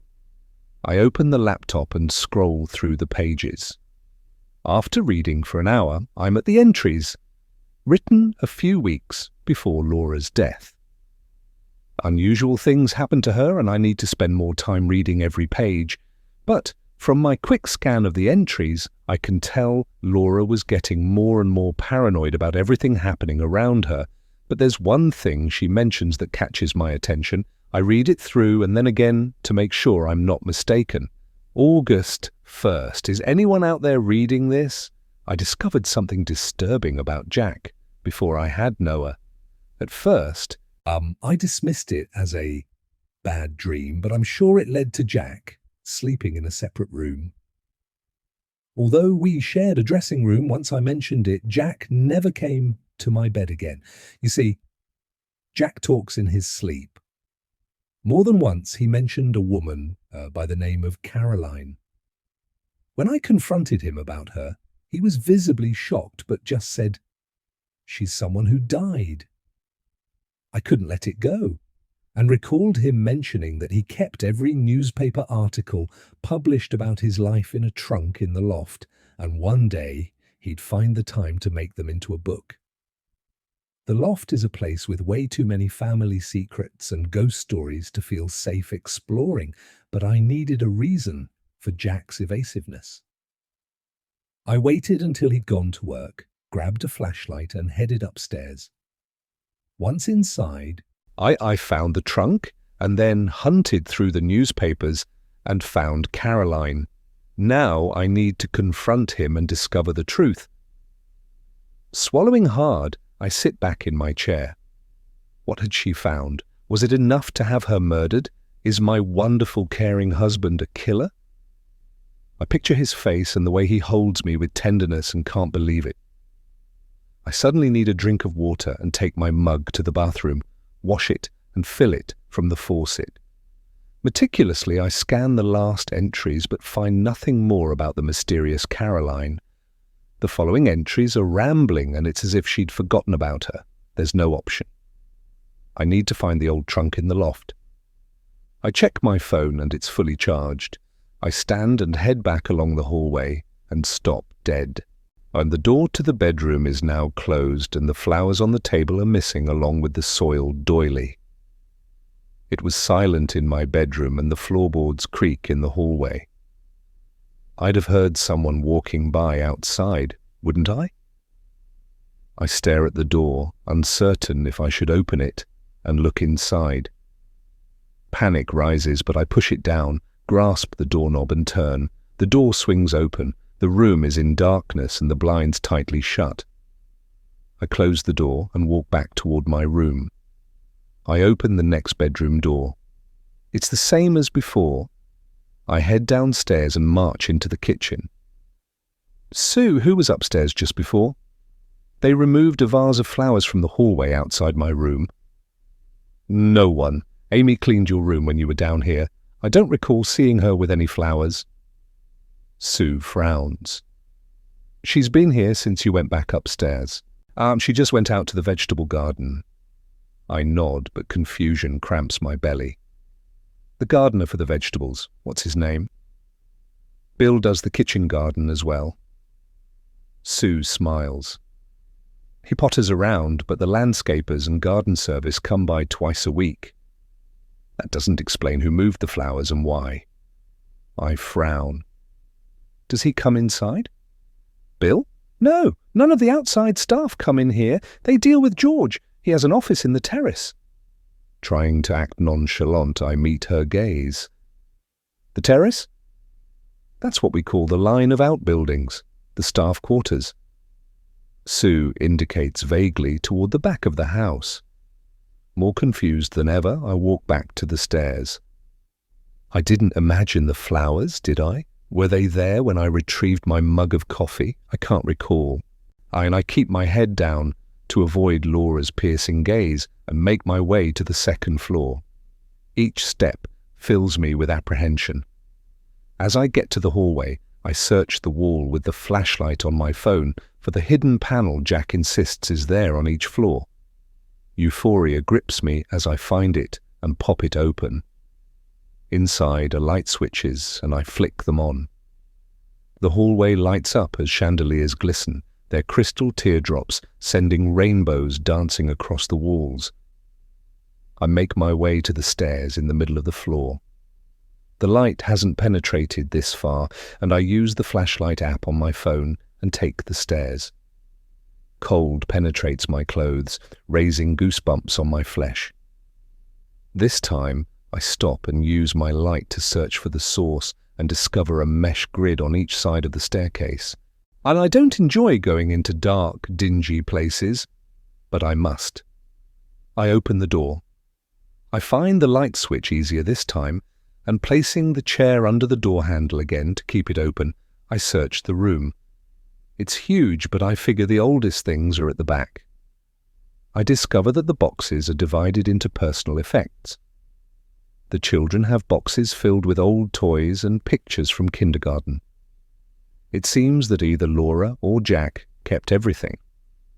I find an area belonging to Jack and discover boxes with items relating to his childhood.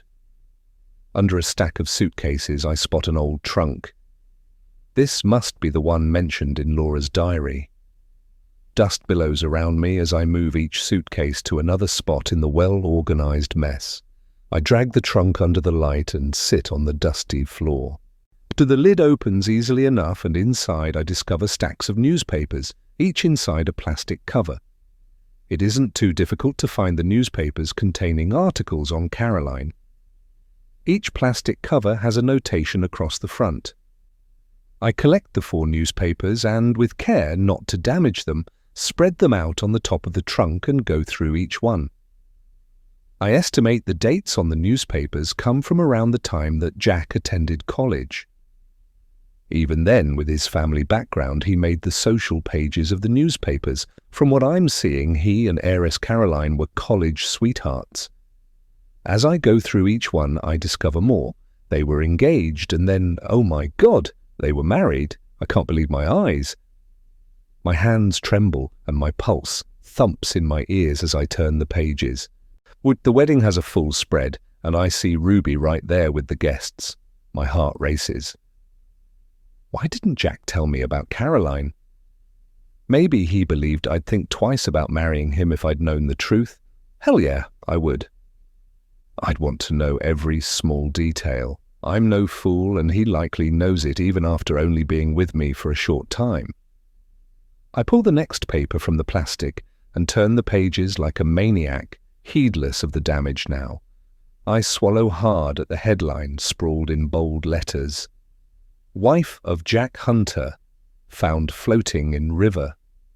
Unable to breathe, I scan the report of Caroline's death. She fell from a trail and went over a waterfall during their honeymoon. I read the article twice and then find the report on her funeral. It's depressing, and the young woman's smiling face on her wedding day dances through my mind. A shiver runs through me as I fold the newspapers slowly and return them to the trunk. I cover them with the other items I'd found. As I push the trunk back into place and brush the dust from my hands, I stare at my wedding ring. My husband had 2 wives and both died in accidents. I lift my gaze and meet my reflection in the cracked mirror. Will I be next? Chapter 25. My first instinct is to confront Jack, but by the time I get back to my room and take a shower, I've devised a different plan. Maybe it's better if I keep my discovery to myself for the time being and ask Jack more information about himself. I'll ask him about college and his sweethearts. I figure that would be a normal topic for a couple to talk about. In the meantime, I need to make a list of everything that's happening around me. It'd be the way Laura did, so she could keep track of everything. I need to talk to people to discover the truth. I realize how isolated I am in this house. If I want to leave, I can't. I don't have a vehicle or phone numbers of anyone apart from Jack, Ruby, and of course my family, but they're in LA. My only form of online communication is my phone, unless I use Jack's computer in his office. But any emails I send can be read by Jack or Ruby. No doubt she knows his passwords. He trusts her with everything. I sit at my dressing table, brushing my hair, suddenly feeling trapped. There are people I would like to speak to. Jack's friends who were on the yacht the night Laura died, and Tom Bates. I need to know if any of them met Caroline and what was the true story behind her death. Will any of them tell me the truth? And my attention moves to the bottom drawer where Laura's laptop is hidden. Now I know the secret of Caroline, I'll be able to understand the entries in her diary. She would be feeling the same turmoil as I am, but I guess she wasn't as strong-minded as me. I lock my door and pull out the laptop. Moments later, I've found where I left reading. I can feel Laura's confusion in every word. August 6th, I went to see the psychiatrist today. Her name is Dr. Ladley, and she is quite nice, but I don't trust her. After our sessions, I hear her whispering to Jack in the waiting room. This gives me no confidence in her confidentiality. I always believed what was said between a doctor and a patient was sacrosanct, but she gives him instructions on how to keep me medicated. I haven't been taking the meds that Jack thrusts into my hand each night, but lately I've been sleeping like death and waking up with a mouth so dry I can hardly speak. My brain isn't working right, and it takes me most of the day to wake up. Someone in the house is drugging me. Last night at dinner, the moment Sue placed my plate in front of me, I asked Jack to go and look outside because I was sure I saw someone looking at me through the window. It was a lie, of course. I just needed him out of the way for a few seconds so I could switch our plates. When Jack didn't come down for breakfast, I knew I'd been correct, and Sue or Pierre are involved in drugging me. I can't trust anyone. I don't have any friends, and my parents live overseas and wouldn't believe me if I told them. I need to take my life into my own hands. I can't leave. I've got nowhere to go, and I'm watched every second of the day, but I do have a debit card and this laptop. I plan on ordering meals from my favorite restaurants and having them delivered. It's the only way I'll be able to survive. I stare at the entry and push both hands through my hair, clutching my aching skull. I'm not sure what to do. Am I reading the ramblings of a woman who is mentally ill, or is she the victim of a coercive husband? I consider my time with Jack. The honeymoon was bliss and we spent every moment together, but since he's been back at work, I've been literally housebound. Okay, so I don't have any friends to go visit, but I should have a vehicle of some description. Most people in my position wouldn't be content to sit at home every day. I need a car to go visit the local stores. I go shopping and drive around the neighborhood to get the feel of it. Am I slipping slowly under his coercive control without realizing? I think over my time since I arrived, I've spoken to most of the staff and they've been very cooperative with me and, in fact, I can't find fault with them. Although I do find them a little intrusive, I guess having all my meals cooked for me and my bedroom cleaned is the usual way for rich people to live. I return the laptop to its hiding place. I need to limit my exposure to Laura's unstable ramblings before she drags me down with her. What she writes is very unsettling, and what if it's true? My resentment for her has now gone, replaced by sympathy for a woman in a terrible position. Like me, she had no one to go to for advice and no one she could really trust. When the room suddenly becomes unbearably small, oppressive and suffocating, I fling open the door and step outside. The feeling of being watched is overpowering, and as I head down to the kitchen, I scan the walls for any sign of surveillance cameras. Am I getting paranoid? If I am being recorded, perhaps it's just a security measure, but I need to know. Where would I find the hard drives connected to a CCTV? Would they be on Jack's computer? As the clock in the hall chimes, telling me it's 1 o'clock, I walk into the kitchen. Sue has proved to be a font of information, but how much of it is second-hand? If she was willing to drug Laura, can I even trust her to tell me the truth?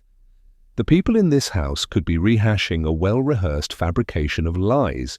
It would make sense to have a deviation from the original story after so long.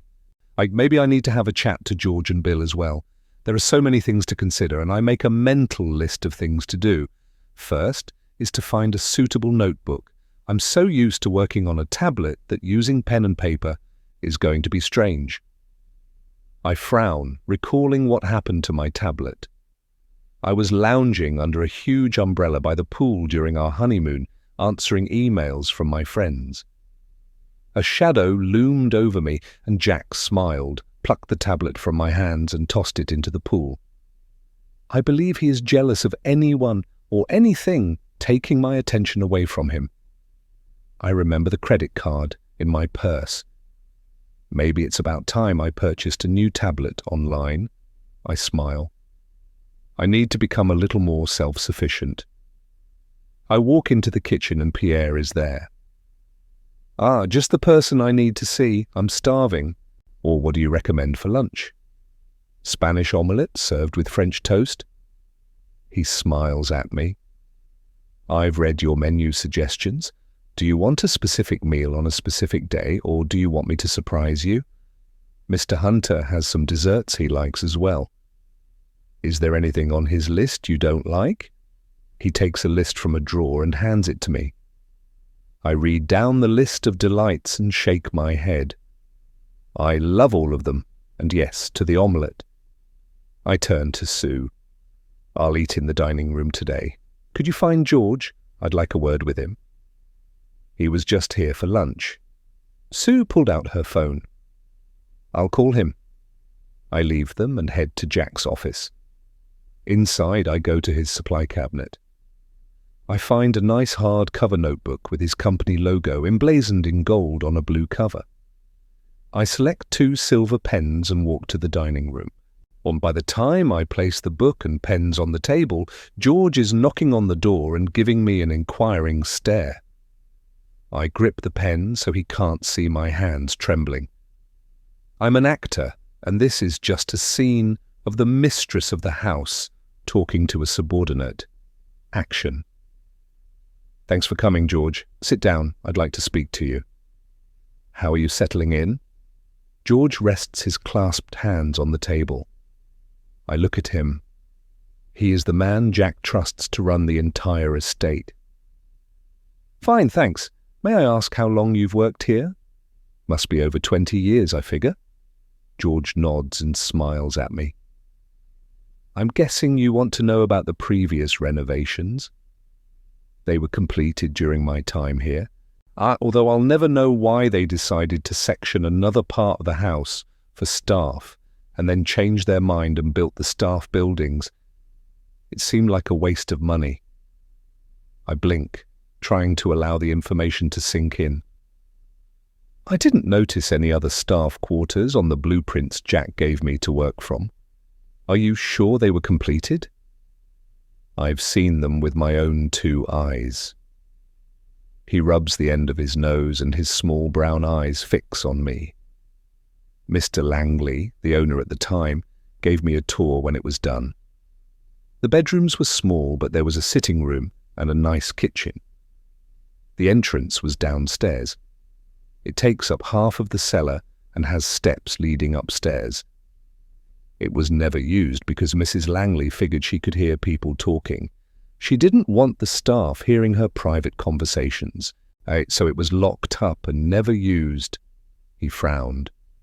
Some time later they renovated again and expanded the rooms. They took out the staff quarters. Like I say, a waste of good money.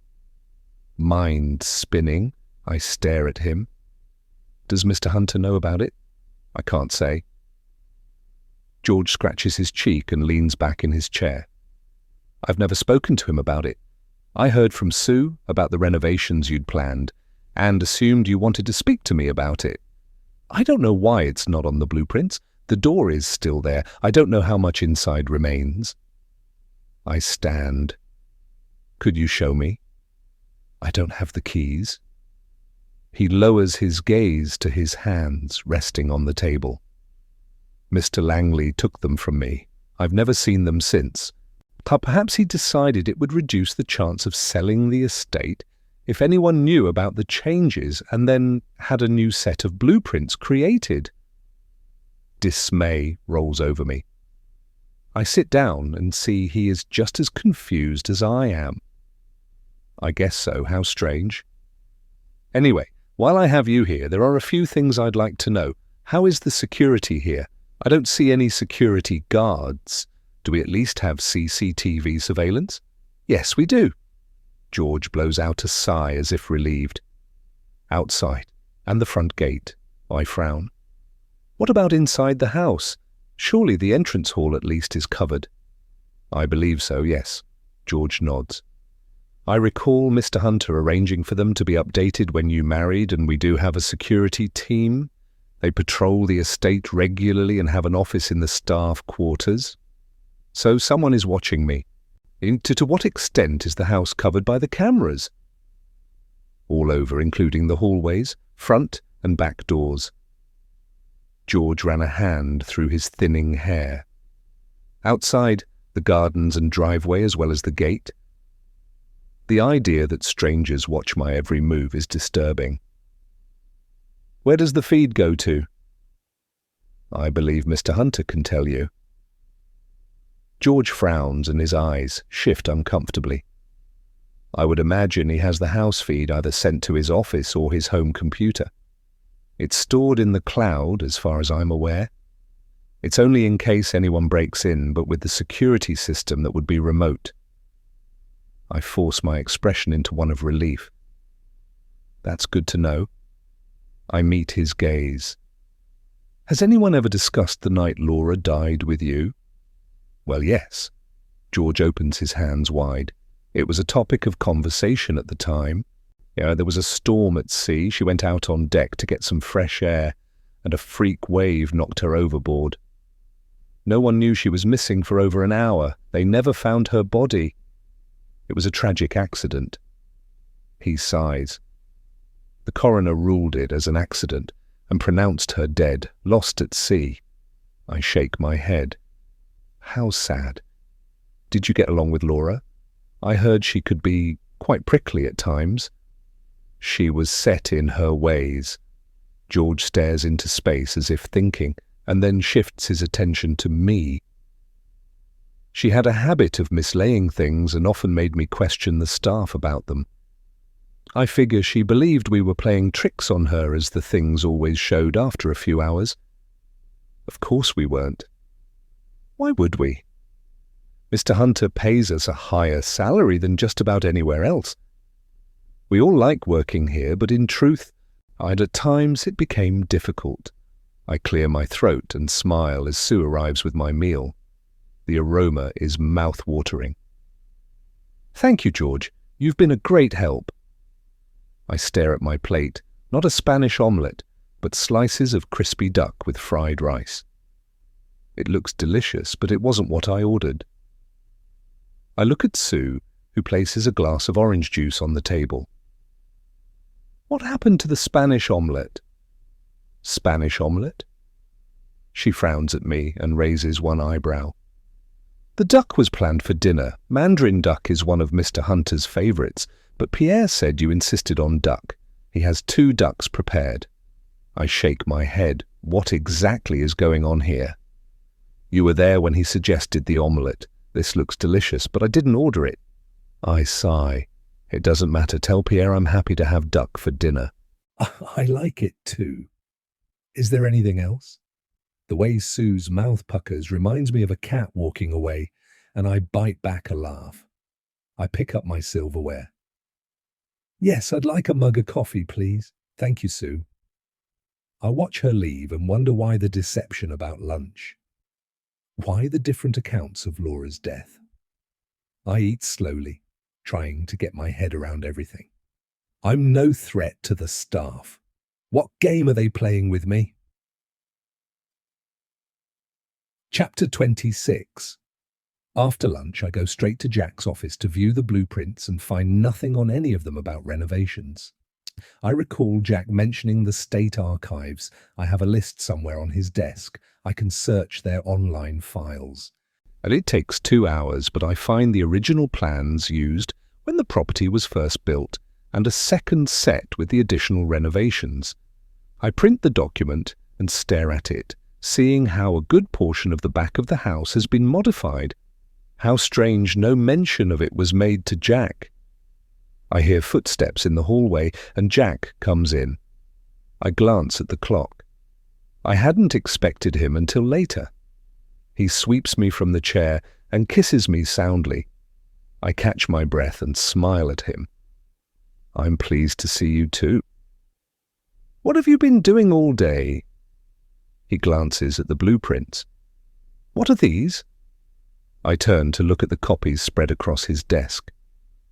These are the original plans for this house and the others are the renovations. I spoke to George about our plans and he mentioned the house was altered considerably 20 years ago. I wanted to compare the plans is all. You know, Laura mentioned secret passageways and mysterious faces at windows. She hunted for the windows but couldn't find them. She insisted they were there when she visited her cousins here. I showed her the blueprints, but she was sure she hadn't imagined the rooms. To be honest, I figured it was an overactive imagination as a child. Like an imaginary friend, some things can seem real at the time. He sighs. I wish he could have seen this. Is it still there, do you think? I shrug. I have no idea. I doubt it. I point to the recent documents. There's no mention of it here. Who else has been here for a long time? Old Bill. Jack scratches his cheek. 30 years, I believe. He started here during the time Laura's uncle owned the estate. She remembered him. He smiles at me. He was pottering around when I drove in. Do you want to speak to him again? Excited, I gather up the copies of the blueprints and nod. Yes, I most certainly do. I figured you'd say that. Jack takes the documents from me and indicates with his chin to the gardens. He was picking roses. He raises an eyebrow. For you, I assume? I follow him from the room. Yes, I love fresh flowers and we have acres of them. I like them too. His fingers link with mine as we walk to the front door. They made Laura sneeze. Trying to ignore the savage stare from Laura's portrait, I lean into Jack and smile. If Laura's ghost or whatever still lingers in this house, she needs to know he belongs to me now. I'll fill the house with flowers, and it will rid us of that awful old house smell. It reminds me of a locker room. It needs to be aired. The windows are always closed, and it's beautiful at this time of year. You're in charge, Willow. Jack winks at me. Tell the staff what you want, and they'll do it. That's what I pay them for. I'm not surprised when Jack takes over the conversation with Bill. I notice the man's hesitance to say anything, and I look at him and give my head a little shake. I want to convey I haven't spoken to Jack about the face in the window or Laura's instability. Do you recall the renovations to the house about 20 years ago? Jack unrolls the plans and holds them up for Bill to peruse. Apparently they built staff quarters and never used them. I can't find them on the current plans. Do you know what happened to them? Was there another renovation I'm not aware of? Yeah, I recall the renovations, but I never got to look inside. Bill drops a rose into a basket and turns to look at us. I only remember the builders being here that one time. The last renovations were the ones you had here to the kitchen and bedroom, I believe. I recall Laura telling me she played in secret passages as a child. Jack narrows his gaze. There must have been a way inside. I squeeze Jack's arm. I know where the door used to be. George recalls it being in the cellar. He said the previous owner locked it and no one was allowed inside. Well, the previous owner sold the property to me. Jack frowns. He died a few years ago, so we can't ask him. I don't remember seeing a door in the cellar, but it's not somewhere I visit. There's a door. Bill pushes back his straw hat. It has steps leading up to it. I use the cellar to store my tools. I turn to Jack. Can we look? Sure. He leads the way around the side of the house. I follow, our shoes crunching on the gravel path. We don't have a key to get inside, though, do we? That's what locksmiths are for. Jack pulls out his phone as he descends the steps into the cellar, and his flashlight moves around a surprisingly neat and tidy room. He moves the light around. There it is. I follow close behind and stare at the door in dismay.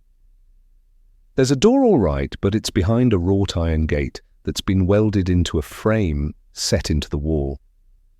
Oh, a locksmith isn't going to get that open. How disappointing. I'd say, as a builder, that was done because whatever is behind that gate isn't safe. Jack turns back to me. They likely re-extended the rooms inside the house as the measurements fit the plans I have.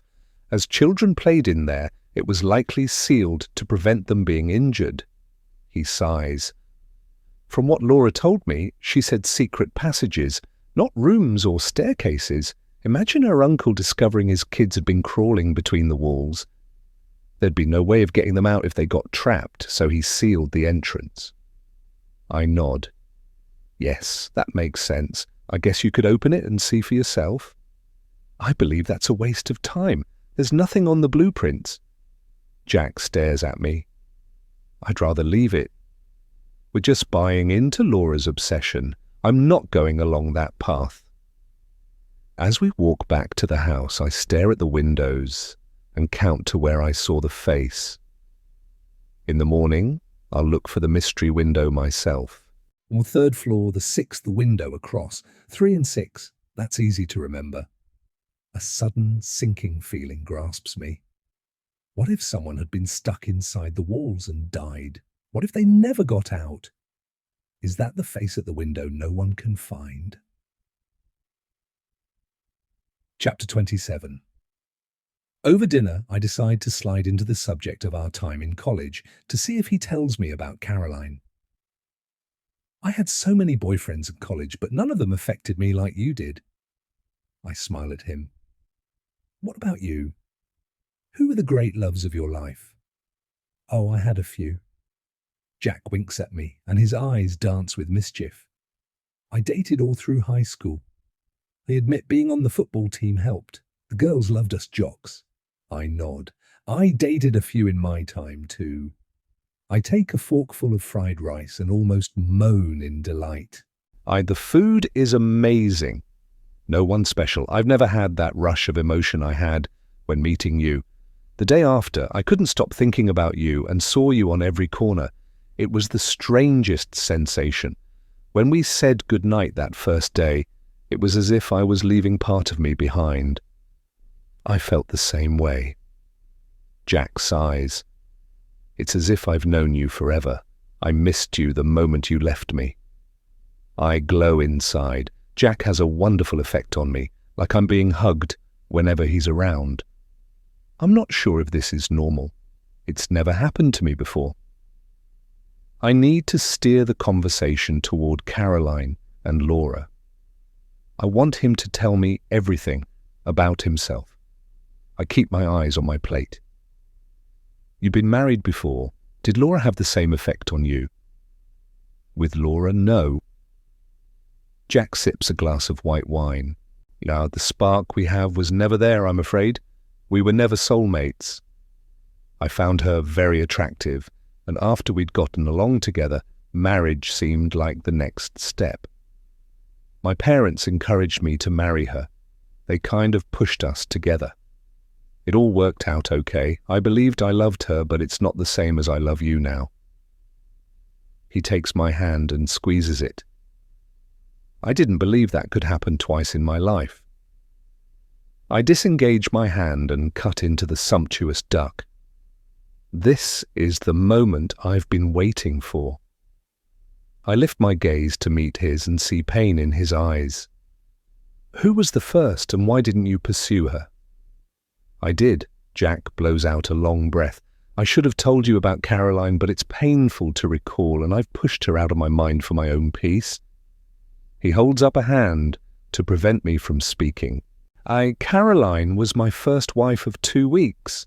I met her in college, and I loved her so much it hurt. The same as I love you, Willow. He stares into space and winces. She loved to hike in the forest, so on our honeymoon I arranged for a party of our friends to set out on a mountain trail. We stopped for a rest, and Caroline went with some of the others to collect wildflowers growing alongside a waterfall. She slipped and fell into the river. I take his hand and squeeze. Oh, Jack, that is so tragic. I'm so sorry. This is why when I met Laura, I was content with a good friendship, more than the animal attraction I had with Caroline. He shrugs. I did grow to love her. I rub my thumb over the back of his hand. Did she love you? She was possessive, so I guess so. Jack shakes his head ruefully. She was jealous of anyone who took my attention away from her. That portrait is her, larger than life, dominating and what I'd describe as an alpha female. It was difficult living with her the year before she died. She became reckless, spent money like it was going out of fashion, and then she became irrational and delusional. The day she died was the only time in almost a year she appeared to be back to her old self. I clear my throat. Did you try talking to her? Oh yeah, but that ended up in her throwing things at me. He rubs his chin. She'd tell me about outlandish events she claimed happened to her, and about how everyone was against her. She believed people were watching her and other crazy things. I want more and lean closer. What crazy things? She went up to the 3rd floor searching for a room that wasn't there. He looks away and sucks in a breath. I've installed a door to prevent anyone going up there now. That part of the house is old and decrepit. There's no power. It's a useless space. The bedrooms are too small to utilize, and as the loft is huge, I couldn't be bothered restoring it. He looks at me. Don't be tempted to go up there alone. It's likely covered in mold by now. I stare at him, uncomprehending. You're a builder. Why don't you renovate it? It seems a little odd leaving it like that. You should make it safe. One day you'll want to sell this place, and it will be impossible to sell if it's as you say. You're right, I should renovate it. If it makes you happy, I'll look into it. I honestly haven't wanted to set foot there since Laura died. Jack ran a hand down his face. She had a morbid fascination with the place. I figure it was the trigger that pushed her over the edge. I take back my hand and push my plate away, no longer hungry. Did you find her help? It sounds to me like she was suffering a breakdown of some description. Of course I did. She was under the supervision of a psychiatrist, but toward the end, she refused to speak to her. He rested his hands flat on the table. The last couple of weeks before she died, I honestly believed she'd recovered. She'd started to care about her appearance again and came out of her room. To me, she seemed to be back to her old self. She was over the moon when I told her about the party I'd planned. The week before she died, all she could talk about was sailing. And it was a dramatic change, as if she had discovered something that settled her. I have no idea what happened to turn her around and never will. The next weekend, she was lost at sea. I have a thought and turn to him. The group of friends that were with you and Caroline, were they the same people on the yacht the night Laura died? Some of them were, yes. Jack's brow wrinkles into a frown. I've known most of the guys since college, the women too, well, at least 2 of them. Carol Sutton and Missy Durham. Caroline wanted to spend the 2nd week of our honeymoon in a mountain resort, and she didn't want to get bored, so we had everyone along. He smiles at the memory. You may not think so, but it was very romantic. Our friends weren't with us all the time. I stare at him in disbelief. The same people? My mind is working overtime. That's good to know. Thanks for sharing that with me. It would have been a shock to discover you've had 2 wives and not told me. It isn't only a shock. This is a revelation. The same people in the same place at the same time, 2 tragic accidents occurred, is a little far-fetched for coincidence. Was Caroline murdered? Do all of his wives end up dead? Chapter 28. Thursday. I'm getting along well with the children. Last night I sat and encouraged them with their homework. I made up a study hour with drinks and snacks. I've been telling them about my struggles at school and how I overcame my shyness. It all went well, and when Noah or Ava wrote a correct answer, I cheered and clapped. It was one of the most rewarding hours I've spent in a long time. This morning, I brushed Ava's hair and tied it up with a ribbon. I believe she enjoys the girl time with me. Noah is very much his dad's boy. He likes to wear his hair in the same style as Jack. Seeing Jack with his kids is heartwarming. There's never any rush. He spends as much time as they need, even with Ruby breathing down his neck to leave for the office. We stood side by side as Jenny left with them for school. Last night, after the children were in bed, I spent a wonderful hour or so with Jack on the internet selecting furniture for our new bedroom. He instructed me to make a list of the items, and Ruby would make the purchases through the company account, probably for a tax deduction or something. After breakfast, I handed her the list along with a colour printout of each item from the online catalogue. I'm sorry to add more to your workload, but Jack wants these items ordered through the company account. They're for our new bedroom. Oh, no trouble at all. Ruby peruses the items and smiles at me. Very nice. You have great taste. I'll need to make sure they're not delivered until you need them. The architect has already spoken to Jack. They should be starting the work soon. I'll let you know the date when they come back to me. I blink. Jack has already decided on everything? Well, yes, he has. Ruby frowns. Hasn't he told you? I recover from the shock without allowing her to notice.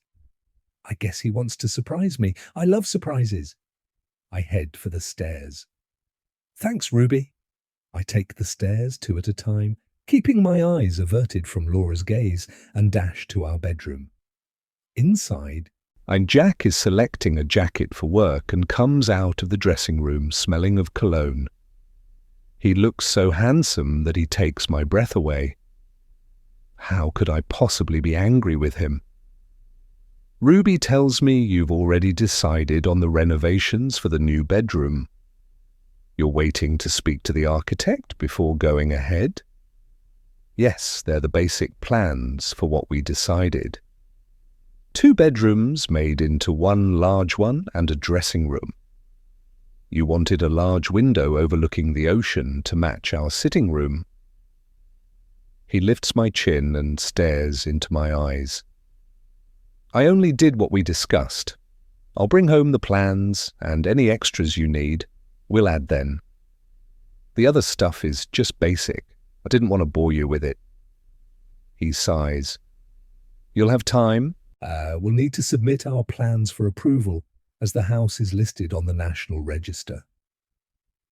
He lowers his head and kisses me. I regretfully must go to work. I have a meeting this morning.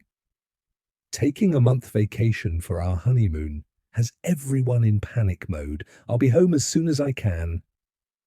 I run my hands through his hair and sigh. I know you will. My laptop should arrive today and I'll spend all day setting it up, but I really need my own vehicle to explore my new home. I'd like to be able to go to the stores and meet people for lunch. Okay, Jack frowns at me.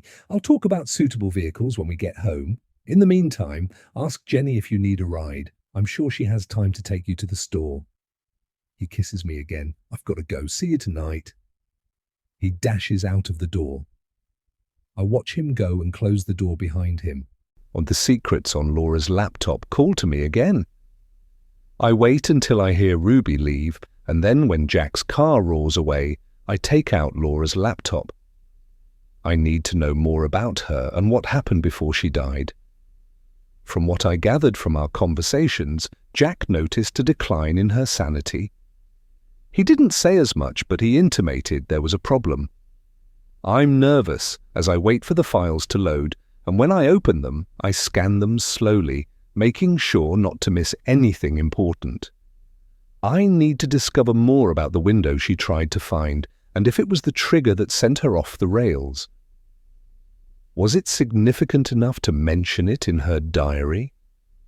My heart pounds as I read and find nothing in the next entry. Surely she'd have written something about the window. Moving through the files haphazardly isn't working. I need to follow the timeline and discover exactly what happened to her in her last year.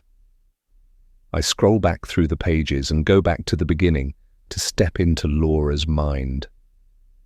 July 15th, I dreamed I was pregnant again and woke in a cold sweat. I ran to the bathroom and spewed. I can't possibly be pregnant. I must have a bug. I hated being pregnant. I became so fat and bloated I couldn't go anywhere for months. The birth was horrendous, especially when everyone told me the second time would be wonderfully uplifting. It was, in fact, the most painful and embarrassing thing I've ever experienced. Noah is a beautiful child and I love him in my own way, but I have no motherly instinct. I didn't want to feed him or change his diaper. Heaven forbid. I'd spew if I went near one. In any case, that's what a nanny is for, right? But I'm glad Jenny took over. Now the kids are older, I can show them off to my friends, but I keep Jenny close. She is much better with them than I am. After Ava was born, I spent months exercising to get back in shape, and then I was pregnant again. Jack was thrilled and engaged an artist to paint my portrait. I needed to look spectacular, but I was angry. I never wanted another child, and Jack knew it. Most of the painting was done by photographs, and then the artist came to finish it in the house, and I needed to sit for hours. I overheard a visitor to the house mention that the expression in my eyes looked as if I wanted to kill someone. Maybe he was right? This is another side to Laura I hadn't seen coming. Leaning back in my chair, I shake my head. How did Jack cope with such a self-centered woman? He says he loved her. Or perhaps he didn't know she had no motherly instinct, and that her time with the children was just a show she put on for everyone. I feel sorry for her in a way. For me, carrying my husband's child would be a gift, not a burden. Not that we've discussed children. Maybe it's something I should ask him. I read on, and the next entry is 2 days later. July 17th. Last night, I dreamed again of being pregnant. I was so glad to wake up and find it was a nightmare. I say nightmare because that was what it was like, carrying Noah. When I told Jack I was pregnant, he picked me up and swung me around. He was so happy, and I got angry and slapped his face. We argued way into the night. Well, in truth, I screamed, and Jack just stared at me as if I'd lost my mind. It's so infuriating when a man won't fight back. So I took my car and hightailed it to Missy's house. She had my back and told me leaving was the right thing to do. Early the next morning, Jack arrived on the doorstep. Jim had called him because he'd overheard me talking about having an abortion. Jack never loses his temper and is the calmest person I know, but this time he was mad. He spoke in a quiet voice and told me if I murdered his child, he would divorce me, and as we have a prenup, I'd leave with the clothes on my back. He would make sure he had custody of Ava. I recall thinking it through on the drive home and told him it was a one-time deal. I insisted on getting a plastic surgeon to fix my mommy tummy so I looked good. I made it clear I didn't want to see the baby when it was born. When I spoke to the surgeon, I asked to be sterilized. If Jack wants me, there can never be any more kids. The day I told Jack I was pregnant was the changing point for everything that's happened since then. Jack hasn't touched me since that night. When we go to dinner parties, he rarely sits with me and spends his time with his friends. I need companionship and will need to seek it elsewhere. I lean back in my chair, allowing the implications of Laura's words to sink in. The loving mother Jack told me about was a sham. Jenny's impression of Laura was true, but she didn't know the facts. Was Laura contemplating an affair? If so, did she write about it? I skim over the pages but find nothing. Most of the entries are rambling, so I move back to August and find an entry about the window. August 10th, I saw a face at the window today. I told Jack, and he laughed at me. But every time I tell him weird things are happening to me, he just shakes his head. He wants to take me back to the shrink, but there's nothing wrong with me. I know what I saw, and when I went back inside, I checked on all the staff, and everyone was having lunch. I must find the window and see if the dust has been disturbed, but I don't like going to the 3rd floor alone. I recall stories as a child of strange sounds and footsteps coming from up there. Jack says it's just the house moving, and that's what old houses do. He has no plans to open the 3rd floor. The lights are dim and it hasn't been open for many years. It's a place time left behind. I went outside again and stared at the windows. The one where I saw a face was the 6th window on the 3rd floor. I went back inside, found a flashlight in the kitchen, and went up the stairs. It was dark and musty on the 3rd floor. The hallways are covered in a thick coating of dust. It was cold and the floorboards creaked with each step. I counted the bedroom doors, 5 doors, not 6. I went back and counted the doors again, 5 doors. I went to the 5th door, opened the room, and shone my flashlight inside. It was like stepping back in time. Old mouldy furniture covered in a thick layer of dust greeted me. I moved the light around and counted only 1 window. I closed the door and walked along the hallway, tapping the walls, and found no trace of another door. The 6th room is missing. August 11th. I asked about the missing room, and Jack showed me the blueprints of the house. There was no 6th room, so how come there's a window? We went outside and counted the windows. 6. Then he told me one must have been boarded up to extend a room many years ago.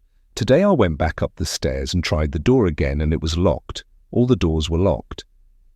I asked the staff who locked the doors, and they all insisted no one had been up to the 3rd floor. I spoke to Jack, and he said he didn't have keys for the doors upstairs, and he had no idea they were locked. After speaking to him, I'm confused. Many things confuse me lately. I blame the drugs the shrink gave me. Since then, I've experienced weird things. This is one of them. Am I losing my mind? Did I see the face in the window and imagine opening the 5th door? I sat for a time, trying to recall my time here as a child. I did see secret passageways, but I don't recall a window. I need to spend some time away from his house. I wish Jack hadn't purchased it now. Yeah, it's becoming more like a prison than a home. Suddenly needing clarification, I slide the laptop back into its hiding place. I collect the bunch of keys Sue had cut for me and, grabbing my phone, head along the passageway and up the stairs to the next floor. There are 2 wings to the house, both separated by a balcony in the center. The back section behind the kitchen is the staff quarters. Where I'd seen the face was definitely on the left side of the house. I climb the stairs and hear Bill's warning words echoing in my mind. He's been working here for many years. What had he really heard about the previous occupants? Which one of them apparently boarded up a room or a window and didn't mark it on the plans? Why would they do that? Many things speed through my mind as I climb. My few excursions alone through this massive house haven't worked out so well, but I figure most of what unnerved me is in my head. I really shouldn't watch horror movies, as they're twisting my mind. Jack and the kids have lived here for a long time, and nothing weird has happened to them. I'm not unstable and I'm not crazy, Laura. I'll be fine. At the top of the stairs is a huge oak door. It fits in well with the rest of the decor, and I'd never have known this led to another hallway unless Jack had told me. I take out the bunch of keys and try any that look compatible. On the 4th try, the key turns, and with a push, the door winds open. Ahead of me is a long, dark hallway. The house has a different feel up here, like Laura said in her diary. It's as if time has stopped. I use the flashlight on my phone and shine the beam into the dark abyss. The wallpaper is old, brown and peeling in places. I see portraits of people from maybe a century ago, although they're so dust-laden it's hard to tell. I follow the beam of light and wonder what this separate floor was used for in days gone by. Why does the staircase to the loft go from the 2nd floor and not the 3rd? It makes no sense unless this part was servants' quarters, but then most servants had the bottom floors, not the top. It's creepy in here, and I take a few steps inside and stand for a moment, examining the people in the portraits. This, I imagine by the dress, was the family who occupied the home in the early 1920s. My light disturbs spiders hanging in cobwebs, and they all seem to run and hide at once. It's cold here. and a bone-chilling cold that sends shivers down my spine. I'm afraid, but curiosity alone makes me step forward, farther along the hallway. Here the air is old and musty, and my light picks up dust motes dancing like fireflies in the beam. I'm halfway to the first door, and hear a creaking sound as if someone is following me and the floorboards are complaining. Heart racing, I turn quickly, but all I see is my footprints in the substantial layer of dust on the worn hall carpet. I reach the first door and turn the handle. It opens and I stand back. Inside the dim room, it's amazingly clean. Dust covers are overlumps, which I assume is furniture. I move into the room and lift a dusty sheet and peer underneath. I find a very old-style chair, but of good quality, undoubtedly antique. I turn toward the window and pull aside one of the drapes. Even through the murky glass, I can see the garden below and the path where I stood, looking up at the house. Without so much as a creak, the door slams shut behind me, the sound like a gunshot in the silence. I cry out. Fear has me by the throat, and I move my flashlight around the room. Terror grips me, but no one is in the room with me. Frozen to the spot, I drag in stale air as my attention flashes from side to side.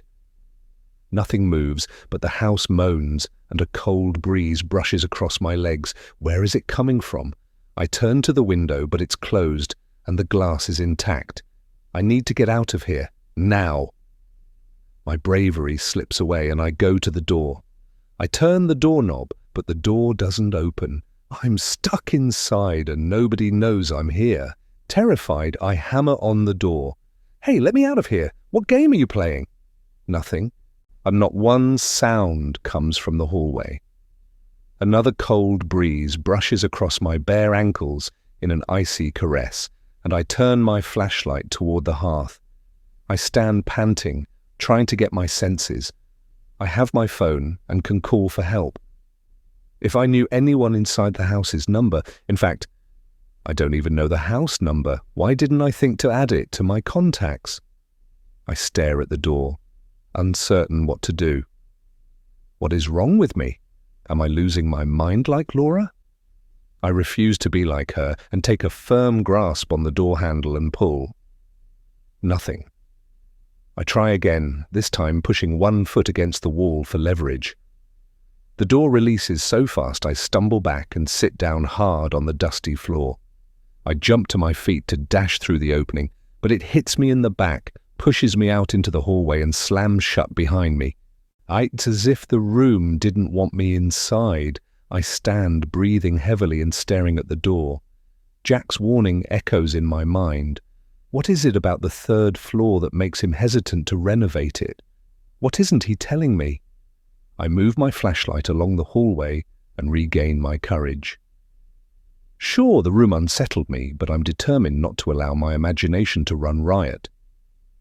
I need to see the fifth room for my own peace of mind and walk to the end of the hallway, my light bobbing in front of me. I find the fifth door and open it with ease. As before, the furniture is covered, but just as Laura mentioned in her diary, there's only one window. I'm not going inside. I'm not that stupid. I shut the door and stand in the hallway, moving my flashlight around. At this end of the hallway, the dust is minimal, and I go to examine the walls where a sixth bedroom should be, but a strange grinding sound stops me in my tracks. Maybe that's the tree branches scratching the windows, or rats living inside the walls. What is moving the dust and slamming the doors?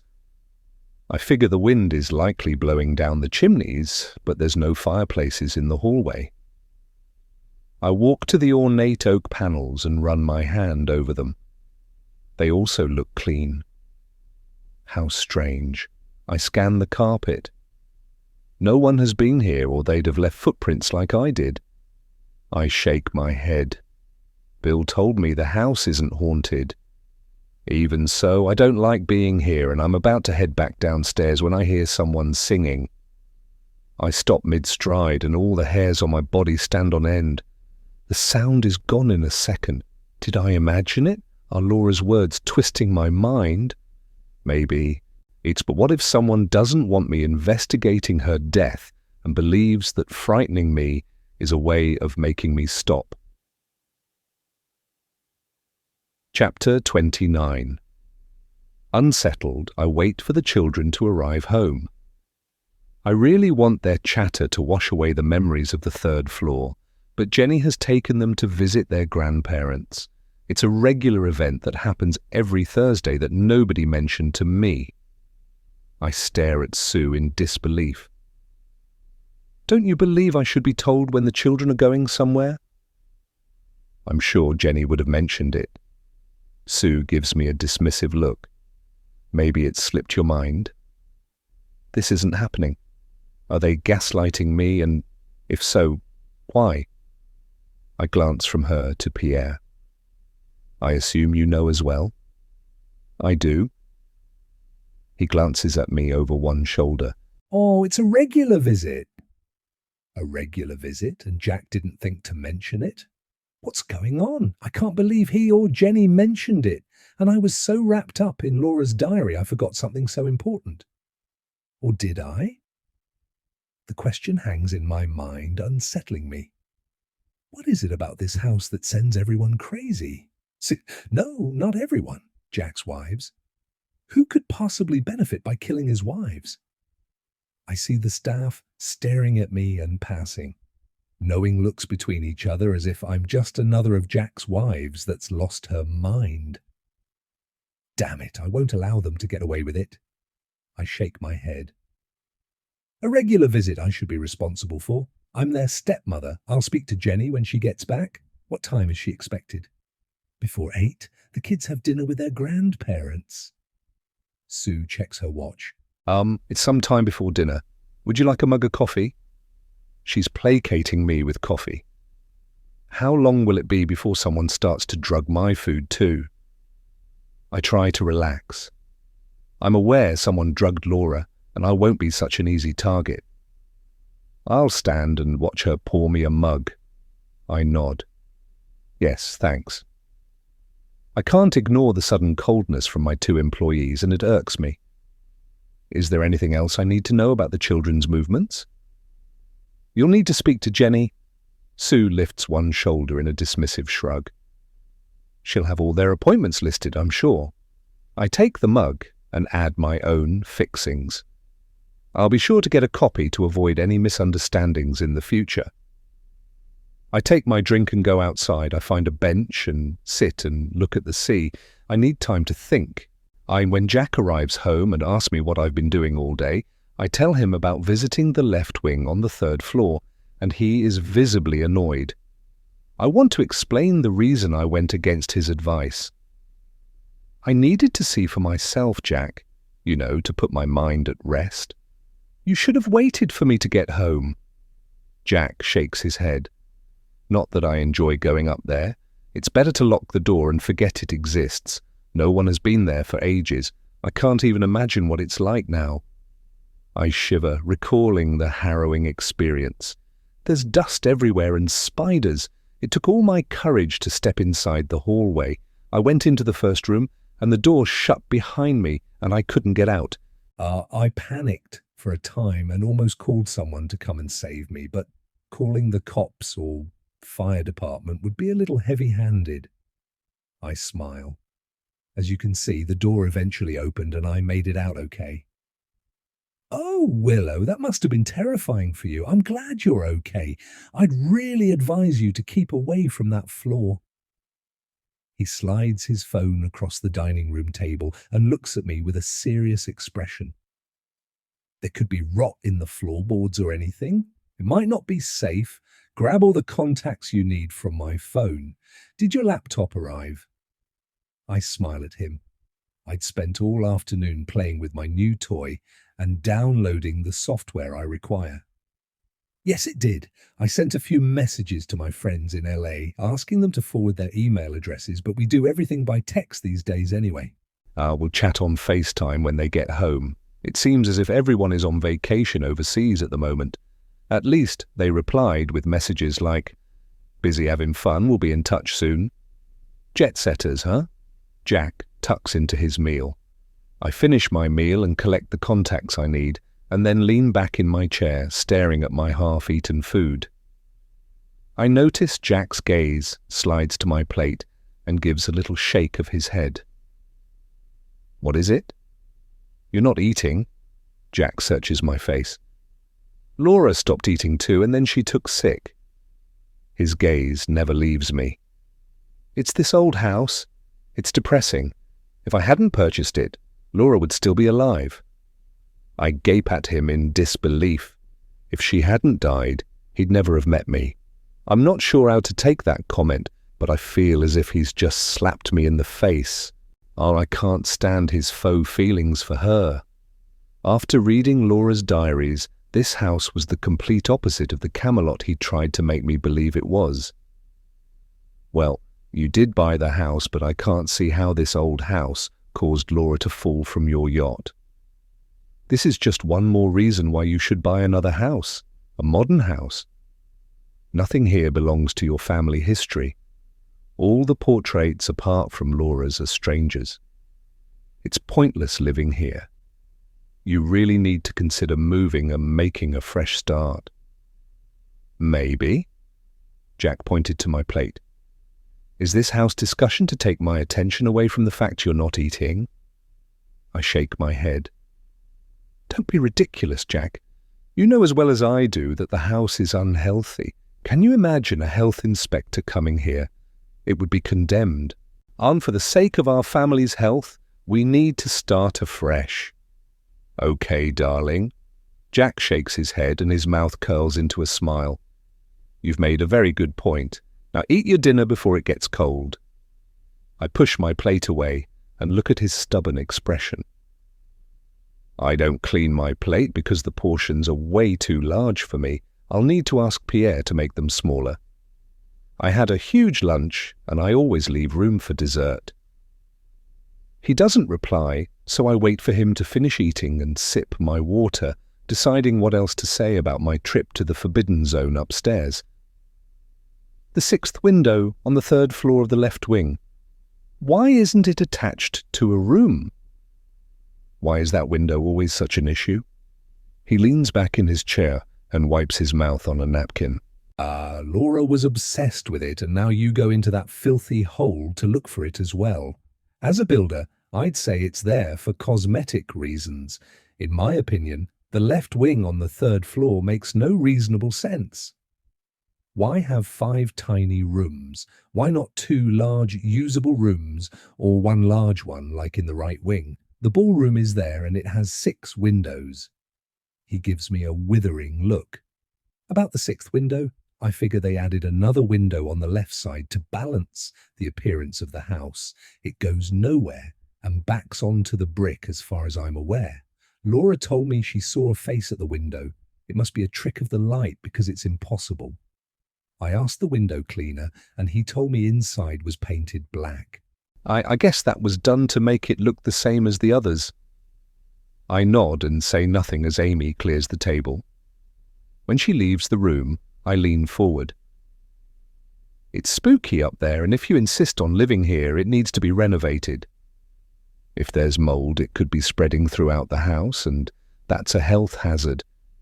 You really can't risk the health of the children, Jack. Now I've seen it. I really believe you should turn it into a useful space. Are you aware that Ava loves to dance? You could make a practice room for her up there and maybe an art studio. Did you know I like to paint? 3 windows would give the room a ton of natural light. Yes, I know Ava suddenly wants to be a ballerina. Jenny will be taking her to dance classes once a week starting in August. He clears his throat. I'm sorry, I should have told you, although I'm not sure how long this fad will last. She wanted a pony a few months ago. I took her riding and the next day she'd changed her mind. She said her legs were so sore she couldn't walk properly. He grins at me. I do listen to them, you know. Last year she wanted to be a dragon rider. I chew on my bottom lip. I need to talk more about the 3rd floor. Kids, huh? I wanted to fly. I pause, staring at my hands. I must tell you, when I was up there I could hear strange things, a creaking sound, and for a moment there I could swear I heard music. Willow. Jack rolls his eyes to the ceiling and he barks a laugh. All the chimneys in this house are connected, so in any room with a fireplace you can hear things from other rooms. Sometimes voices travel through the ventilation grates in the hallways as well. And someone could have been walking by singing and you heard them. He waves a hand toward the window. Look at the weather. A storm is brewing and it's windy. Branches rub against the house. The house moves. Nobody is there. He takes my hand. Has that put your mind at rest?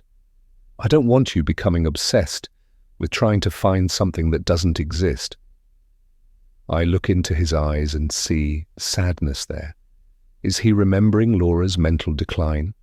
Am I mirroring her delusional behavior? I'm sure what I'm seeing and hearing is real, but now I'm doubting myself.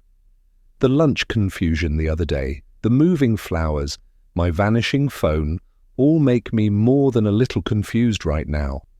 How can I tell him I feel trapped inside the house? Seeing his reaction, I decide not to concern him and shake my head. I'm not obsessed with anything but you, or Jack, although I would like the ability to explore the neighborhood and make lunch dates with your friends. I mean our friends. That's good to know. He cups my cheek. I didn't mean to trap you here. I know how independent you are. We'll look at cars this weekend, okay? The kids will love it. I nod and smile like an automaton, but inside I feel something is off-kilter. This house drove Laura mad, or was it just a stepping stone? I need to read more of her diary and discover what else she had on her mind. Chapter 30, Friday. I need to get out of the house, but once again the diary lures me. Once everyone leaves, I run up the stairs to my room and set it up. As the weeks count down to the accident on the yacht, Laura appears to be falling deeper into a delusional state. August 15th. I can't sleep and feel as if I'm drifting between dreams and reality. I went to sleep in my bed last night, but woke in one of the spare rooms. I'd even removed the dust cover from the bed. I have no idea how I got there. It frightens me if I've started walking in my sleep, as stairs are everywhere, and I could easily have fallen and broken my neck. From now on, I'll lock myself inside my room. I'm convinced there's a conspiracy going on against me in this house, but I need proof. I'm trying to get my head straight by rereading the old emails from my friends. I'm trying to remember what was happening around the time of the emails, and I find that I have blanks in my memory. I've tried very hard to prevent anyone drugging me, but somehow they manage to slip something into my food each day. Another strange thing happened to me today. My children are still babies and need to be supervised outside. Today I sat in the sitting room staring out of the window at the garden and watched two young children playing on the lawn in the distance. The children must have been around 6 and 8 years old. I immediately wondered who the children belonged to, as we don't have any married couples with young children working at the estate. When Sue came into the sitting room to bring me a pot of tea, I asked her about the children, and she insisted they were mine. I understand that some days I'm not very clear in my head, but I do know the difference between Ava and Noah and the school-age children in the garden. It was pointless to argue with her, but I decided to take a photograph of the children to show Jack later when he came home. And I wanted him to clarify that those older children are not ours, and then go and talk to Sue and tell her she was mistaken. When I reached for my phone, which I'd left sitting on the table beside the chair, the phone was gone. I searched all over and even called it from the house landline, but the phone is missing and I have no idea where it's gone or who took it.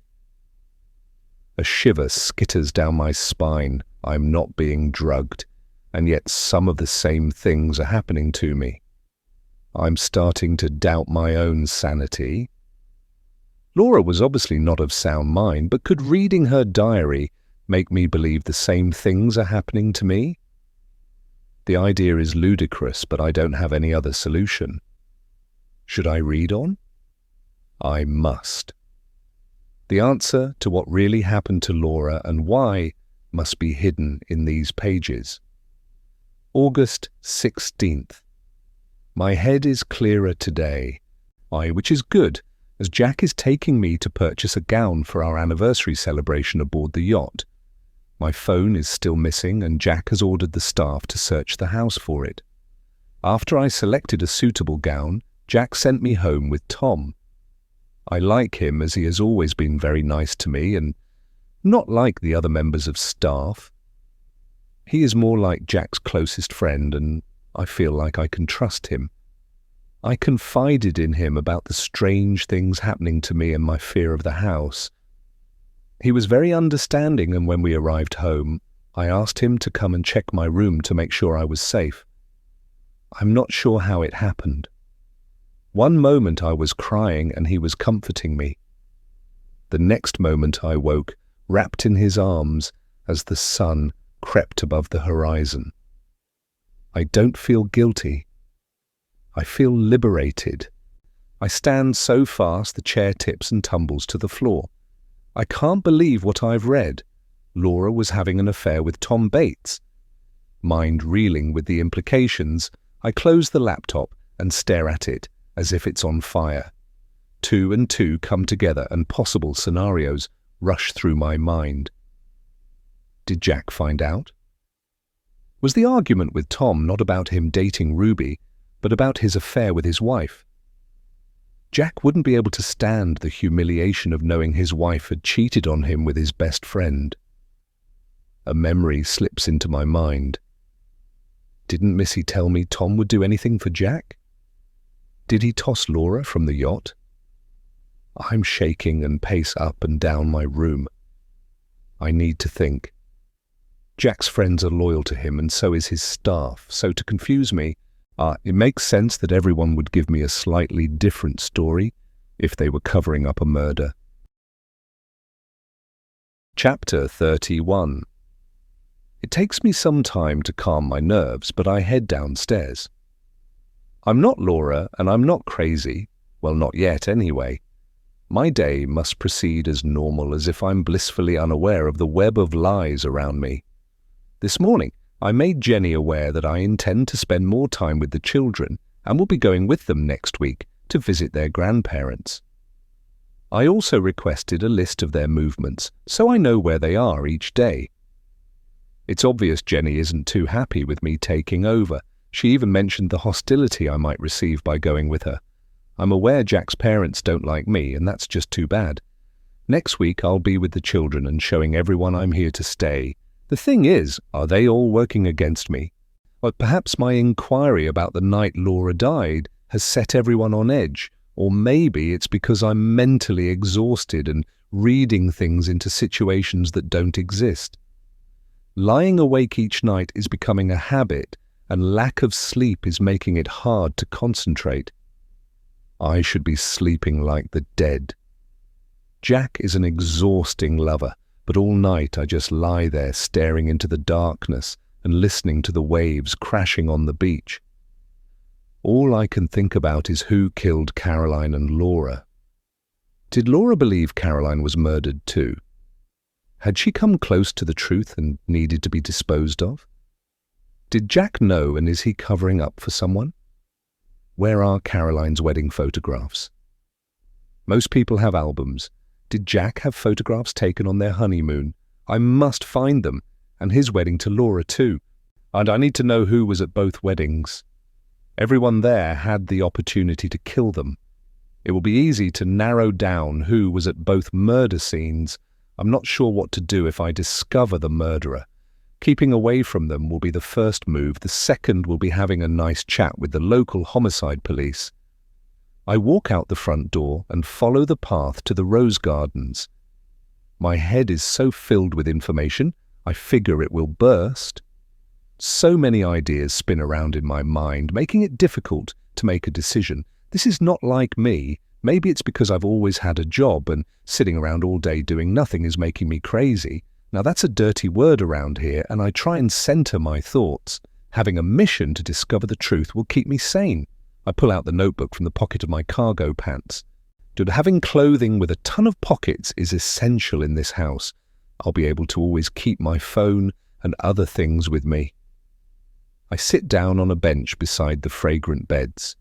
All around me, the heads of the peach-coloured roses still carry the morning dew. It's peaceful here, and my head clears. I make a note to look for the wedding albums and then wonder if Jack has kept his yearbooks. He seems to hoard everything from his past. I'll need to go back to the loft and search, but that can wait for a couple of hours. First, I need to pick up where I left off in Laura's diary. It's starting to get interesting, and her story of what happened before she died is essential if I'm to discover the truth. I put away my notebook and head back inside the house, closing the front door silently behind me. I hear voices whispering in the hallway. But when I hear my name mentioned, I stop and slide into the office doorway to listen. I overheard them talking over dinner. Amy's voice drifts toward me. He hadn't told her about Caroline. Then we must make sure she doesn't discover the entrance to the storeroom. George clears his throat. I'm not sure why Mr. Hunter brought all her things to this house. He is obsessed with his dead wives. It's not healthy. He sighs. What else do you know? She went to the left wing on the 3rd floor as well. Amy shifts her feet. I don't think she looked around too much. One thing is for sure, I'm not going up there to move anything. I doubt she'll go back either. She got locked inside a room for a time and told Mr. Hunter she was terrified. Good to know, it will keep her from snooping around. George rests his hands on his hips. I don't want Mr. Hunter to end up with another unstable wife. Make sure you stay close to her and report back to me. I'll do my best. Amy crosses her arms over her chest. At least she's not like Laura. She scared me. She did most of the staff. Now get back to work. George steps out into the hallway. I'll let Mr. Hunter know if she keeps snooping around. He turns and his footsteps vanish into his office. So, Amy and George can't be trusted. Who else is spying on me, and why does Jack need to be informed? Did he tell them to watch me? Anger shimmers over me. Does this mean I can't trust my husband? Why could I possibly be a threat to him? What is so secret he has it locked away, where I can't find it? I need to do something about this right away. I step out and head after George. George, is that you? Yes, Mrs. Hunter. He gives me a bright smile. Did you enjoy the rose garden? I nod. Yes, I did. It's wonderful. I meet his gaze. Do you have your keys with you? I do. He narrows his gaze. I thought Sue had a set cut for you. I smile. She did. Do you know how many people have copies of the key to the 3rd floor door in the left wing? 4 of us, I believe. Me, Sue, you and Mr. Hunter.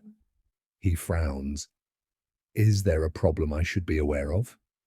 I shake my head. It's been a long time since Laura died, but now I need to be in charge of my house. No, not at all. Give me your key. Why? His neck grows red and his cheeks flush. I look at him. Because I'm Jack's wife, and just like Laura, I'll be overseeing the running of my house, George. I'm sure you understand. Please. Give me your key. I wait with my hand, palm up, for him to give me the key. He looks uncomfortable and has trouble removing the key from the bunch.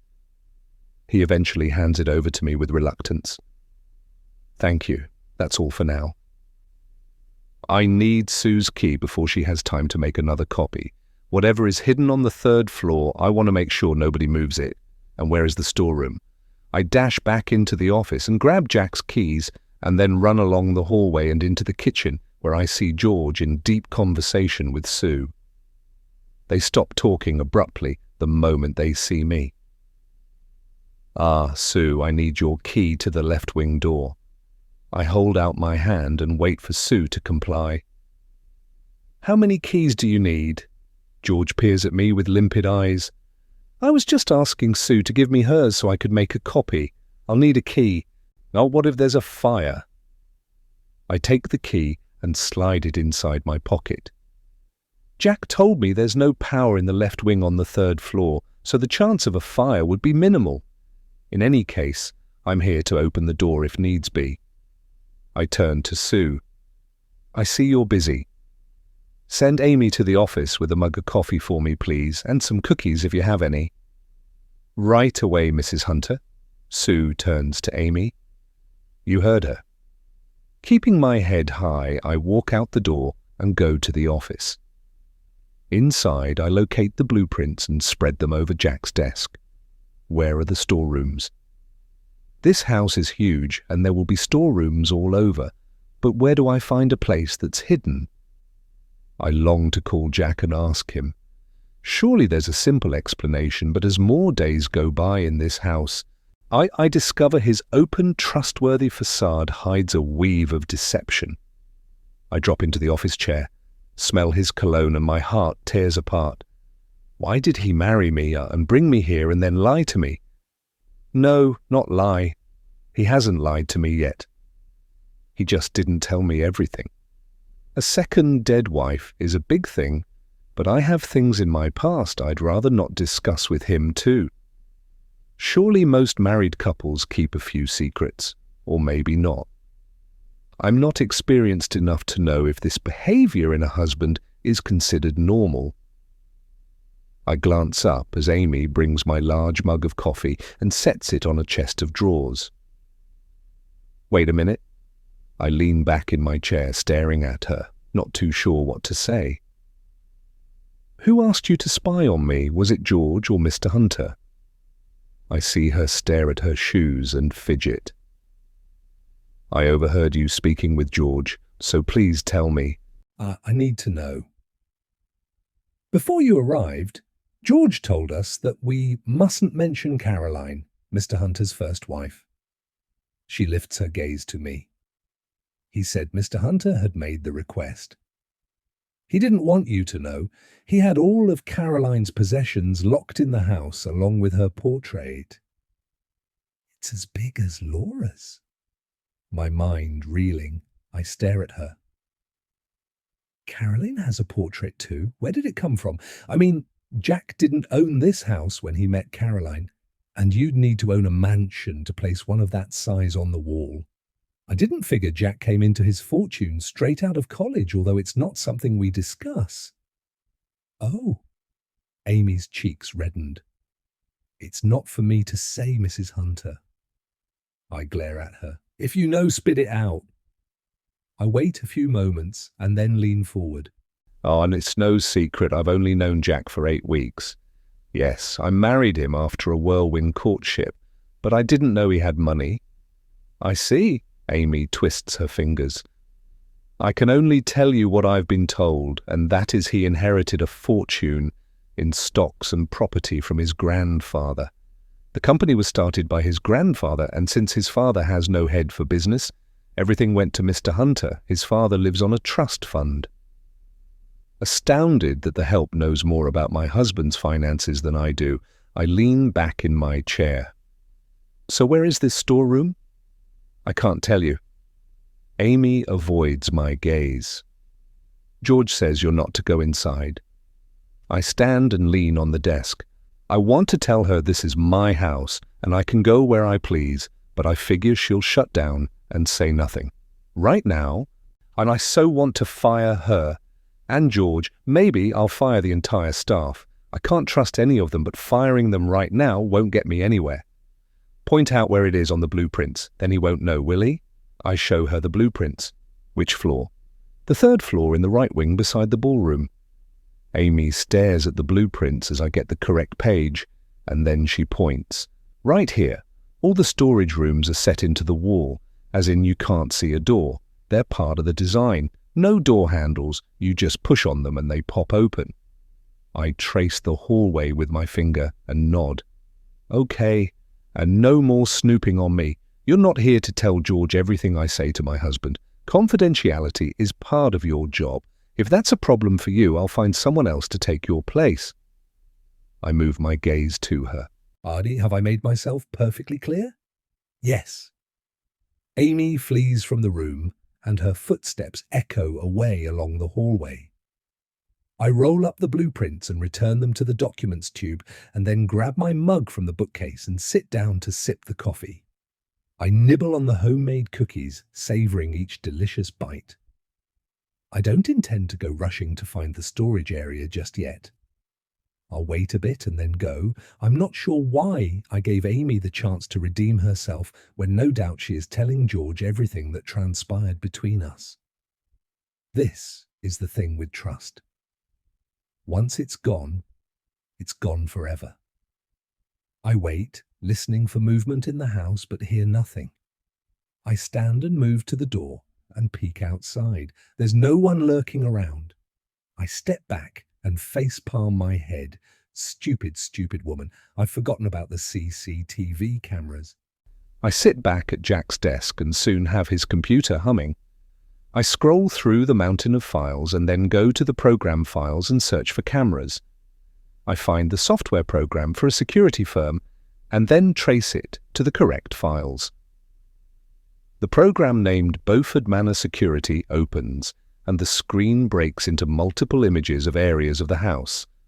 Right now, no one is in the hallways, so Amy has kept our conversation to herself.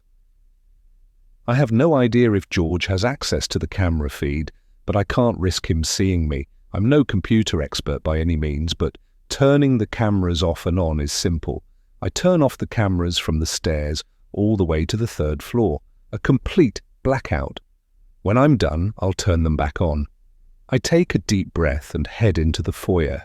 I up the grand staircase as if heading for my bedroom, and then continue up the stairs to the 3rd floor. This time, I turn right and walk along a sumptuous hallway. I open one side of a huge double door and peer inside. A polished floor reflecting the light from a line of windows greets me. There is a bandstand at one end, beautiful antique chaise longues in peacock blue silk along one side, and chandeliers glitter along the centre of the ceiling. The drapes are blue velvet, tied back with gold ropes. So this is the ballroom. I close the door and walk along the passageway. I find bathrooms suitable for several guests, but can't find the storeroom. I keep walking to the end of the hallway and stare at the ornate carved oak wall panels. I go to each one and press them. The 3rd one along clicks and pops open. I find a light switch beside the door, and a white glow floods the room. A small chest of drawers holds clothes and a jewellery box. I see a photo album, but the covered painting draws my attention. I pull back the cover and stare at the face. The young woman, so lovingly portrayed, has long blonde hair, cornflower blue eyes, and my face. Chapter 32. Disoriented and confused, I fall against the wall. My heart hammers with shock and I can't breathe. What is happening? The implications rush through my mind and it's too much to bear. I must get out of here. I grab the photo album and after closing the door behind me, I run back along the passageway and slip on the stairs, barely grabbing the handrail to prevent my fall. The photo album flies from my fingers and slides to the bottom of the steps. I stand panting for some moments and then move more slowly. I pick up the scattered images and stuff them back inside the folder. With the album gripped tightly under one arm, I somehow make it back to the office. I fall into the chair, panting, and quickly turn the cameras back on and close the computer. I must act normal and walk slowly to my bedroom. My mind is racing so fast and I can hear Jack's words in my head. How much he loved Caroline and how no one came close to his first love until he met me. No wonder I'm her doppelganger. Did he marry me as a substitute for Caroline? Once inside my bedroom, I sit at my table and flick through the photo album. There are images of Caroline and Jack at college, their wedding and honeymoon. They look so happy, the perfect couple. Jack is so young and happiness spills from the images. I resemble her, but we're not identical, although the painting looks more like me. In the back of my mind, I wonder if Jack intends to place Caroline's portrait in the foyer and pretend it's me. Is that why he took so much trouble to prevent me from seeing it? Is my marriage a lie? Uncertainty boils in my veins. Does he even love me? I pull my phone from my pocket and call Jack. The call is diverted to his secretary, Julia Hunker. This is Mrs. Hunter. I need to speak to Jack. I'm afraid he's in a meeting. Julia pauses for a beat. He should be through by lunchtime. Do you want me to leave him a message to call you? The room seems to close in around me. I'm trapped in this house, surrounded by people I can't trust, and now I can't speak to my husband. Trying not to lose it, I grip the phone so hard my hand hurts. I know we had a meeting today, but this is urgent. I want you to put me through to him now. Mrs. Hunter, when Jack asks not to be disturbed, I don't disturb him. She sighs. I'm sure you understand. He is meeting with a high-profile client to sign contracts for a new development. Panic curls in my stomach. It's as if I'm falling in an out-of-control elevator. I suck in a breath. If you want a job tomorrow, I suggest you put me through to my husband. Now! I wait and hear clicking on the line. Julia is obviously telling Jack I'm being a problem. I break down when his voice comes on the line. Willow, what's wrong? Jack's voice is like a soothing balm. What is it, darling? Has something happened to the children? I'm crying. Tears are spilling down my cheeks. Jack, why didn't you tell me? Tell you what? Utter you crying. I hear footsteps on tile. What's happened? I tell him about the conversation I overheard between George and Amy and about my visit to the storeroom. Why are they checking up on me, and why didn't you tell me I look exactly like Caroline? Am I a replacement for the only love in your life? Do you think of her every night we're making love? Silence. Anger wells and I want to disconnect, pack my bags and go back to LA, but I stand my ground. Well? I wish you wouldn't go through the storerooms or the loft when I'm not with you. He clears his throat. There are many things in my past that might need explaining. I've never said I was a monk. Willow, your resemblance to Caroline is just a coincidence is all. She was a long time ago. This is our time now. Please don't allow this to upset you. I hear a door close and Jack lowers his voice. You're nothing like her. And no, I rarely think of her, and never when I'm with you. I married you because I love you, Willow, and for no other reason. I have no idea what George and Amy think they're doing, but I'll speak to them when I get home. He takes a breath. I need to get back to my client. This is a multi-million-dollar deal, and I just walked out on him mid-sentence. I swipe at my tears with my sleeve. He is trying to soothe my ego, but I can't erase my suspicion that something is very wrong. How come I'm the only person seeing it? 2 wives die in accidents with the same people at the scenes. The staff are plotting against me with my husband, and he didn't even try to deny it. What else is he hiding from me? And I'm trembling, but this call is getting me nowhere. It seems I need to go it alone to discover the truth. Okay, I'm sorry to disturb you. Don't be, I understand, and I'll be home soon. He disconnects. I'm staggered by his evasion, but I'm more determined now to keep going. I need the photo album to match up the faces of the people involved over the time both Caroline and Laura died. I go through the album and, using my phone, copy the group images. Now all I need to do is find the same information about Laura.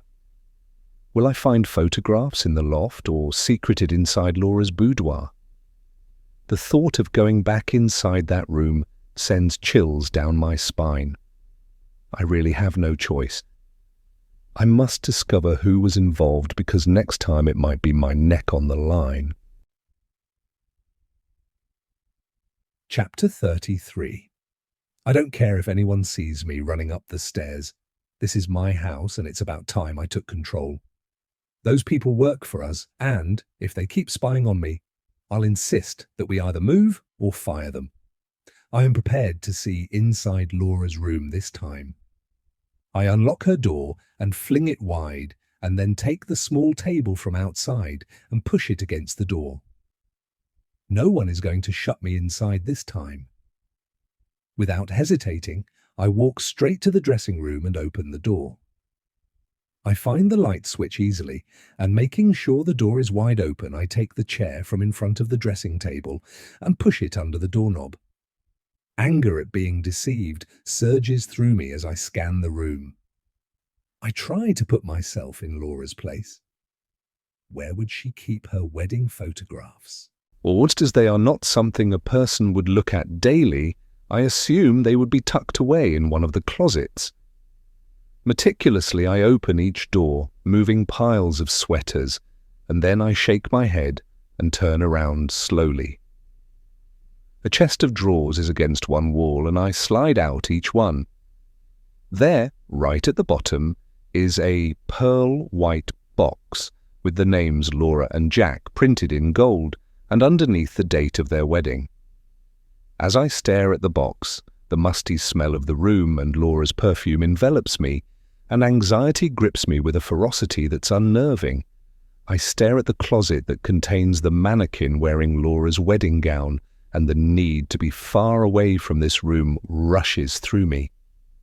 I pick up the box, and without bothering to shut any of the doors, I dash out into the hallway and head back downstairs to my room.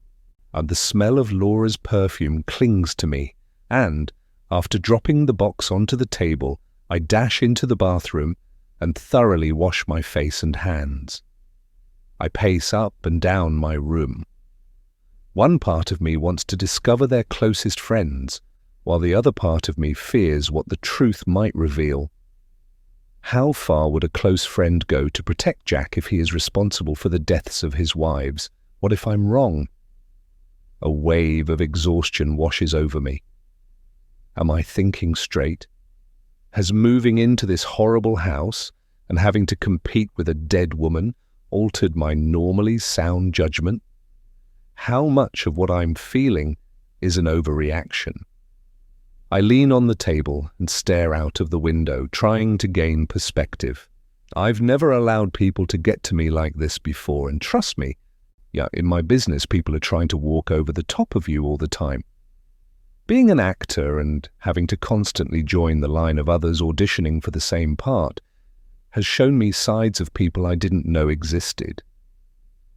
Perhaps I've been too critical on the staff here. After all, they have been working for Jack for many years and are obviously loyal to him. To them, I am an outsider, and it would be normal for them to be protective toward him, especially after dealing with Laura's unstable personality. I picture each staff member and recall the variations they gave me of the night Laura died, and shake my head. I'm convinced there's been a cover-up, and nothing that's been happening since I arrived here will allow me to come to any other conclusion. I glance down at the white box, take a breath, and remove the cover. When I lift out the leather-bound volume and flip over the pages. To my surprise, the sparkle in Jack's eyes is drastically different to when he married Caroline. He smiles at the camera, but it seems false. I've seen him smile with happiness. He told me he loved Laura. He's made this house and her belongings into a shrine to her memory, but the man in these photographs tells me a different story. I pass over the usual bride and groom images to look at the friends and family.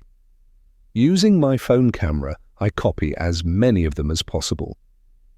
I download everything I can find of Laura's and Caroline's weddings onto my laptop. I include the newspaper articles listing the names of the people at the wedding.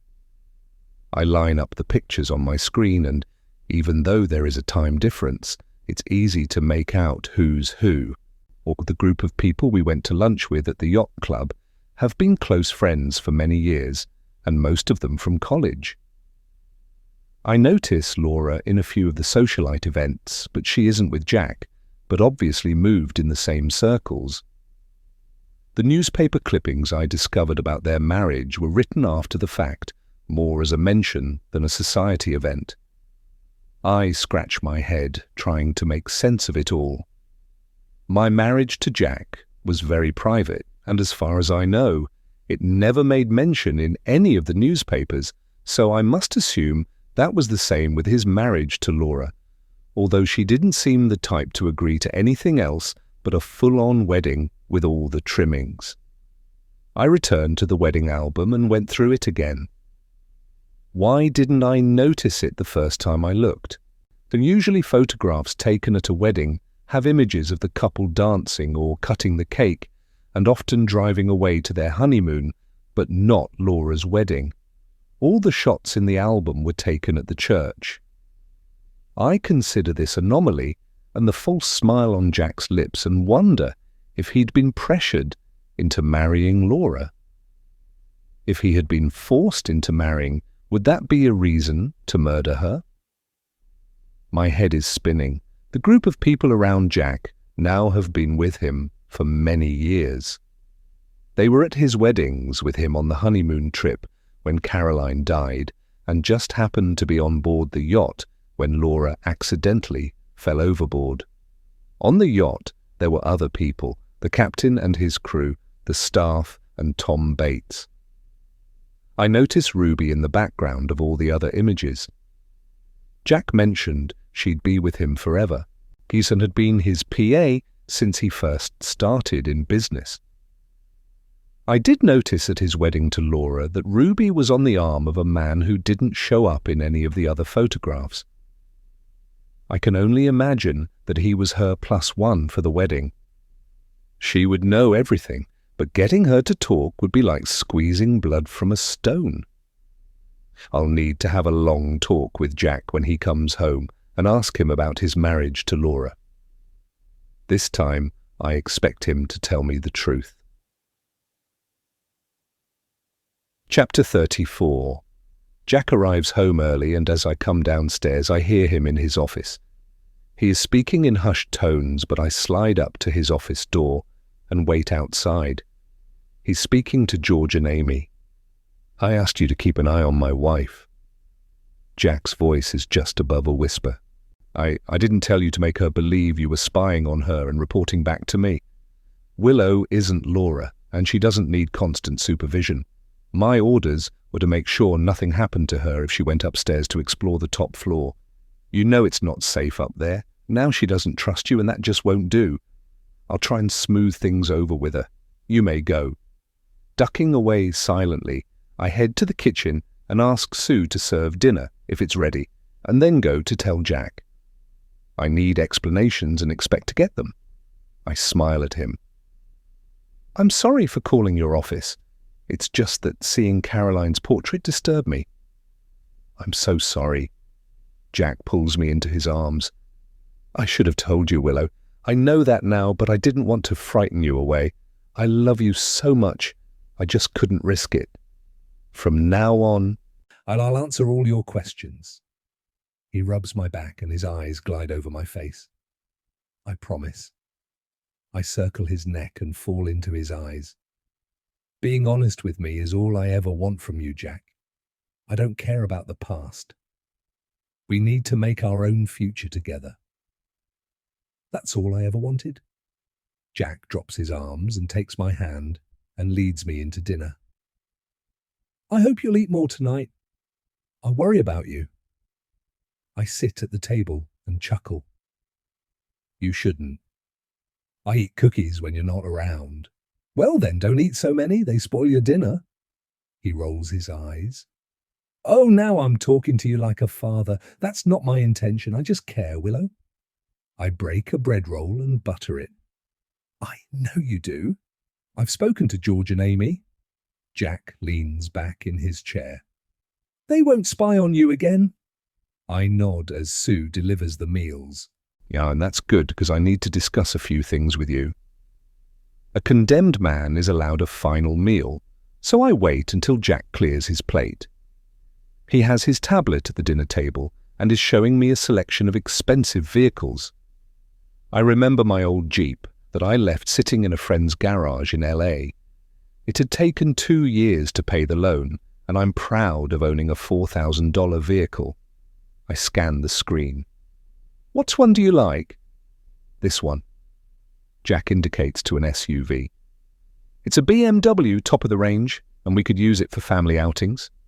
I nod, trying not to look at the price. "I like it." "Do they come in silver? I've always wanted a silver car." "Really? Silver?" Jack looks at me and barks a laugh. "I called earlier and asked what the dealership had in stock. He told me it takes about 90 days to get a new car. So I asked him what he had on the showroom floor. I told him I'd pay an extra $10,000 to get one this week. He told me the list of available makes and models he had in stock. One of them is a silver BMW. He gave me a long look. It's basically brand new, but a demo model. One they use to show prospective buyers, and they have 3: black, white, and silver. He said he could sell one of them. He pulls out his phone and scrolls through the contacts. "Joe, it's Jack Hunter. I'll take the silver BMW." He looks at me and smiles. "Yeah, sure. Send the banking details to Ruby." He pauses a beat. "I'll have the 10,000 cash delivered to you personally first thing in the morning. Thanks, Joe." He disconnects. The idea of a new car, any car, excites me, but I haven't forgotten my mission. You sound as if you've known Joe for a time." "Yeah, we have a fleet of company vehicles and I do business with him all the time." Jack takes my hand and brushes his lips across my knuckles. "I might forget dessert and head straight for bed." I shake my head. Dessert is my favorite part of a meal, and I never know what delights Pierre will serve. I sigh. "In any case, I need to talk to you." "Are you bored with me already, Willow?" He stares into my eyes as if seeking the truth. I laugh. "I can't get enough of you, but if you want me to be happy, I need to clear up anything that might spoil our happiness." "What could possibly spoil our happiness?" Jack's eyebrows raise. "I know you hate the house, and I've been thinking about that lately. You're correct that it's a moldy old building and in need of renovation. I could change anything you require within the limits of the heritage listing, but I don't believe that would make you happy. It seems to me anything to do with Laura makes you question our life together, or perhaps my feelings toward you. I'm right, aren't I? I can't believe that he is actually considering renovating the house. If I'm being perfectly honest with you, I hate this place. I really can't see what Laura saw in it, unless it held special memories from her childhood." I squeeze his fingers. "The gardens are absolutely beautiful, but I don't live outside. Inside there's a sadness that seems to seep out of the walls, and it makes me depressed." I look into his eyes. "The thing is, Jack, you go to work each day and are only at home weekends, when the house is full of life with children running around and everything seems wonderful. I've spent my time in the house virtually alone. I honestly believe if I stay here much longer, I'll risk my sanity. Things happen here. Either it's the staff, or because the house is falling down around us. Or maybe it's because of the mold. It isn't healthy here." "I see." Jack's brow creases with concern. He looks devastated, and I hate to keep going, but it's necessary to clear the air once and for all between us. "The main reason I wanted to speak to you tonight was because I want to know the absolute truth about your marriage to Laura. I know that Caroline was the love of your life, but you didn't wait very long after she died to marry Laura, did you? I find that very strange, because most people that have lost someone that they love deeply will at least take a few years to mourn their loss. And yet you romanced and married Laura within 6 months. I give him a long look. I don't believe for a second your time with Laura was like a romance novel. Things happened? Jack takes his hand from mine and dashes it through his hair. I take a deep breath. I know she apparently left Noah alone in the bath and about drugging her meals. What I want to know is why you married her in the first place. How did you find out about Noah? And yes, she was on medication, because after that happened, I realized she was unstable, and so I had her under the supervision of a psychiatrist. I couldn't risk leaving her alone with the children again. You must remember, they were only babies at the time. He is getting irritated and leaning back in his chair, glaring at me. I shake my head. Jenny told me what happened to Noah and the other information I discovered myself. I sigh. So why did you marry her? You didn't love her, did you? My grandfather encouraged me to date her. He leans forward on the table, clasping his hands before him. As his sole heir, he wanted me to be well established in his business, married with a child of my own. He and Laura's father were close business associates. She was wealthy in her own right, and marrying her would ensure the joining of two building magnates. He takes a breath and blows it out between his teeth. I'd met Laura in college and made sure I was attending the same functions. To this day, I believe that she had been instructed to marry me by her parents. My grandfather told me that no matter who you marry, love would come eventually. And as Laura was a striking woman, I figured it might happen. So we had a short courtship and a very private wedding. She invested all her personal wealth into the business and was given an allowance, which she didn't appreciate. I can't believe he's being so candid with me. Then what happened? She was quite normal until Ava arrived. Jack drums his fingers on the table. She had gotten into her head that I didn't want a girl, that I'd only accept a boy. No matter how many times I tried to convince her, she refused to believe me. It became necessary for me to move into my own bedroom. I took the one the opposite side of the dressing room and spent most of the next few months trying to show her how much I cared for her and Ava.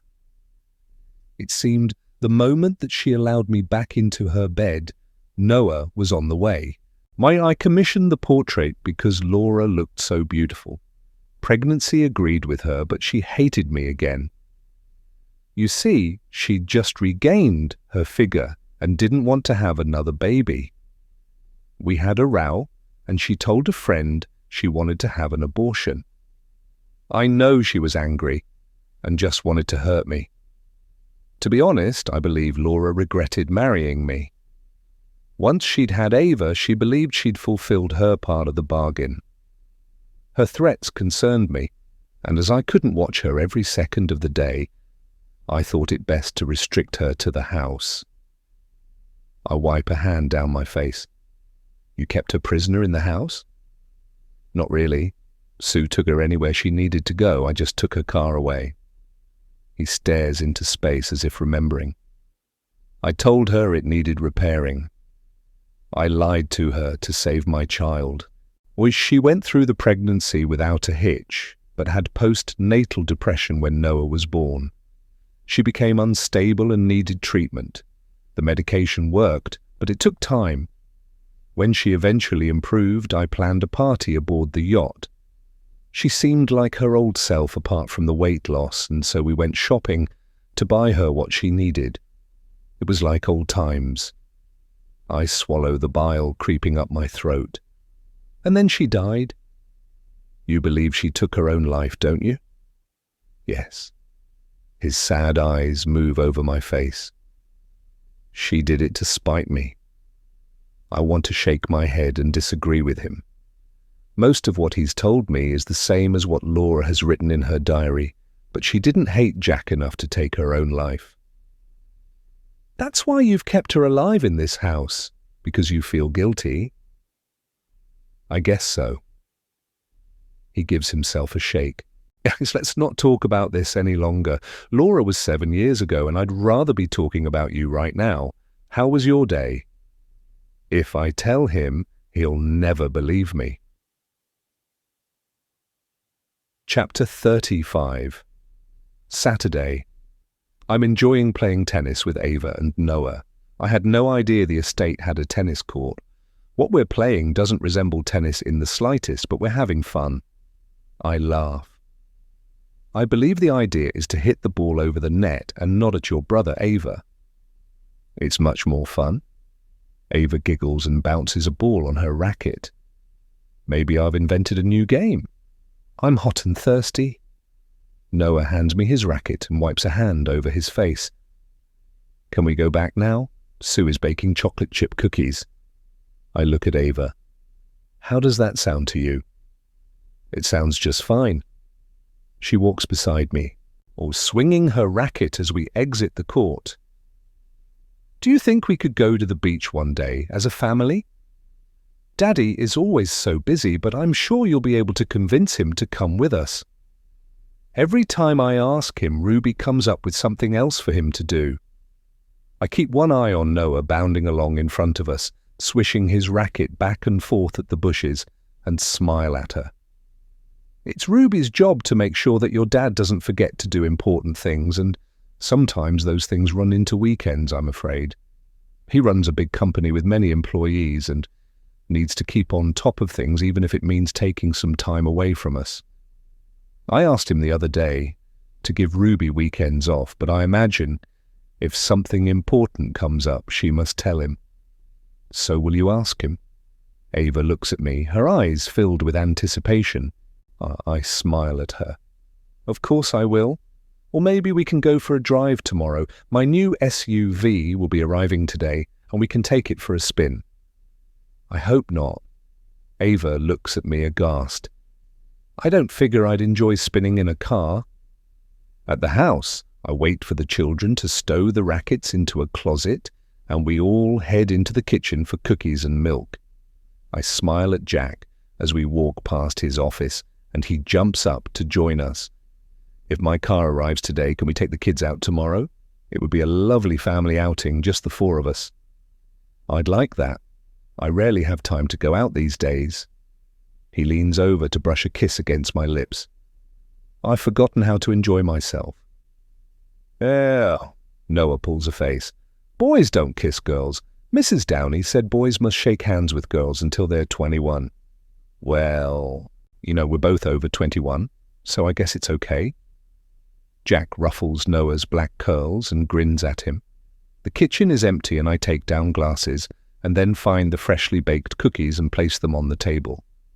I wave the kids to the sink. Wash your hands. While they're busy, I fill the glasses and pour cookies onto a plate from the cookie jar. The kids sit around the table and I get a warm, fuzzy feeling with us all being together. I feel like I belong with these three people. I want this feeling to last. I look at Jack and a surge of love rushes over me. Oh, please don't let him be a murderer. We could go to the beach. Jack turns to the children. Can you swim? I've never asked Jenny. Dad, of course we can swim. Ava rolls her eyes. Jenny has been taking us into the pool since we could walk. Hey, we swim just fine. That's good to know. Jack dips his cookie into his milk and then pops it into his mouth. I used to get into trouble for dunking my cookies as a kid, so I do it now just because I can. I shake my head. Don't go jumping off any buildings like a superhero now, will you? I smile. I gather that is another rule we all had drummed into us as children. Jack. Ruby walks into the room and surveys the happy scene. I'm sorry to disturb you, but we need to discuss the bond contract. It's due to be finalized by Monday. I place a hand on Jack's arm as he begins to rise and look at Ruby. We have new rules for the weekends, Ruby. You're overworked, and so we want you to take the weekends for yourself. Jack, you know this is impossible. Ruby lifts her arms and drops them at her sides. Your clients are worldwide. We often need to liaise with them at weekends. Maybe that was possible before I remarried, but I must consider Willow's happiness and I need to spend more time with the children. Jack shakes his head. The contract can wait. Ruby is work-focused. It can't be healthy not to want time to herself. I can see anxiety flash across her eyes. I lift my gaze to her. Please take some time for yourself. Go shopping. Visit friends. Jack will manage just fine without you for the weekends. We've decided from now on family comes first. Weekends are family time, and tomorrow we're going to the beach. I'm afraid the bond contract will need to wait until Monday. I look at Jack. I assume if you're finalizing it, they've already agreed on terms. Yes, we have. Jack nods. The lawyers in the office will have the final contract on Monday. I look at Ruby and smile. I'm sure you understand we'd like to have time together with the children this weekend. Mr. Hunter will give it a final read-through at work on Monday. I look at Jack. Does that work for you? Yeah. He leans forward in his chair, takes another cookie from the plate, and nods at Ruby. Thanks, Ruby. I'll see you at the office on Monday. He smiles at her. Go and have some fun. Is that true? Noah looks from one to the other of us. Are you really going to be at home every weekend now?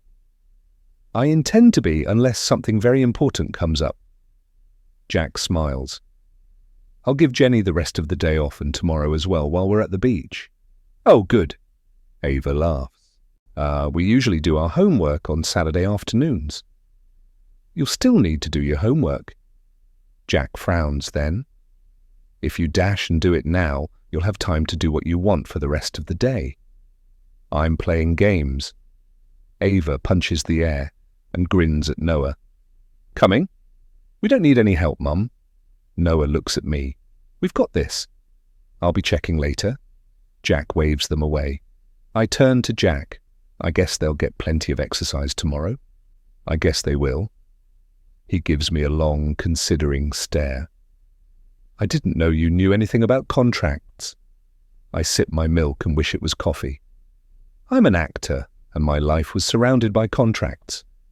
The one with my agent, and contracts for any work I performed. All contracts. I know the process, and how to read one to make sure I'm not being screwed. Trust doesn't come into it in business. It all comes down to the bottom line. I smile. I had my agent to make the negotiations, but I made sure I read everything and paid a contract lawyer to look over each one for me before I signed. Beautiful and smart. Jack stretches and then stands and holds out his hand. It's a beautiful day. Walk with me in the rose garden. He leads me outside. I loop my arm through Jack's and lean into him. The scent from the roses is like a wall of perfume that subtly changes as we move from bed to bed. The colours are glorious, and if they didn't have thorns, I'd like to walk through them and touch their delicate petals. The sun is warm on my face and the grass soft and springy beneath my shoes. As we walk, an idea springs into my head. There is one other player in the game I haven't spoken to, Tom. But how can I get to him? I know how busy you are at work, but can I drop by on Monday, maybe just before lunch, and take a tour of your building? I'll be in meetings all morning, I'm afraid, but I'll organize a pass for you so you can at least see the building. He frowns. I'll give you the code to the parking lot too. I might be able to squeeze in a lunch date with you. A little bistro next door. He snaps his fingers. I know. I'll get Tom to show you around, and when you're done, we'll have lunch. I'll get Ruby to book us a table at 1 o'clock. How does that sound? I can't believe my luck. Tom, is he the same person who had a relationship with Ruby? Oh, you know about that? Jack raises both eyebrows. It was a long time ago, water under the bridge. He is my head of security, and I trust him. Who told you about Tom?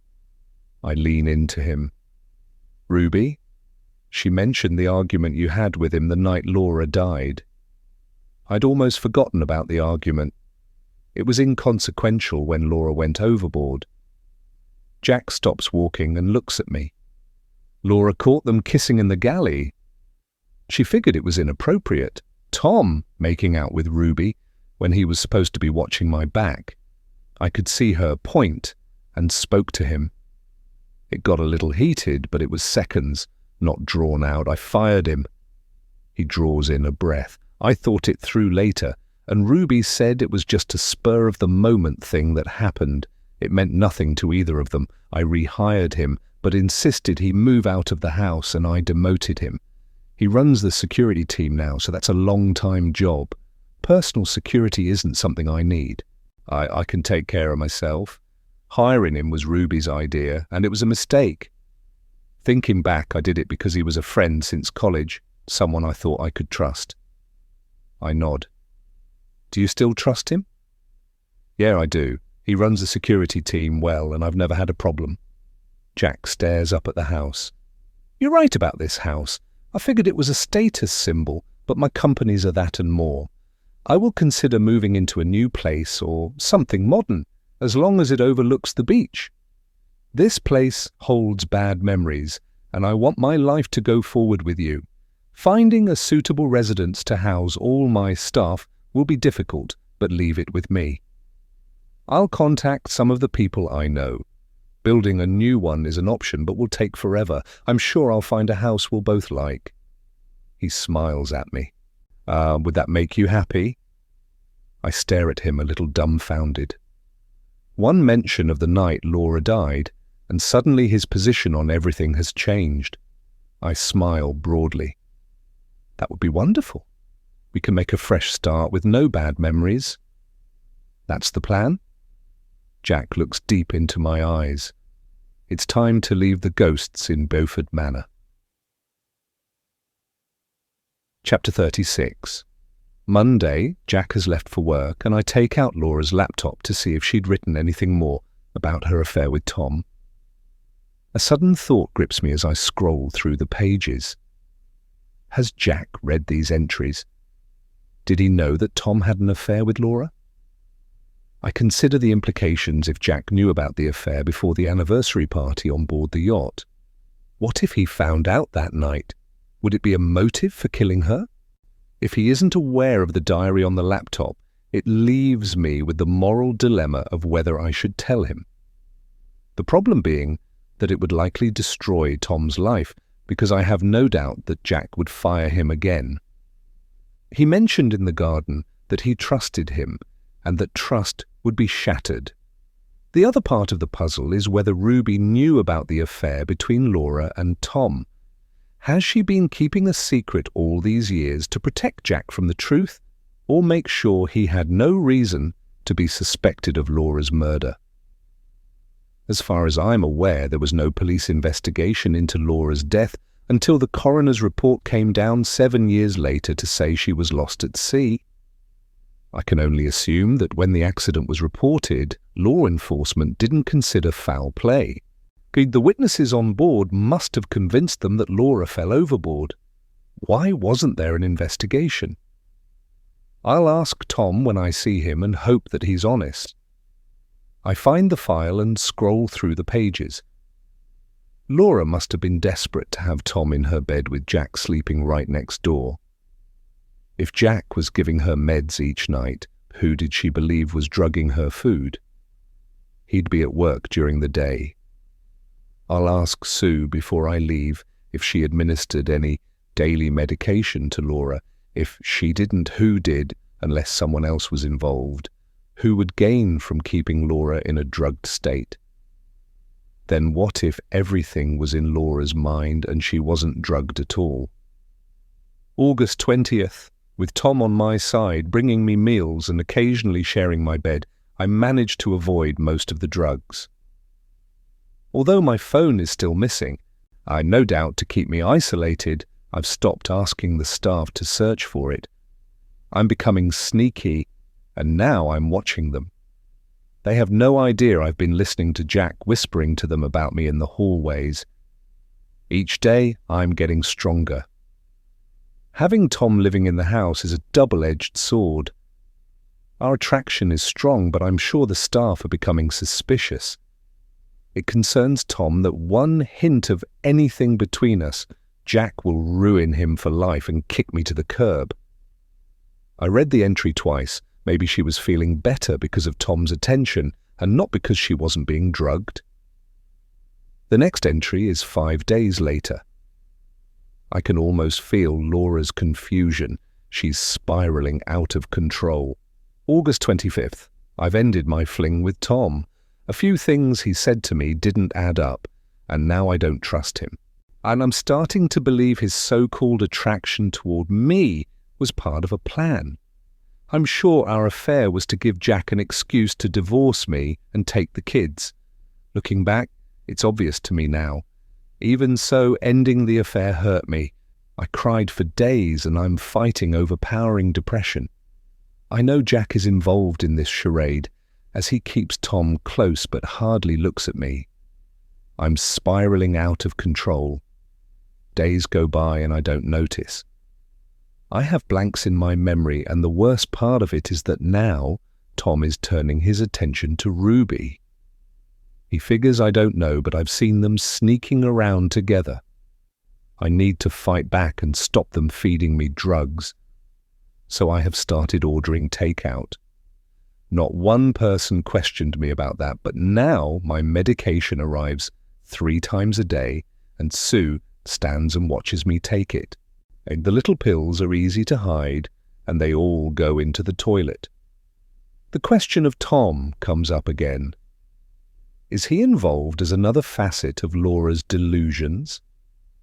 I'm glad my question about the meds is answered. If she'd been given medication to help her condition and not taken it, it would account for her rapid deterioration. I lean back in my chair and stare out of the window. In some ways, I feel sorry for Laura. It seems to me that she pushed people away and ended up with no one to turn to. What I need to determine is whether my husband is guilty of her death or innocent. I'm torn between the Jack Laura portrays in her diaries and the man I know.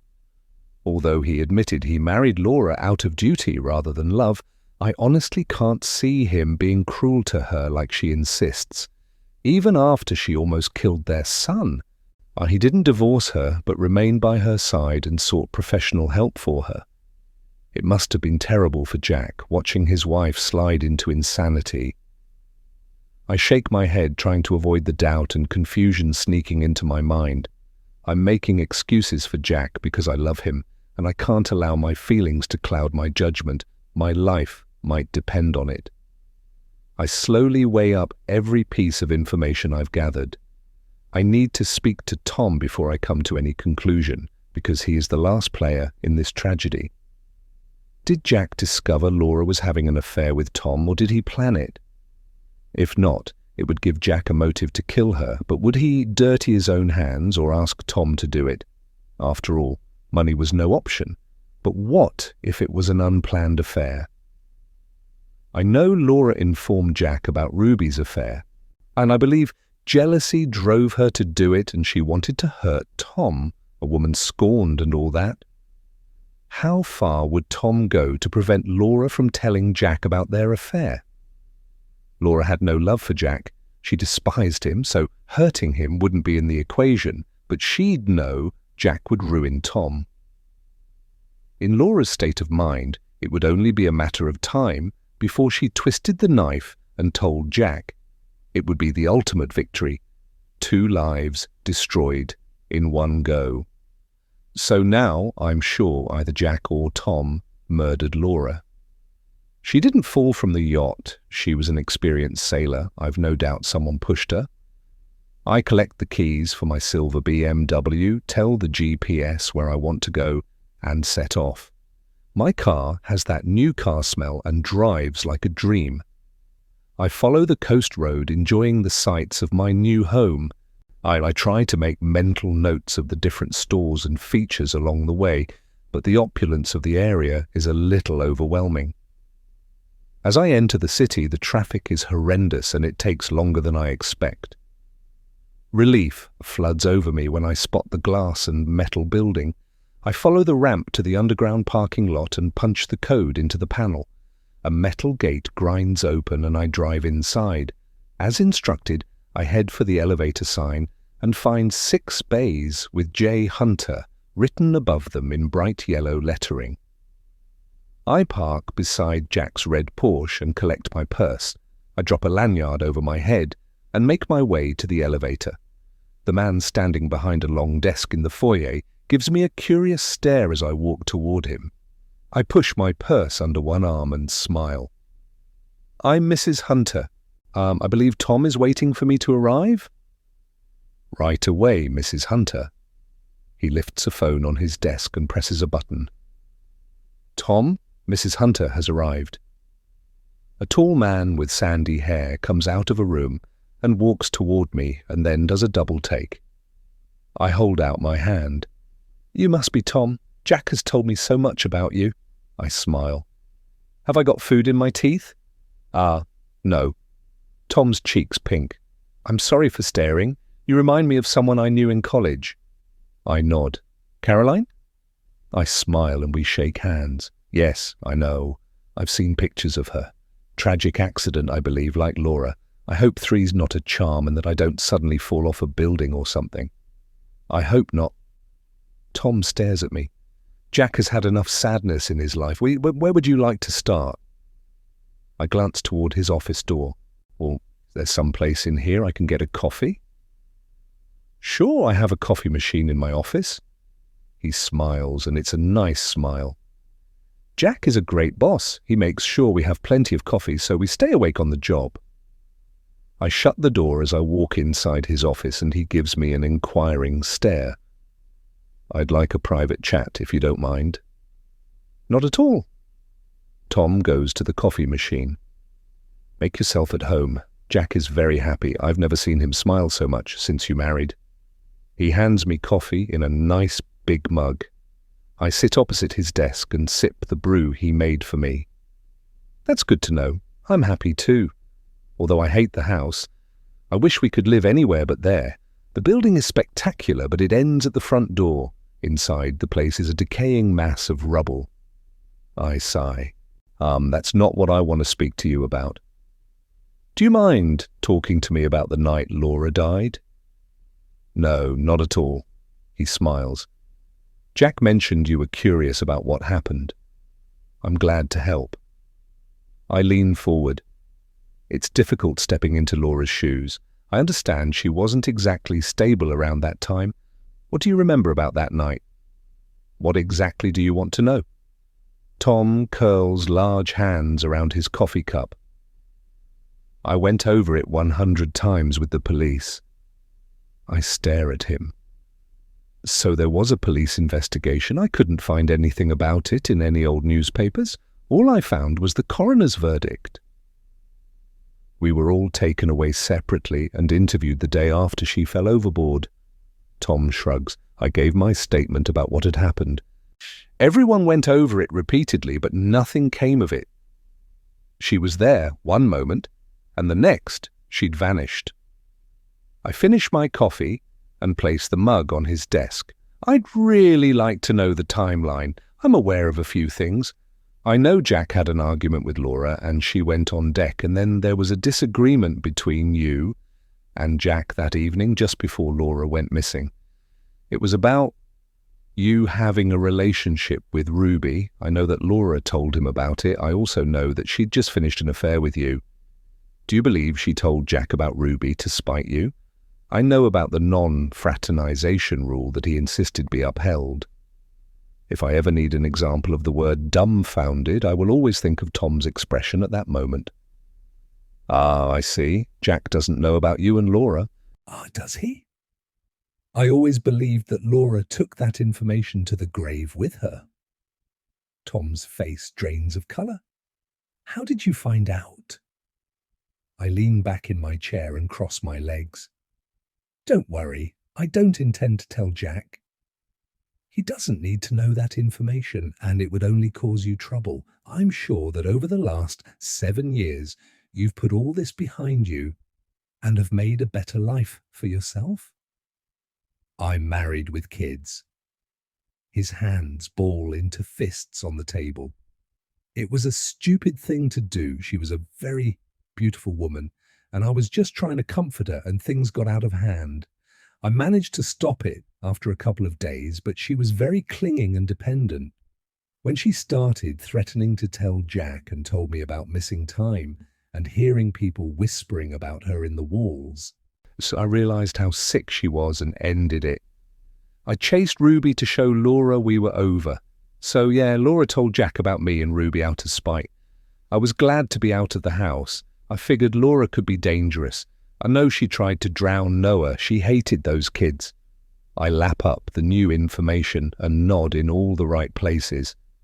And what happened the night she died? I know who the players are, as in who was there at the party. Let's start with the weather. The weather was fine when we left, but when I went out on deck to speak to Ruby after the argument with Jack, the wind was picking up and it had just started to rain. He sighs. Jack fired me and I asked Ruby to speak to him. He does what she says most times. Ruby has a way of handling him, as in, she just about wipes his ass. I remain silent and allow him to talk. Ruby told me we wouldn't be able to see each other again, and that was fine by me. He picks up a pen and taps it annoyingly on the table. Laura came out on deck and glared at us and then went to the stern. She often went there and stared up at the stars. It was a favourite place for her. That was the last time I saw her. He meets my gaze. The wind was picking up and a squall was blowing in. I saw Jack heading to speak to the captain. After that we changed course and headed back toward the marina. So Jack was on deck at the same time as him and Ruby. That's interesting, but it doesn't tell me which one of them murdered her. Or is Tom covering his own back? I lean forward. Is he telling the truth? Who else was on deck with you? I'm not sure. I didn't really take any notice, Laura, because I watched her walk to the stern. Jack? Ruby and maybe members of the crew or any of the guests taking the air. I nod. So was Laura at the stern when you went inside? I don't know. Tom shrugs. I didn't look. I didn't care. She just ruined my life. That's all I can tell you. Later, everyone was inside apart from Laura, and then Jack went to look for her. He figured she'd gone to their cabin, but she wasn't there or on deck, and all hell broke loose. Jack sent me to wake everyone. Ruby was in her cabin, and so were Missy and June. He'd sent the staff to the galley. The men were drinking a special bottle of whiskey with Jack. I ran everything through my mind. So at this time, you were heading back to the marina. Yeah, the sea was choppy and we were getting thrown all over, but nobody seemed to care. Jack said we were heading out of the storm. Tom gives a shake of his head. That's all I remember apart from the search. We never found a trace of her. He checks his watch and then pushes to his feet. He looks agitated, as if talking about the night Laura died has torn off a band-aid. Are you ready for the tour? The friendly man has vanished. Maybe he has something to hide? I stand. Yeah, sure. There's one thing. He frowns. Why are you rehashing all this now? If he suspects I know the truth, could I be in danger? I smile at him, acting nonchalant as I drop the bombshell. I found her diary. Chapter 37. My words hit Tom like a sucker punch, and as if too shocked to master the impact of what I just told him, his eyes go blank as he stares into space. His mouth opens slightly, but nothing comes out. I can almost see the gears in his mind spinning, fighting for an explanation to give me. All at once his expression hardens. I stare at him, waiting for the denial, the excuse for sleeping with his boss and once best friend's wife. What exactly did she write? A pulse pounds in his neck as he takes a step closer to me. I take a step back as he invades my personal space. I choose not to elaborate. Everything. Do you honestly believe that Laura's fantasies mean anything? Tom shifts from one foot to the other. She had a very vivid imagination. I shake my head and meet his gaze. She writes as if she's leaving the truth for someone to find. I believe she figured something would happen to her. You have no idea what she was like toward the end. Tom's lips press into a thin line. How she said so many things that didn't make sense. She saw ghosts and heard voices. I was just trying to help her is all. He barks a humorless laugh. So much for being Mr. Nice Guy. I rest one hand on the door handle. I'm not happy with the strange look in his eyes, but I raise my chin. What could possibly happen to me in this busy office building? I know she believed the staff were against her. She mentioned them moving things and spying on her. Do you figure any of them were involved? I understand she might have been a little unstable, but I'm certainly not, and some strange things have happened to me since I've been in the house too. It's an old house. Tom lifts one shoulder in a half shrug. It creaks and groans. I believed I'd heard voices at one time, but it turned out to be coming through the ventilation grates. I nod. Yeah. I've heard them myself, but I investigated where the noise was coming from rather than making myself believe the house was haunted. The diary is mind-blowing. When I arrived here, I was led to believe that Laura was a loving wife and mother, and her diary tells me a completely different story. So you figure the diary is going to give you answers, because all it will do is ruin lives? You know that, right? He raises one eyebrow. Jack won't be happy if he discovers you've been digging into his past. You're just about accusing him and me of murder. How long do you believe your marriage will last if he figures you don't trust him? I can see his point, but it doesn't stop me from wanting to know what happened the night Laura died. I need to know the truth. Someone on that yacht murdered Laura. Do you want to know what I believe happened that night? I figure she jumped. It would be the ultimate insult to Jack. He shrugs. You should destroy the diary before Jack finds out and it comes back to kick you in the butt. Chapter 38. I enjoy the tour of the building. Jack has given his employees every comfort in the massive metal and glass building.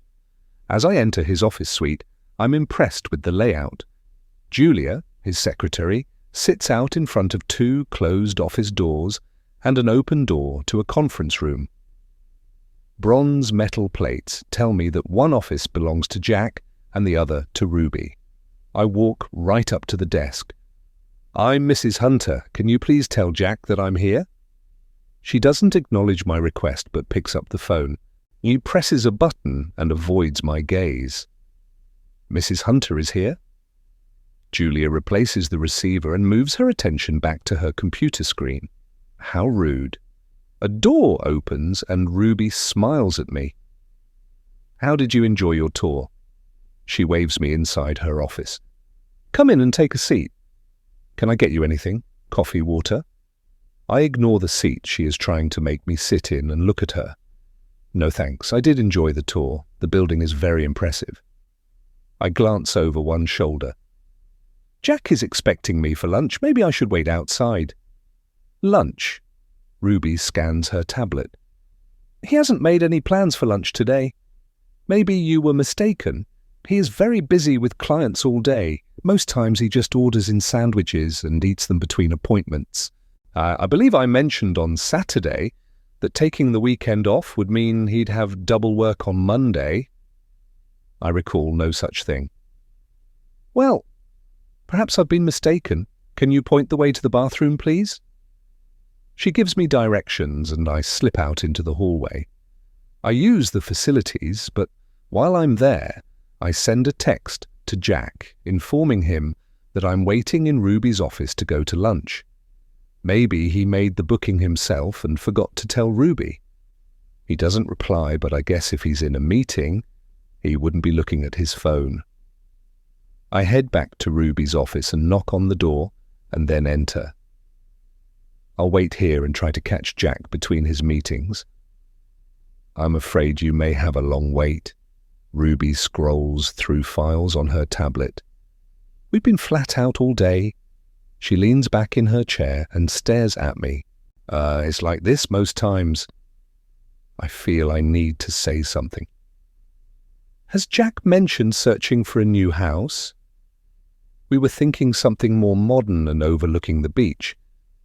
He was going to contact the local realtors to see what's available. It will be very exciting looking at new homes, don't you agree? Really?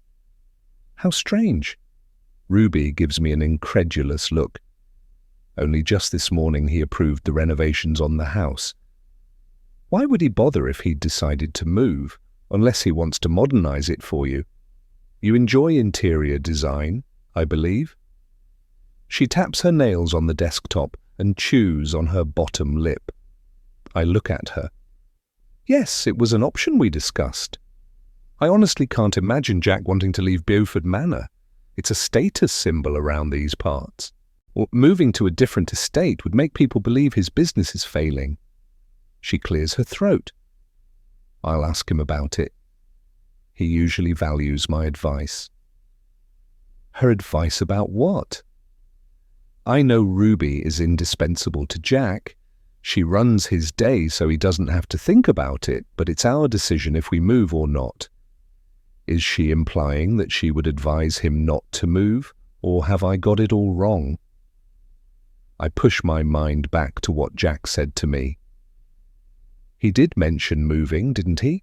Or has my desire to leave Beaufort Manor twisted my memory? I give myself a mental shake. Maybe Ruby is gaslighting me. I'm new in her world and she hasn't quite worked me out yet. Do you really believe that? I'm sure there are other huge estates more suitable to our needs. This company is what I guess you'd call from old money. It has generations of hunters behind it and carries a reputation of trust. Ruby gives me a withering look. Our clients expect certain standards. Moving is change and they don't like change. Personally, I'd advise him not to move for the sake of the company. She looks at me and her eyebrows raise. Are you sure he mentioned purchasing another estate?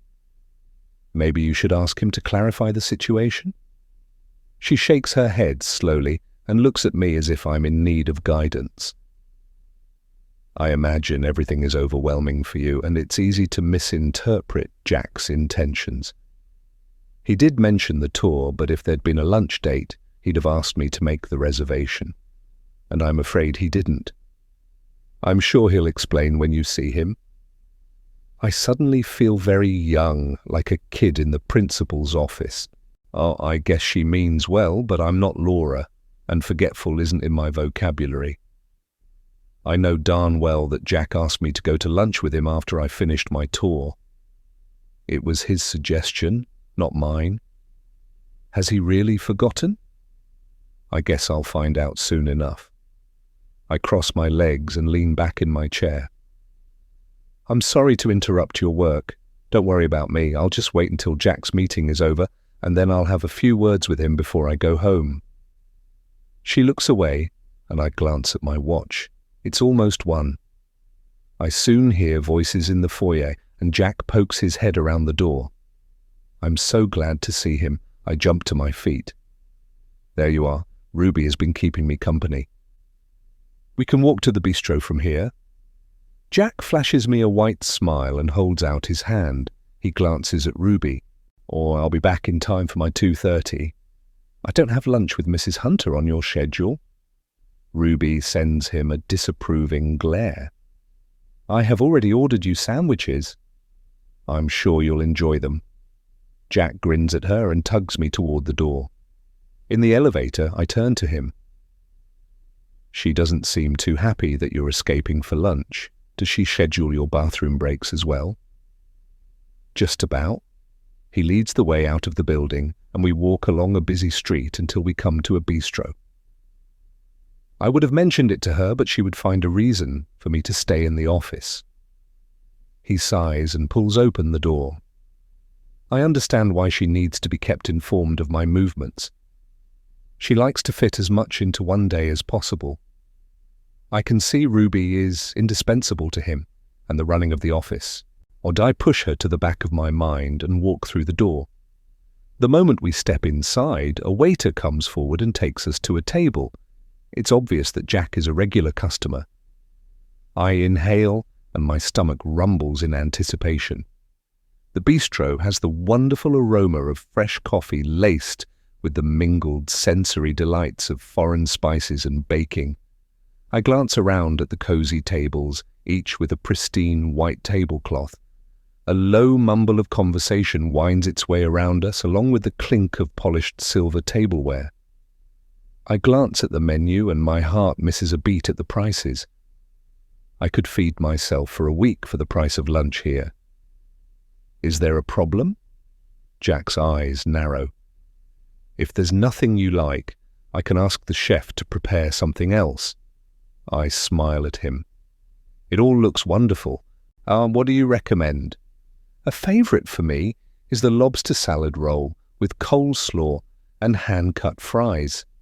It goes well with a glass of Sauvignon Blanc. Jack's gaze moves over my face. You look so beautiful. I can't believe you wanted someone like me. I laugh. You say the nicest things. I'll have the lobster as well. Did you enjoy the tour? Jack orders, and then swings his gaze back to me. Did Tom answer all your questions? I lean back in my chair, wishing I could tell him everything I've discovered, but I hold my tongue. He was very informative. It wasn't a lie. There's so much about you I don't know. You've all been together since college. It was inevitable that the conversation ended up with Laura's accident. Really? Jack raises one eyebrow, breadstick in one hand. Well, what did he say? I lean forward and rest my hands on the silky clean tablecloth. He didn't actually say much. I asked him questions. Do you recall where he was that night? The accident again? Jack lets out a long sigh. You need to drop this madness now, Willow.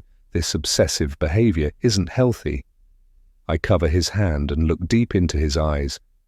I'm not Laura, and I'm not crazy. Indulge me. Please, Jack. Put my mind at rest. Try and remember. It's been a long time, Willow, but when the weather changed, I went to speak to the captain. It was too noisy to use the phone. As I went into the wheelhouse, I saw Laura looking at the stars. Ruby and Tom were on deck. He drops the breadstick onto a side plate and narrows his gaze. 2 of the crew were preparing for rough seas when I went back inside. Yet I told all this to the police when they questioned us. Later, Ruby and the other women went to their cabins. Everyone had been drinking. The men, including Tom, sat around drinking whiskey and talking about old times. He frowns at me. You're not suggesting Tom had something to do with her death, are you? I meet his gaze. I'm not sure. I've been thinking about it, and he had a motive, as she'd told you about his affair with Ruby. If Tom had tried to toss Laura overboard, he'd have gotten hurt. She could fight like a wild cat, and he didn't have a mark on him. He sighs. Can we drop this and enjoy our time together? I squeeze his hand. Sure, I'm sorry. My conversation with Ruby springs to mind. Ruby mentioned you plan to go ahead with the renovations. Is there any point to that if we plan to move? That was last Friday. Jack frowns. I haven't signed anything yet. I'll call the supervisor when I get back to the office and cancel them. It slipped my mind this morning. Last Friday? Didn't Ruby tell me he'd given the go-ahead this morning, or had I misheard? Perhaps I need to stop obsessing over Laura's death and get my head on straight. I glance at my phone. As I'm suddenly becoming so forgetful, I'll make notes on my calendar, and then I'll know for sure if I'm falling down a rabbit hole or being pushed. Our meal arrives and we eat slowly. I enjoy every morsel, and when Jack recommends the raspberry sorbet for dessert, I accept. I look at him across the table. Now you have me to make sure your suits are dry cleaned and you're dressed for every occasion. Hey, why does Ruby need to live with us? Surely, as she doesn't need to be on hand 24/7, she'd enjoy a place of her own. Maybe now she's not working weekends, she might be able to find herself a husband.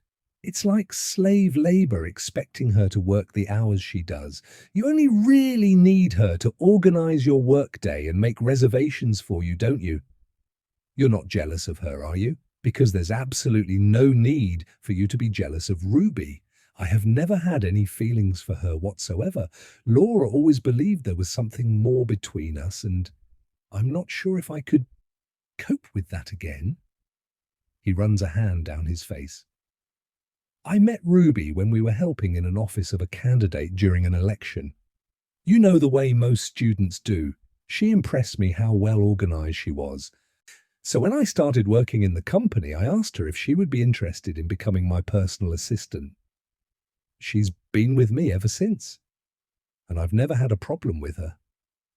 I laugh and squeeze his hand. Jealous of Ruby? Heavens no, I'm sure if there was anything between you, it would have developed by now, or if you'd had a relationship, I doubt you'd still be working together. I just find her a little defensive is all. I mean, before we left for lunch, the look she gave you for not informing her you'd be out almost turned me to stone. Yeah, she can be a little intense sometimes. Jack sips his wine and sighs. I usually just go with the flow to keep her in a good mood. You're right, she does need a man in her life. What, as far as I'm aware, there hasn't been anyone since her breakup with Tom. He stares into space and then smiles. I have apartment buildings. I could offer her one rent-free as part of her employment contract. Her contract comes up for renewal the end of this month. I blink. So, her living with us is in her contract? Whose idea was that? She practically writes her own contract. I approve it, and then it goes to the lawyers. Jack's blue eyes scan my face as if trying to read my motive. Why? I shrug. We need our time together. The kids need their dad and Ruby needs a life. I figure it's time to cut the cord, Jack. What exactly do you mean?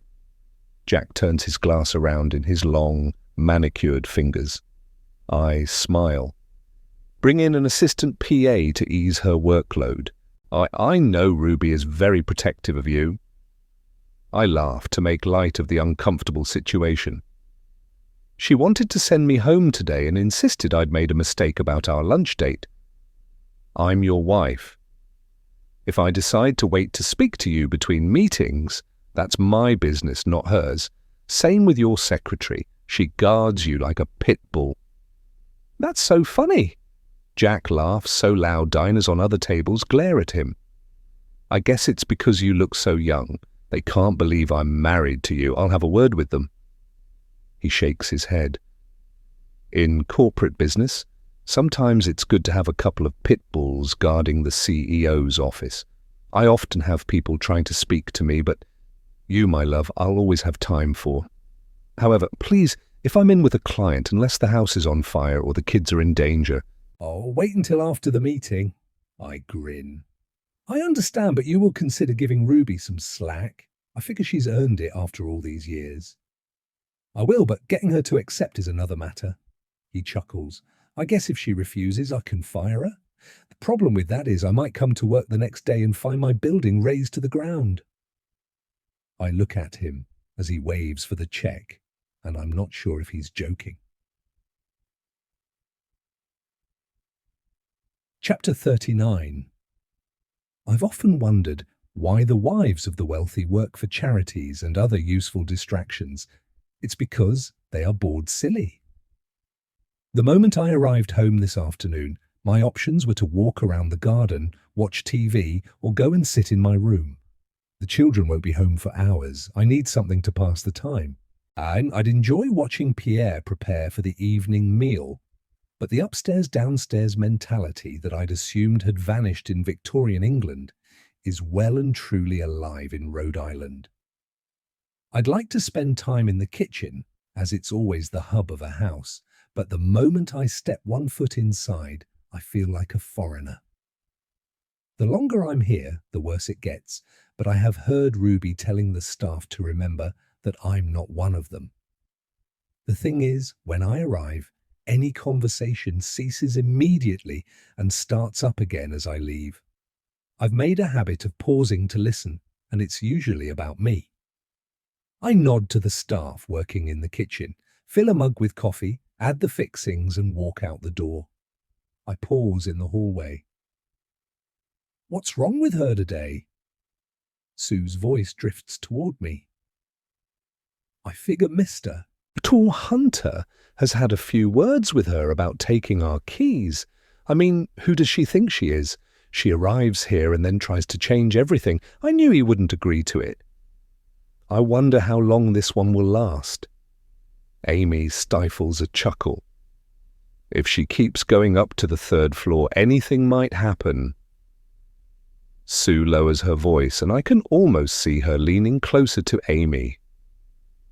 Strange things happen up there, and I heard that more than 2 of the women that lived here in the past had been dragged away screaming after wandering around up there.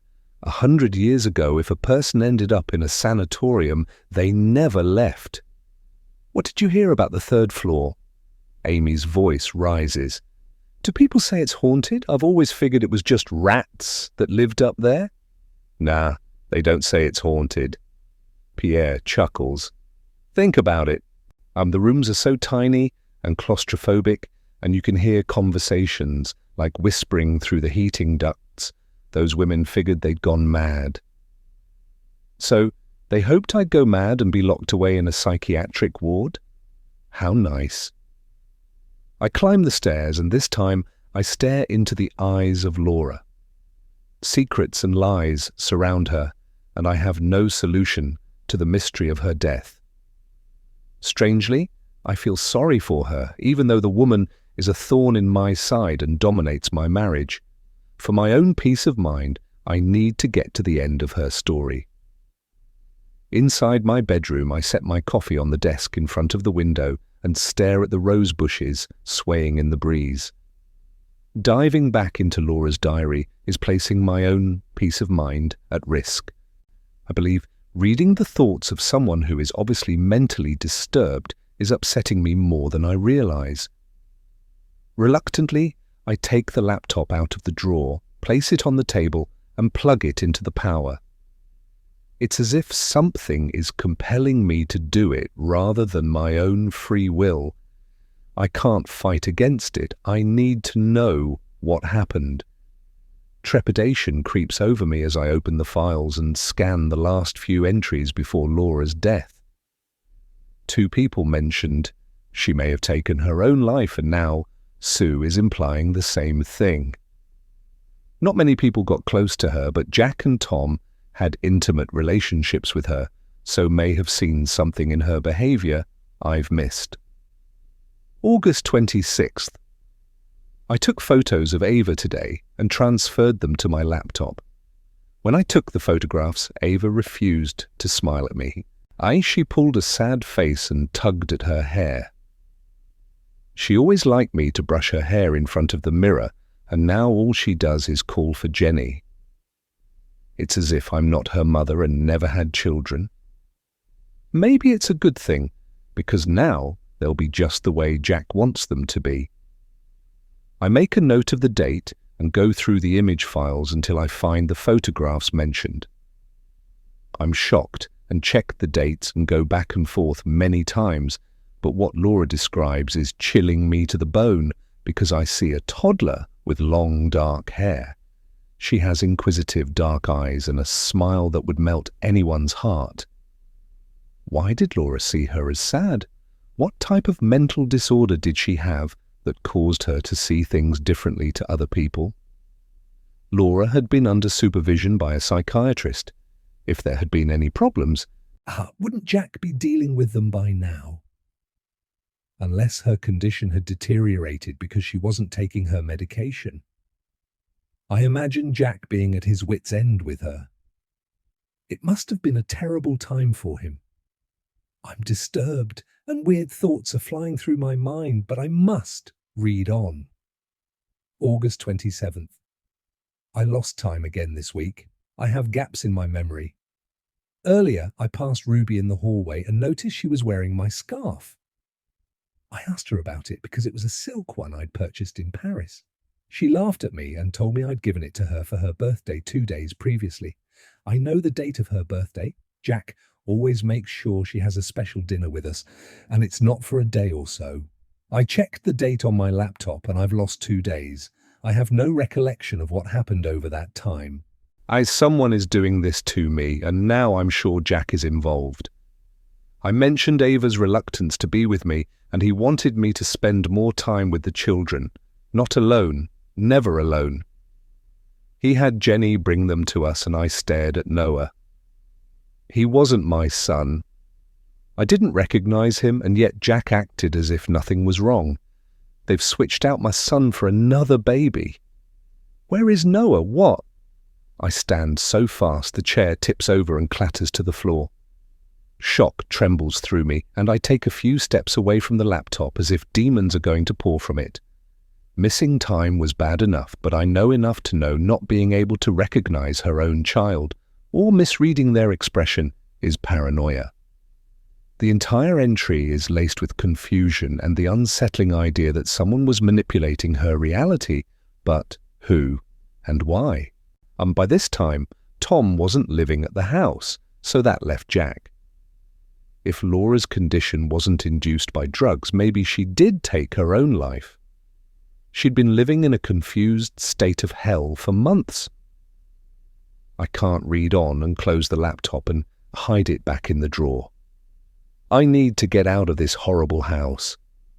I grab one of Jack's ball caps and head out the back door and walk to the beach. The sound of the waves crashing on the wet sand and the sun sparkling on the ocean lift my spirits. I've only known Jack for a short time. It hasn't even been 6 months yet, but I believe deep down in my heart he's a good man. I admit I had my suspicions, but I really don't believe that he murdered Laura.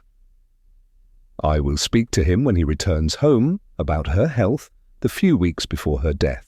One thing I can't get my head around is the fact that she was well enough to go to a celebration on the yacht the night she died. From what the staff told me previously, and the diary entries, she sounded too far gone to be able to be taken out in public.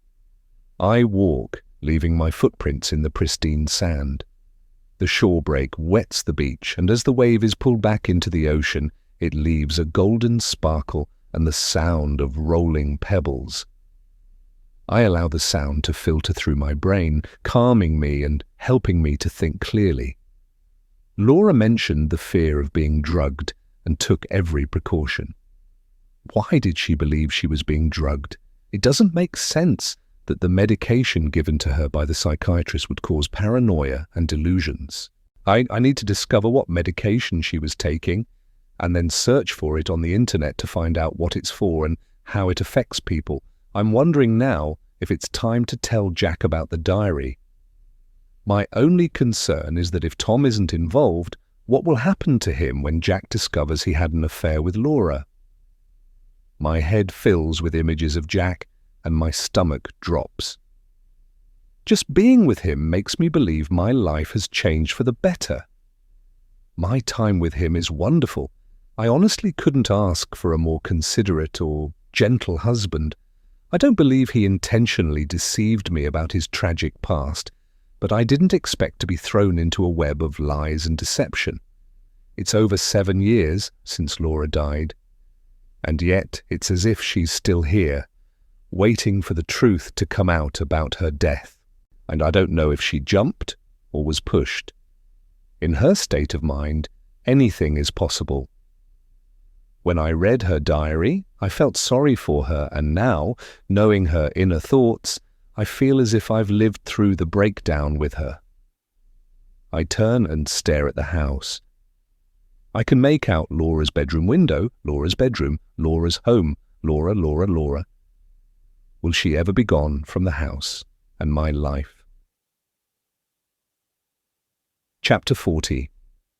I really enjoy spending time with the children. From when they come home from school until I read them a story at night is a happy, fulfilling time for me.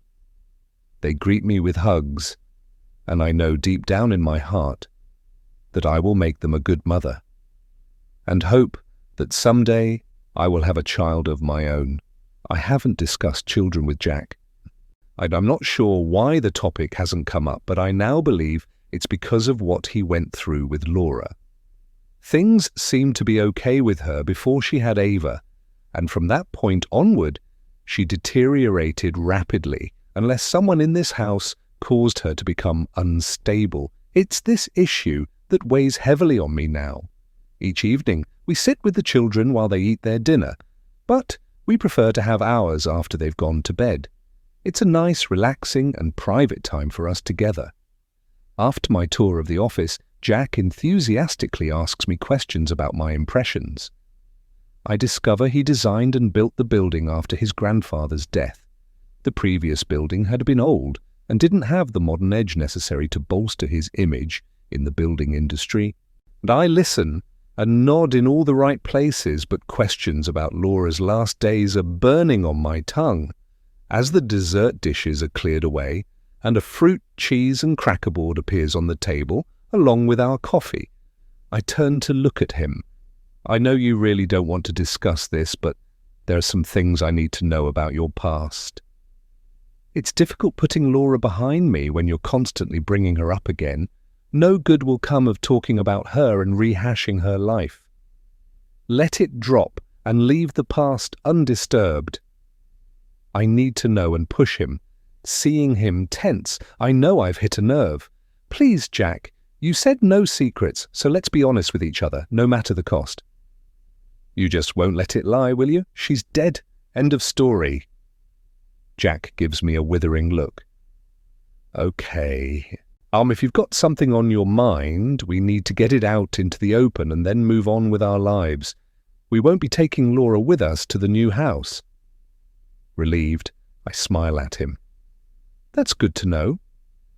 I add sugar and cream to my cup of coffee and stir slowly, gathering my thoughts. You mentioned one time that you believe Laura took her own life just to spite you. Why would you think that? When I discovered she'd left Noah in the bathtub and walked away, I gave Jenny instructions not to ever leave the children alone with her.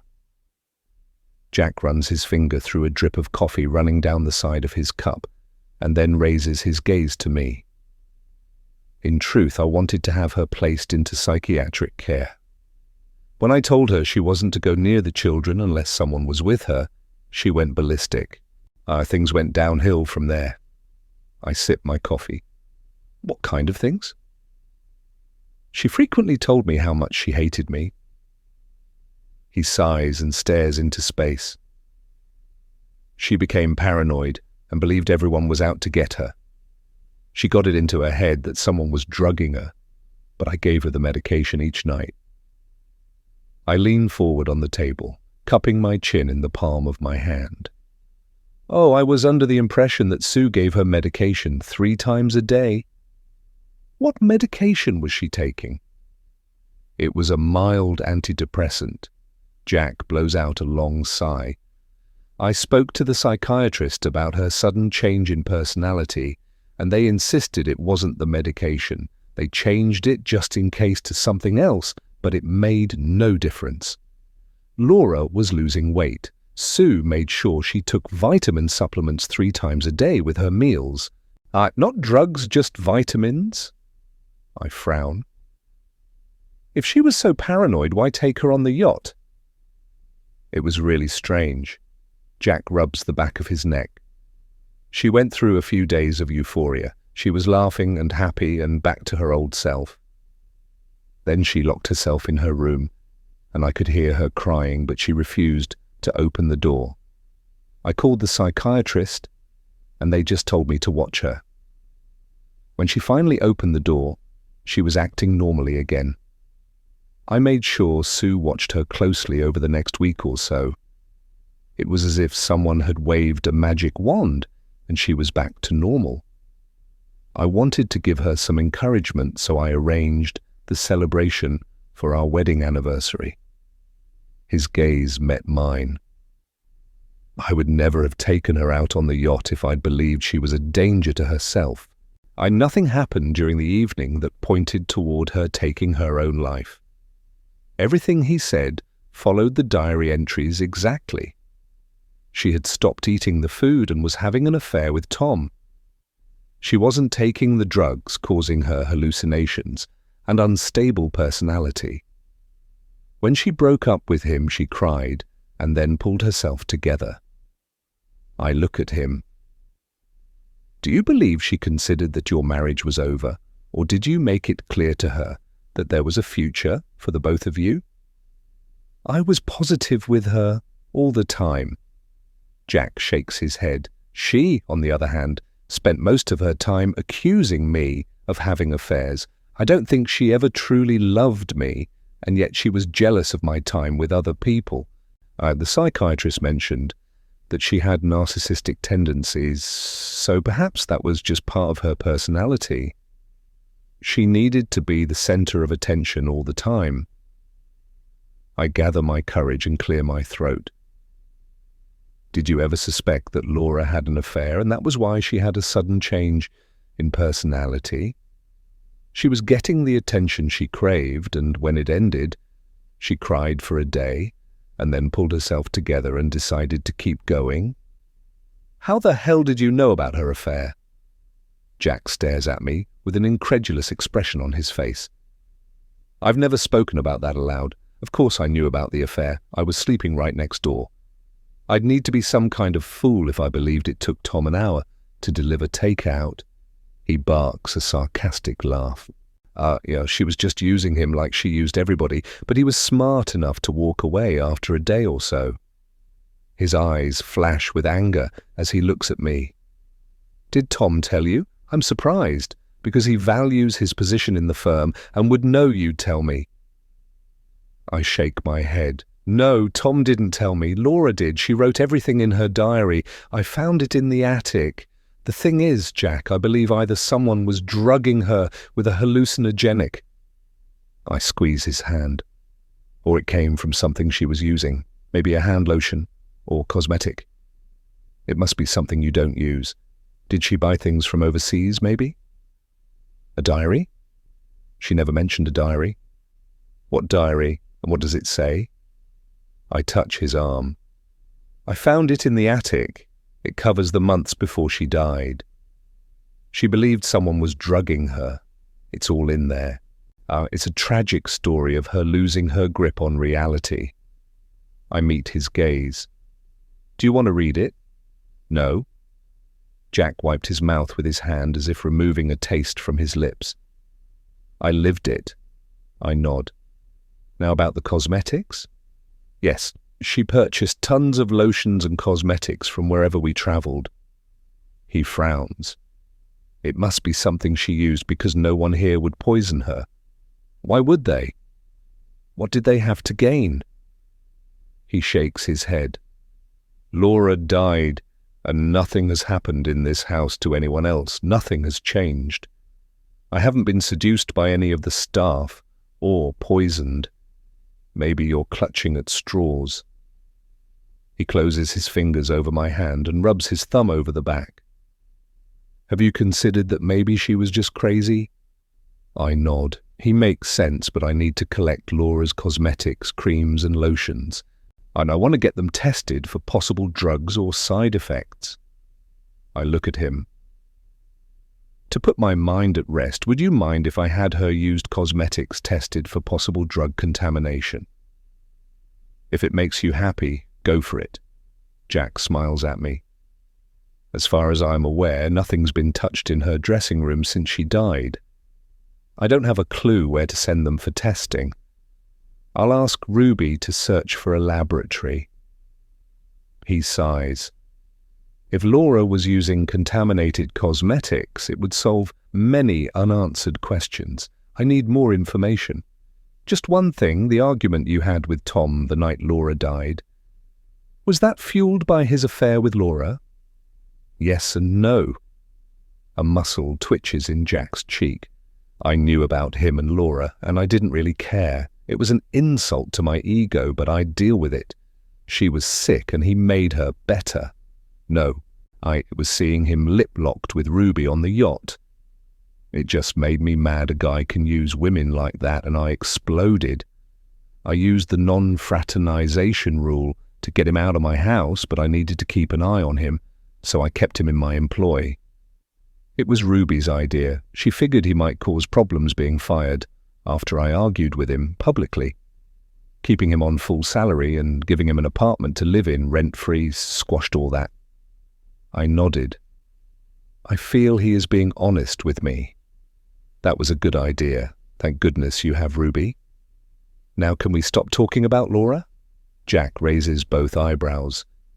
I want to show you some of the houses in this area listed for sale.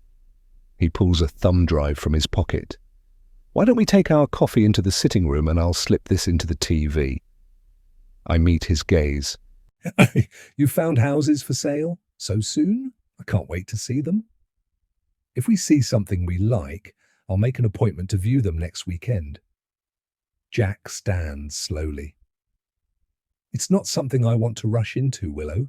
We must be sure it's the one for us.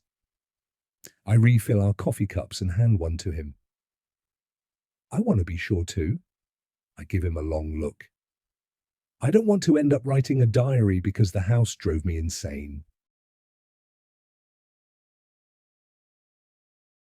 Chapter 41. Saturday.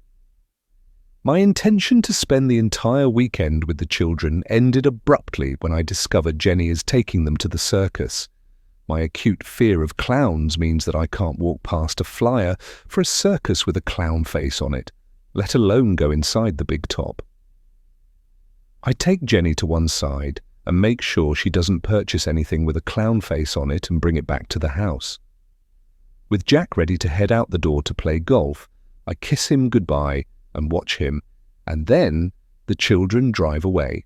I walk into the kitchen and find Amy and the other housemaid I rarely see, Lucy, unpacking the dishwasher and stacking the shelves. They both look at me as if I'm a little green man just landed from space. I need a pair of disposable gloves and a plastic storage container of some kind.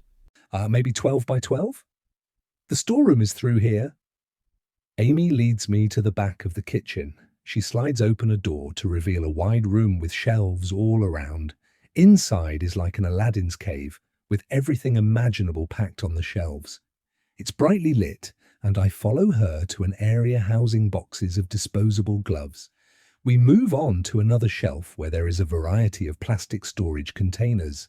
I select a box of gloves and 2 containers. Back outside in the kitchen, I turn to Amy. Come with me. I'm going to collect a few things from Laura's dressing room and will need your assistance. As we climb the stairs, I notice Amy's reluctance and turn my head to look at her. Did you work here when Laura became unwell? Yeah, I was here. Amy flashes me a dark look. I started working here when I was 17. She became very difficult just before the accident. I can almost feel her hesitation to enter Laura's dressing room. She hangs back, looking all around as if her old mistress is going to jump out of one of the closets. I know it's spooky in here, but I want you to put on a pair of gloves and help me collect any of the makeup and other things that Laura used.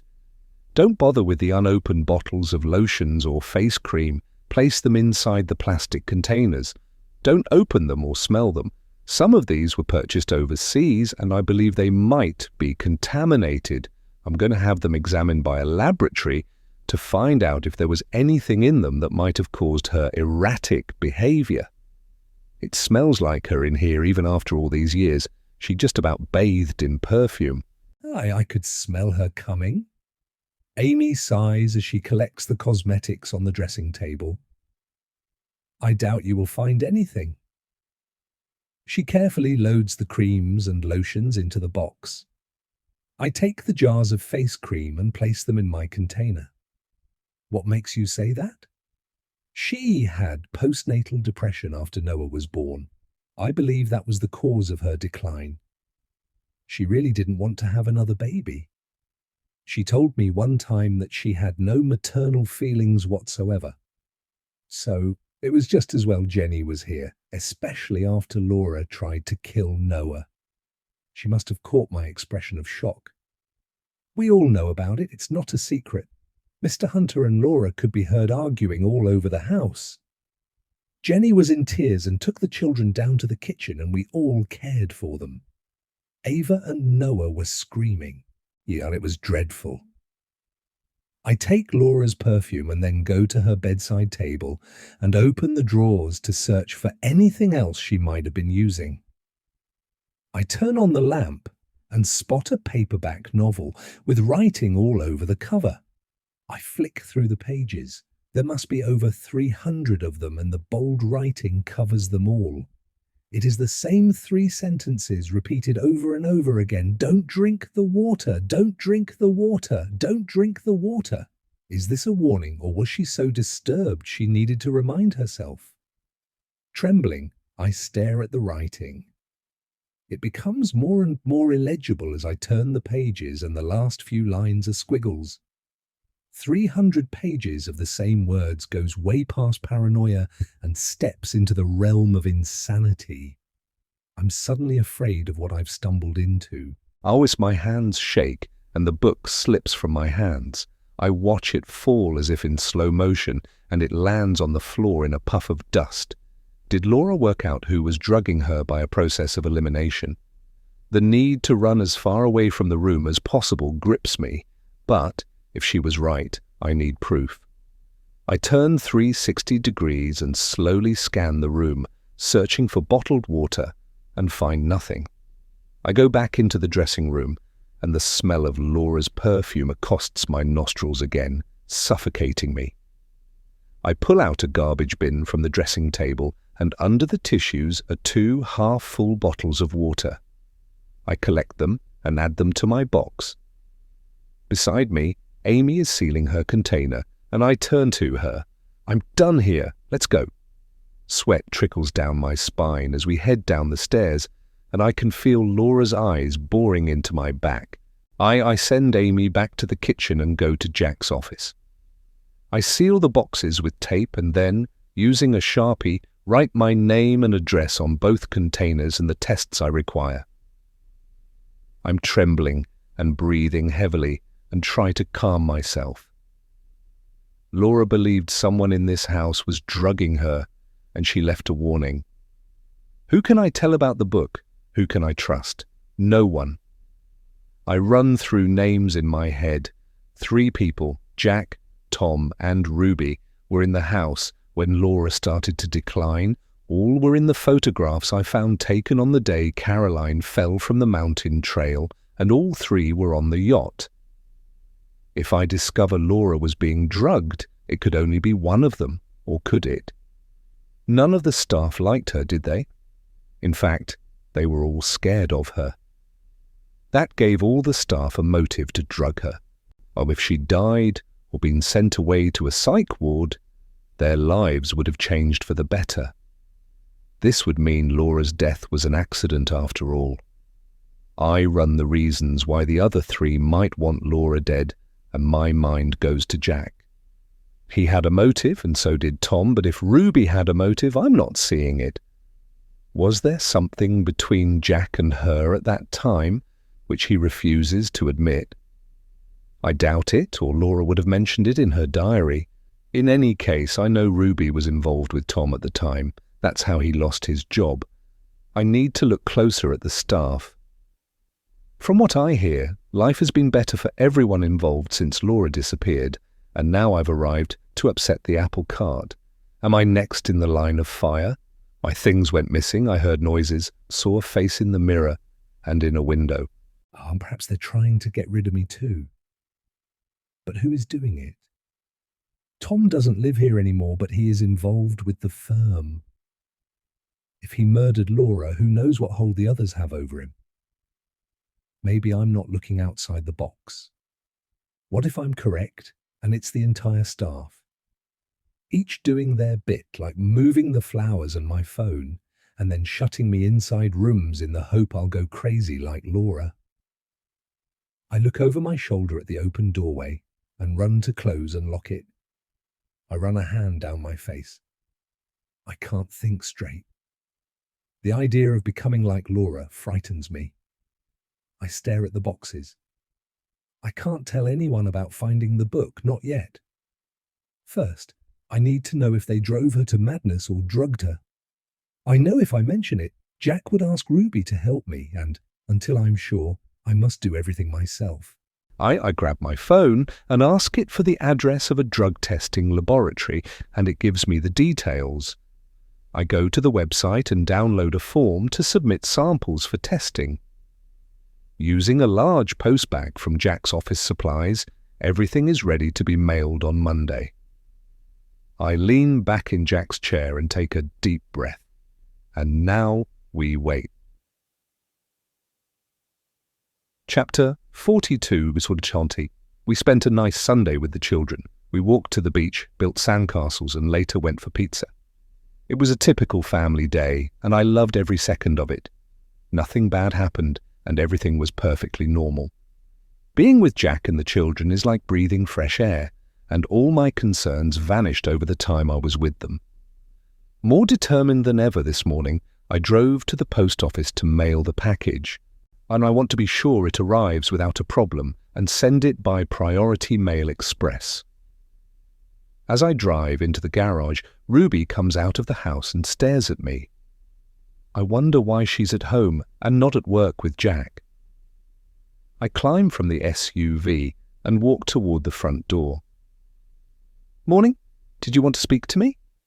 Is there anything I can help you with today? Ruby walks beside me. Did you persuade Jack to send Laura's things to Goodwill? I'd be happy to help you pack everything. I laugh. No such luck. I give her a side eye. Can I trust her about the drug testing? Maybe, but I'm not risking it. I'm just shopping online today. I can't think of anything I need help with right now, but thanks for the offer. I'm working from home today if you change your mind. Ruby walks into the foyer and pauses. Jack is taking a client to lunch and then he'll be home early. We'll catch up with a few things and then he's all yours. She turns back to me. I know you've been digging into Laura's death, but it was an accident. This house does weird things to people. As a friend, I wish you'd drop it. Laura went a little crazy toward the end, and I'd hate to see that happen to you too. Jack loves you very much, and I've never seen him so happy. Was that friendly advice or a warning? I can't tell the difference any longer. I search for an answer and smile. That's good to know. I head for the kitchen. Thanks, Ruby. After grabbing sandwiches and a mug of coffee from the kitchen, I head up to my room. I recall seeing more diary entries listed in the file on Laura's laptop, and I need to know what her frame of mind was on the night of the anniversary celebration. Jack mentioned she'd recovered. I need to see the truth in her own words. I open the laptop and scroll through the pages as I nibble on my ham and rye sandwich. I find the final entry, September 15th. I'm feeling better, and today I woke with more clarity than ever before. Jack is pleased with my progress and has organized a celebration for our anniversary. I've known for a while now, and each day I climb further out of the abyss. Now I must try and focus on the small ray of sunlight that is my future. The party is just 2 weeks away, and I must ensure it goes ahead. I'll ask my hairstylist to call in a makeup artist today. Convincing Jack I'm well and ready to start entertaining again is paramount. When Jack comes home, I'll be the socialite he married. I'm looking forward to being on the Laura again. I know it's too late for us now, but at least in front of our friends. If only for one night, Jack will act as if he loves me. I guess then I'll be in the hands of fate. Nothing will ever be the same between us, but I'll be able to go out on deck, feel the wind in my hair, and be free under the stars. A cold ball forms in my stomach and crawls up into my lungs, making me catch my breath. I lean back in my chair as the wheels in my brain turn slowly, digesting the underlying menace in Laura's last words. On the surface, the entry looks like a normal, perhaps wistful person, but it covers an awful truth. I can imagine plans being made. With the drugs removed, slowly Laura would return to normal. And this entry proves that. And it also proves that someone was controlling her. Jack knew about Laura's affair with Tom. Perhaps after she tried to murder his son, it was the straw that broke the camel's back. After removing the drugs, he'd plan a nice public party, take her out to sea, and then make sure she never returned. Everyone knew that Laura was unstable, and if the cops didn't believe she'd fallen overboard by accident, Jack could use the same excuse he'd given me, that she'd taken her own life. Perhaps his argument with Tom was an excuse to take the attention away from Laura when she went out on deck. All eyes would be on the men arguing. It was a perfect ploy. The weather had worked to his advantage too. He needed an excuse to go on deck to speak to the captain. An excuse and an alibi. I stare at the laptop. It's all here. The defaced book is the final nail in the coffin. Laura knew someone was drugging her, and the only person she mentions is Jack. The pain of betrayal grips my heart. I love Jack so much. Am I prepared to lose him? What can I do? I close the laptop. Maybe Jack has changed. It's been over 7 years, and he is such a kind, loving husband. If I go to the cops and they can't prove he did anything, he'll divorce me in a second. If I do nothing, I won't be able to live with myself. It's not something I can talk to him about. Can you imagine the conversation? Hey, Jack, did you throw Laura off the yacht because she tried to murder your son? I can almost see his face. He'd smile and stare into my eyes. Yeah, wouldn't you? My hands tremble and my pulse races. Would I? As a parent, would I kill a threat to my kids? Should I blame Jack for protecting them from someone who considered them a burden? My mind is twisting this way and that, unable to make a decision. Outside, I hear voices and go to my door to peer out. I scan the hallway in both directions, but there's no one there. Suddenly, I can't think straight. Am I hearing voices now, too? I go and stare at myself in the mirror. I've changed in the last few weeks since we arrived in this house. This isn't the first time strange things have happened to me. It's as if I'm running a parallel path with Laura. Could Jack really be involved? No, that's not possible, is it? Realization crashes down on me. I facepalm and shake my head. If he killed Laura, I've put myself in danger by digging into his past to discover what happened to Caroline and Laura. Oh my God, if I'm married to a killer. And I'm now his biggest threat. Chapter 43. Leaving the laptop on the table in front of the window, I run downstairs and almost collide with Tom. I stare at him. What are you doing here? Jack has a few things for me to do, if you'll excuse me. Tom nods and heads along the hallway. I don't trust him, but I'm not alone. I head to the kitchen, glad to be with people. I'm thirsty, and if I'm going to drink the bottled water, I'll be taking it from the fridge myself. I'm guessing it's only a matter of time before someone tries to drug me. My mind is in turmoil, and I suspect everyone. As I take a bottle of water from the fridge, Ruby walks through the door. I crack the bottle open and take a long drink. Oh, there you are. She waves a piece of paper at me. I have the list and times of the viewings for next weekend, but Jack called just before to tell me that an estate only 2 years old has just come onto the market. He was able to get a viewing for later this afternoon. I smile at her, wondering why Jack would go through this charade if he planned to kill me. Would he? It would make a good alibi. That's wonderful. I can't wait to see it. Well, you can take a peek of it from the roof if you'd like. Ruby grins at me. Jack said you can see it clearly from up there. It overlooks the beach. It's a large, white building surrounded by manicured grounds. There's a tennis court and a go-kart track the kids will love. She glances at Sue and Amy. Staff quarters? and it has all very modern conveniences. He figures you'll love it. The owners purchased it and only lived there for 3 months before they moved to Florida. What if Jack sent Tom to do the deed? Tom will never find me on the roof with Ruby.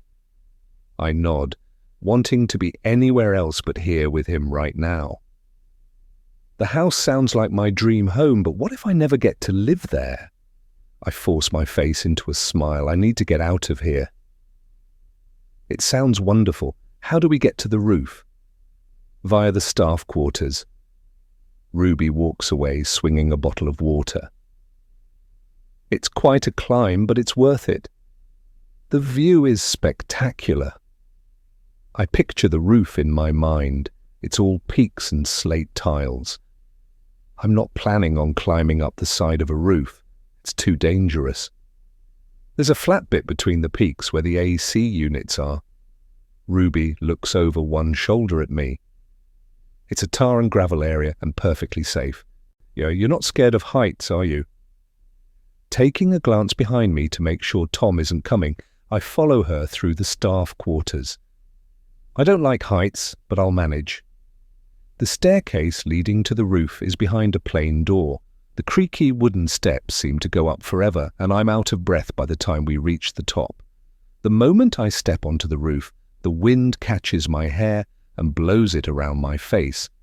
I stand to one side as Ruby places her bottle of water on an AC unit and pins back the door on a hook. The scenery is spectacular, and I take a deep breath of the salty sea air and scan the area. Seagulls glide and dive. Their familiar noise, like people calling, comes above the crash of waves on the beach. It's a beautiful day. Sunlight dances on the ocean, and in the distance, yachts' sails billow as they tack the waves. I do as the wind swirls me, pushing me toward the edge. My stomach knots. The area wasn't built as a lookout. I see the edge of the metal gutters, and it's a sheer drop to the ground. Anxiety grips me, but I push it down. I so want to see the house. Which way is it? To the right. Ruby moves up behind me. The huge white one tied against the coastline. I move around chimney pots to get a better view, and after taking another drink, place my water on the top of an AC unit. I take a firm grip around a pipe and then shield my eyes from the sun and peer at the dazzling white structure that spreads out in all directions. I hear a crunch of shoes on the gravel behind me, but I don't move. In my peripheral vision, I see Ruby swap the bottles of water. A shiver of apprehension grips me. The threat isn't Tom after all. And the answers were right under my nose. Ruby drugged Laura. Ruby, I can't believe it. And now she's trying to do the same to me, but why? My pulse quickens, but I try not to react as the puzzle pieces drop into place. Ruby, who's always been there, doing Jack's bidding, but is she an accomplice to murder? Or is she acting alone? I take a breath and will my mind to work faster. I feign interest on the view, but keep one eye on her. The knowledge it's her is rocking me to the core. If I hadn't seen her, I'd never have believed it. Clarity of mind breaks through the panic, and suddenly it makes sense that whoever suggested the party on the yacht must be the killer.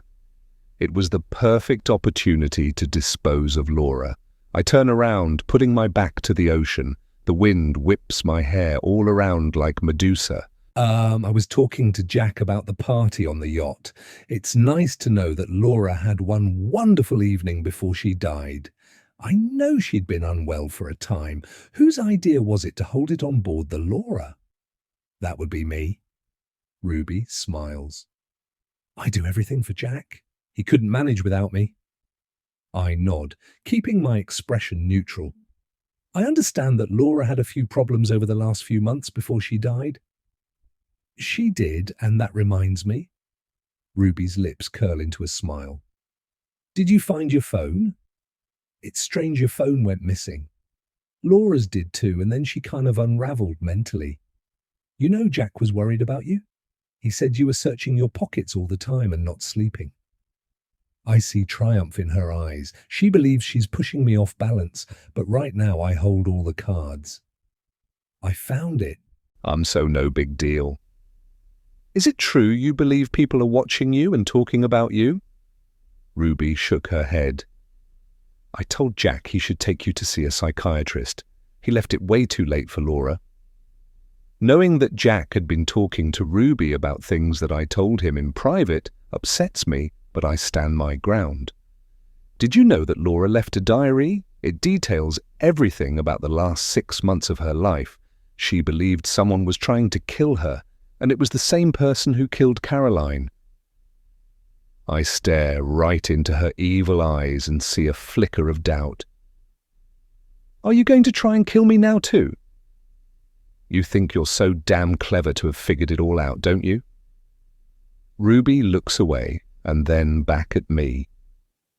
You know nothing. I swallow my rising fear. Obviously, I figured it was Tom. Tom? He wouldn't hurt a fly. Ruby snorts with laughter, and then her eyes turn to black beads. Have you any idea what it took to get where I am today? I'm the only one Jack needs, but first, he flaunts that spoiled brat, Caroline, in front of me, then Laura, and now you. He never loved you. You're just a toy, a distraction. Relief floods over me. My kind and gentle Jack is innocent. A great weight lifts from my shoulders, but I can't let my guard down, not for a second. It's suddenly clear that Ruby's been manipulating him for years, and from her expression, she plans to take me out of the equation. I won't let her win. I must fight. I scan the roof for an escape route, but there's one way on and two ways off, and one is falling over the edge. I swallow hard, and my dry tongue rasps over my lips. And there's no one to help me, and no one will hear my screams until I fall to my death. I must outthink her. My heart pounds so loud I can hear it in my ears. If I can just reason with her, she might change her mind. I take short steps backward as she moves closer.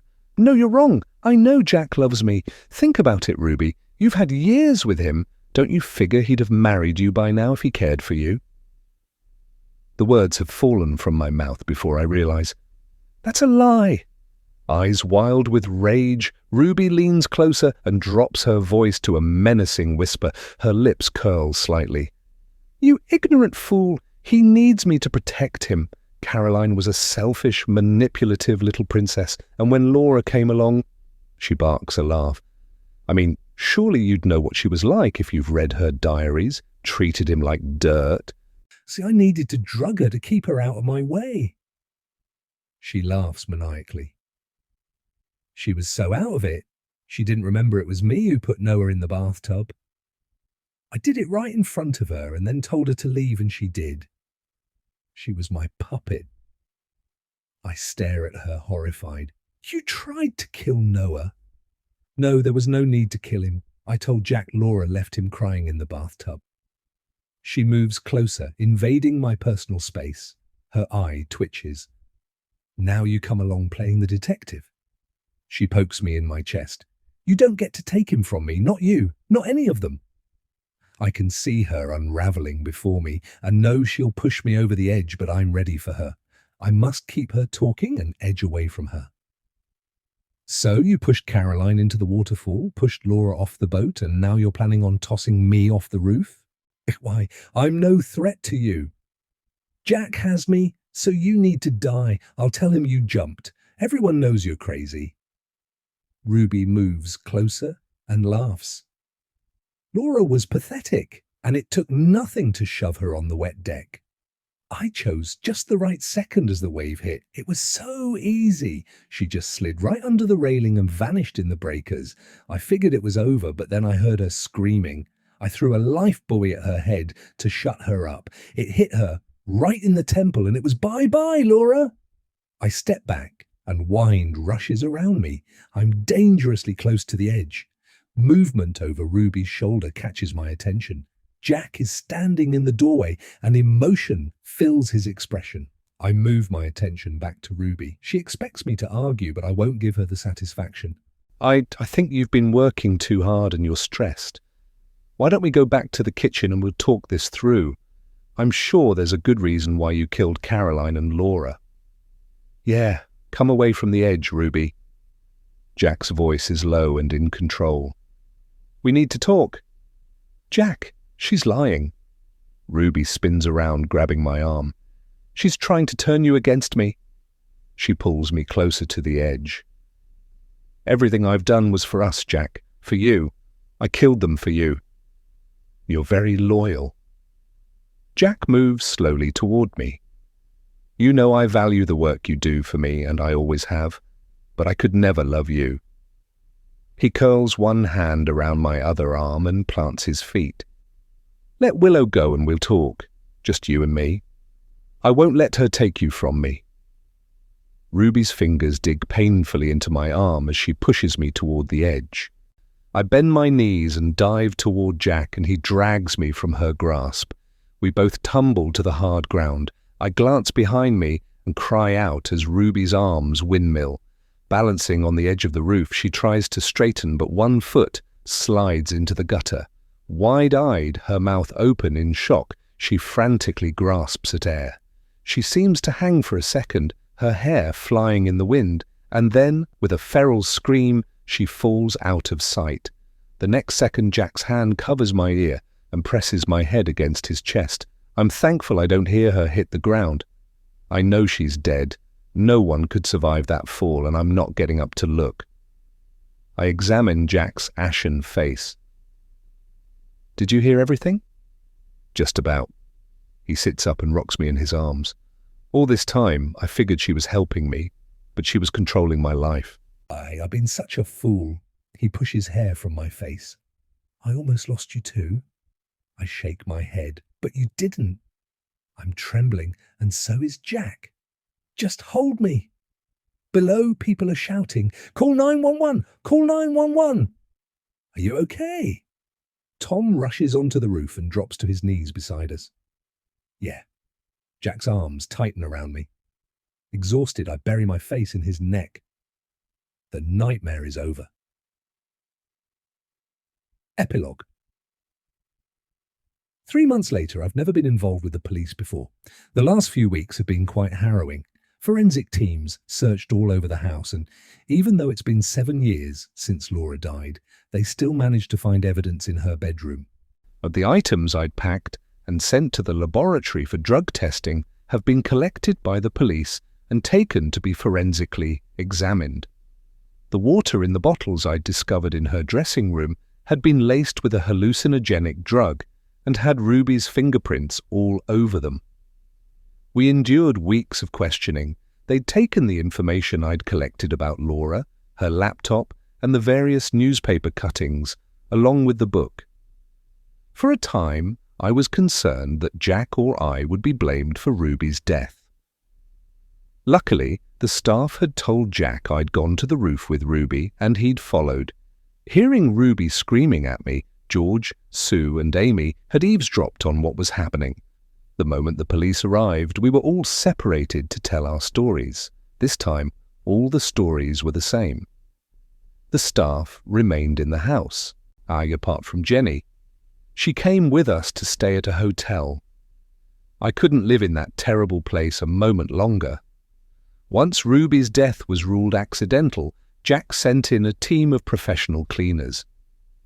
They removed everything belonging to Laura and took it to Goodwill. Her portrait was sent to her family in France. The yacht was sold as Jack has lost his desire to go sailing alone and intends to spend more time at home.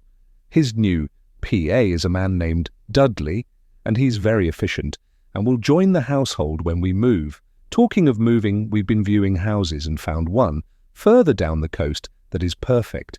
It's the size Jack needs to fit with his lifestyle. It's modern and has everything we need for a growing family. Yes, I find I'm carrying his child, and he is ecstatic, and so are Ava and Noah.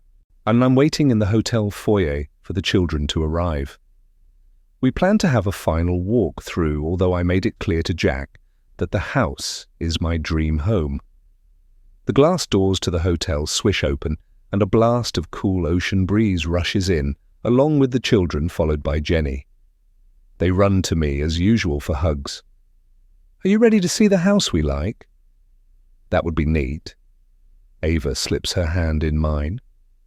"Are the bedrooms huge?" "Yeah, they're all really nice." Jack nods to Jenny and takes Noah's hand. "There are stables there as well. Maybe you can have ponies?" I turn to look at him in surprise. It's not something we've discussed. "Really? Do you plan on mucking them out each day, or will you hire someone? The children will need someone to teach them to ride as well." "All doable." He leads the way out to the sidewalk. "Ah, well, here's our car." I smile as he slides behind the wheel of my SUV. I don't mind that he likes to drive. With the children safe in their car seats, we head along the coast road and a few minutes later pull into the driveway of a huge estate. The gates are open, but entry is by a keypad, and Jack assures me the security is second to none. It's strange. The house is so welcoming. I feel like I'm coming home. The landscaped gardens spread out, and we drive past colourful garden beds and manicured lawns. The outside is spectacular, and on the inside, everything is pristine and modern. As we stop outside the grand entrance, the sea breeze brushes my cheeks, and above, seagulls drift in the thermal currents. We are so close to the beach, small patches of sand pile up along the footpath and grind under my shoes. The realtor is waiting for us at the front of the house, and we smile and head inside. There's no need for her to give her spiel about the attributes of the property because this is the 4th time we've been here. In fact, this time Jack gives her a nod and she goes outside and closes the door behind her. We leave the children to explore. I listen and smile at Jack at the whoops they make as they go from room to room. We head for my favourite room.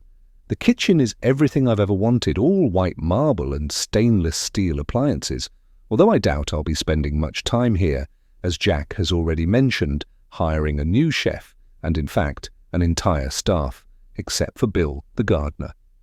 The rest of the staff from the old house will be staying at Beaufort Manor, as the new owner has made it part of the sale. I pull up a chair and sit at the island. I'll be making my own rules if we buy this house.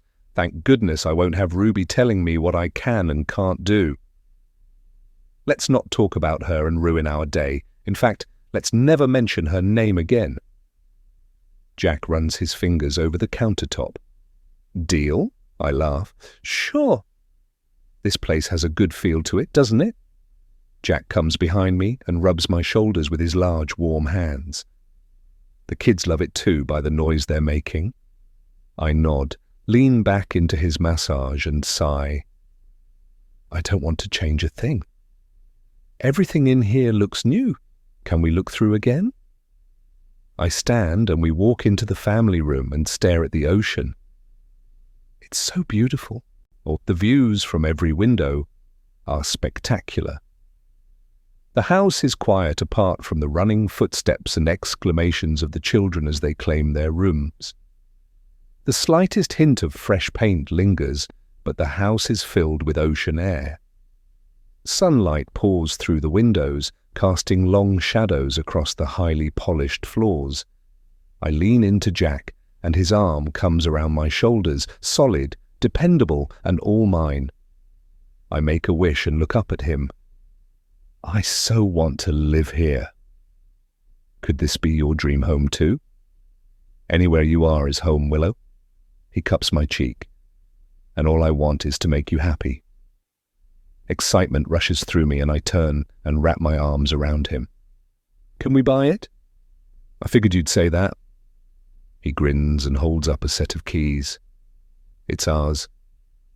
And just like that, we leave the past behind. The end.